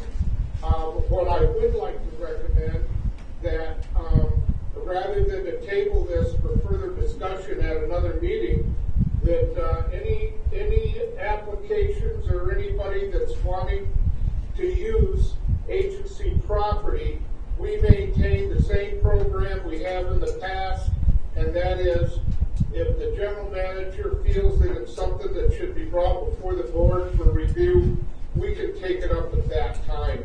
But I must remind everybody that the California legislature gave us this 900 plus acres as a buffer zone for safe operation of this agency, and I don't think the intent was for this agency to turn into a real estate company. So I say let's leave everything the way it is right now, leaving it up to the general manager to bring before the board. And I think the board ought to be very cautious in moving forward with any decisions made on the future use of agency property. Okay, thanks for that, Dale. From my perspective, I have some different opinions on that. And again, I can see this being, this discussion taking some time. I'm not in favor of not discussing it further in the future, so we could discuss it now. I just think it's kind of getting late in the meeting as compared to re-agendizing it for our February board meeting. What's the feeling? I'll put it up. I would move that we do bring this back up for discussion, and maybe we end up with following Dale's advice, but I think now I'm starting to run low. I got other things to get to as well. So I'd say put it on February or another future board meeting as you see fit. Okay. Yes. Okay. We got a motion from Blake. Can we second? Second. Motion and second. Is there any public comment? No public comment. Those in favor signify by saying aye. Oh no, roll call. Director Tresson? Yes. Director Wilson? Yes. Director Cox? Yes. Director Smelser? Yes. And President Wilkins? Yes. Motion approved. Okay, so we'll just look for that at the February meeting. And then discussion of in-person board meeting for February. Do we want to do the in-person or do we want to do this hybrid format that we're doing today? So today we're doing the AB 361 and Right. February 28th it expires. Right, so we could do the AB 361 meeting in February. Okay. You guys want to do that? And Dale, does that help you out in terms of remote access? I'm good. Okay. All right, why don't we do this same meeting format Okay. for the February meeting? We'll do. Okay. Excellent. Management team report. Department reports. Good morning, Board of Directors, President Wilkins. For the Operations Department, the plant performed well through the months of November and December. High flows were observed at the end of December due to a rain-on-snow event that happened on the 30th, 31st timeframe. Sodium hydroxide was added to final effluent to maintain neutral pH. Still working on the WIMS implementation. Due to weather and mechanical difficulties, completion of the digester cleaning project was delayed, but has now since I did the report been put back in service, and we are actually feeding it raw feed. And then we did biannual centrifuge feed, century tank cleaning and inspection. For lab staff, they performed the necessary lab testing for compliance. Laboratory information system presentation, as you saw by Jason, and Richard stole my thunder. I was going to give them congratulations on all their efforts and hard work that they've put in. Thanks, Richard. Lab staff are in the process of implementing quality system improvements for the TNI standards. The one thing I'll point out on the plant data, as you can see, is we did hit a max instantaneous flow of 12.78 mgd. I believe that was on the 30th of December. Next slide, please. This is just a picture of the centrifuge feed tank and the centrate tank cleaning. Next slide, please. And just a couple of photos of the digester 29 cleaning project. We had to get all the debris out from inside. We used the Vector truck for the majority of it. You can just see the adjacent piping and stuff. That's it for the operations department's report. Any questions? Nope. Any questions from any board members? Nope. Oh, okay. Thanks, Mike. Let's move on to the next one, and then we'll take public comment on department reports after we've received all of them. Good afternoon. I'll try and keep this brief and try to keep things moving on. I'll just touch on a few key points rather than going through each individual item. Some items of note: firewall configuration and install. That has actually reached completion. Just wanted to note how critical that is to the security of our IT systems and our internal controls. So we're very pleased to have that project done. We do continue to do some minor tweaking and configuration, but the term of the contract is done with our outside vendor. We also continue to work on the new website. Hopefully we'll have something for the board to review here soon. I believe that we've got a pending date that we're going to be choosing very soon, so we'll have something to soon on that. We did receive the centrifuge, got that back in service, and operations was able to test that, so it's back in service. We have also modified one of our blowers down in our PNR system for water cooling system. I'm sure you've seen several agenda items regarding those blower replacements and modifications. All this done while we had a significant storm-related snow removal, as you'll see in the upcoming pictures. Next slide, please.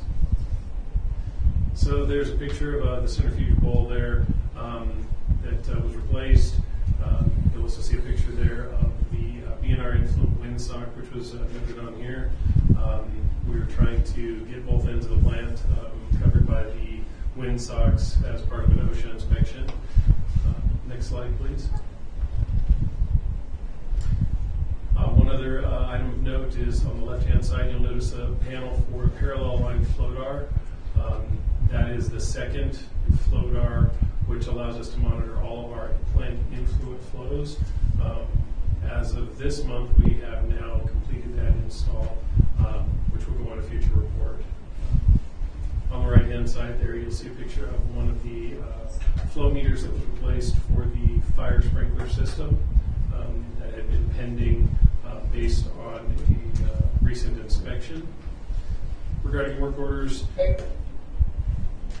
Yes, sir. Is that a question, Dale? He's on the phone. Oh.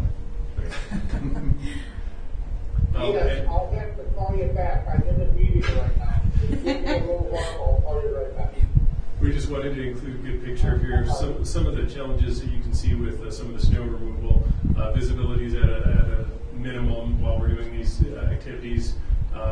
Sometimes in the middle of the night, sometimes in the middle of the day. But this took up quite a bit of our time over the past month and continued on into this month for both Jorger Road and in-plant cleanup.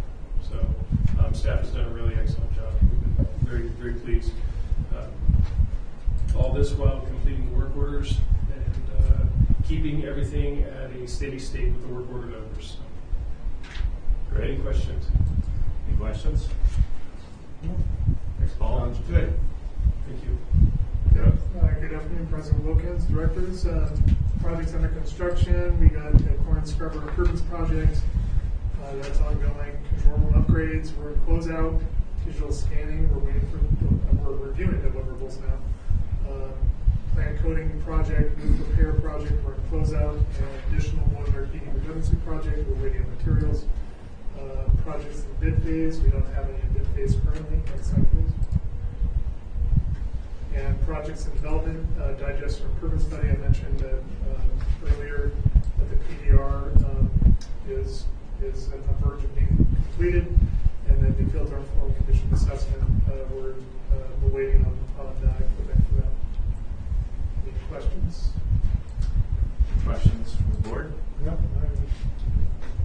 Seeing none. Crystal?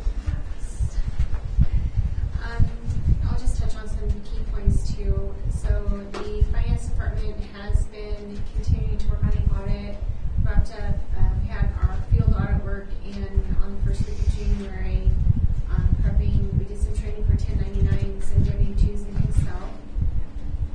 Go ahead to the next one.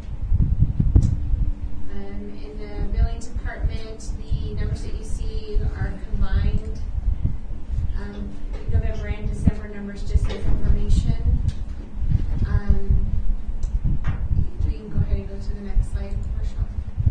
These are the 3 commercial inspections that we've done, that we did in December. The Alibi Aleworks, Coachland RV Park, and the Dorinda's Chocolate.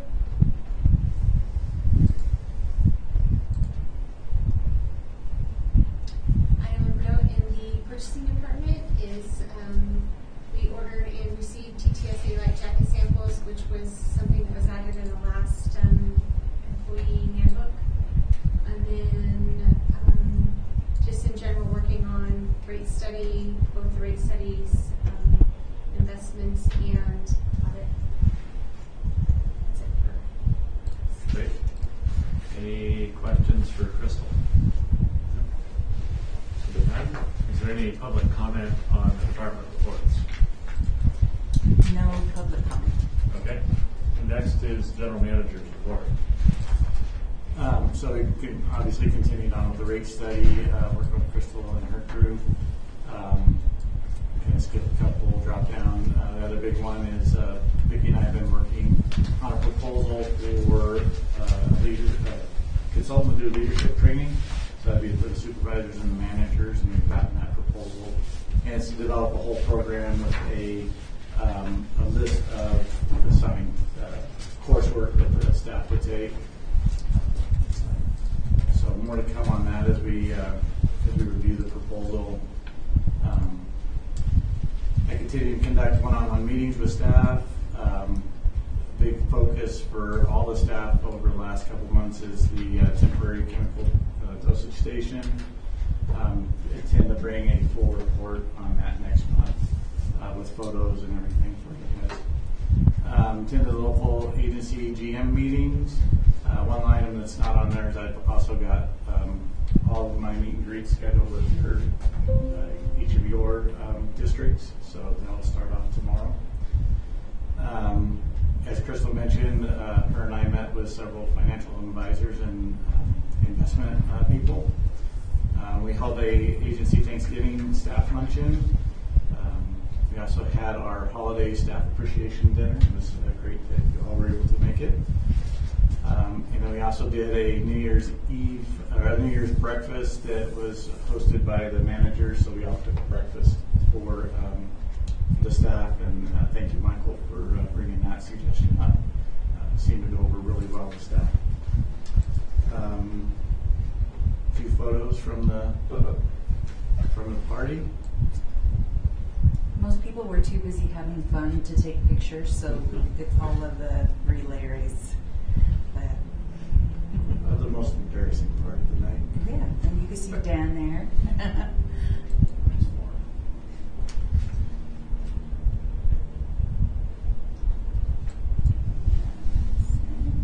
And then one for the New Year's Eve breakfast.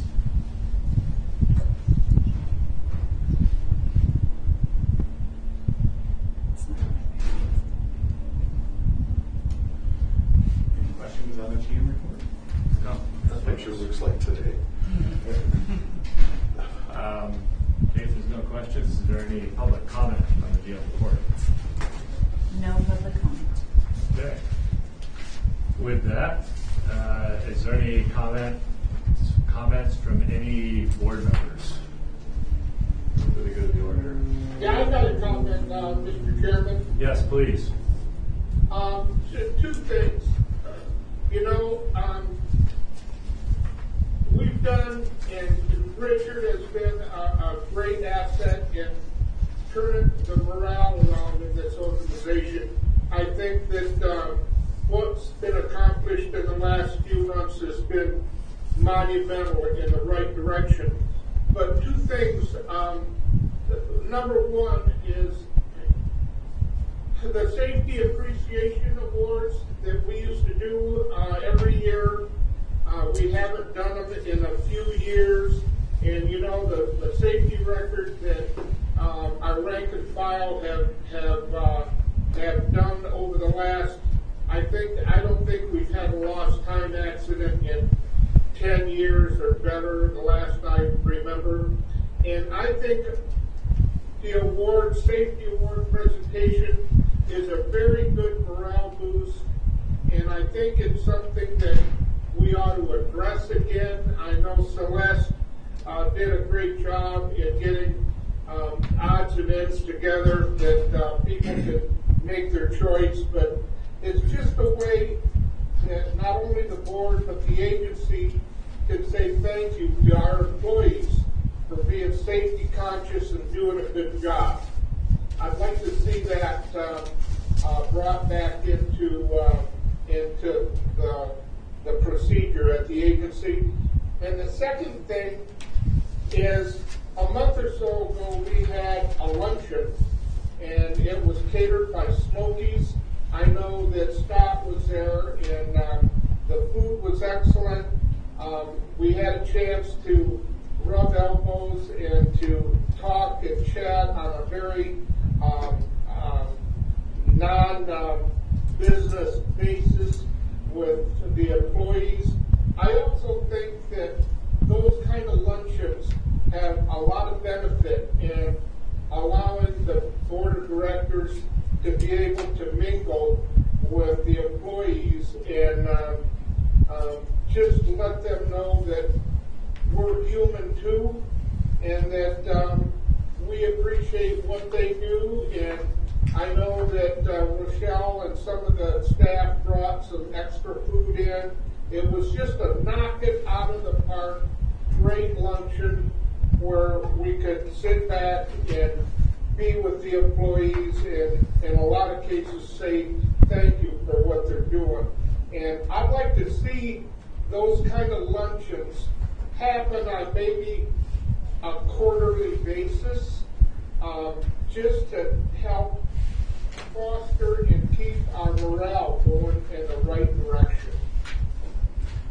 Okay. That's it, man.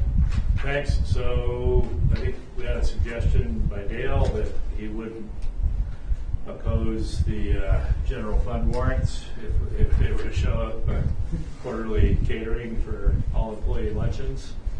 And what was the other suggestion? Safety incentive program, which is pretty amazing. Yeah. Any other board members? You guys okay with Dale's suggestions there? If staff chooses to follow those. Okay. Thanks, Dale. Good suggestions. Any other board comments? Okay, seeing none, let's adjourn to closed session.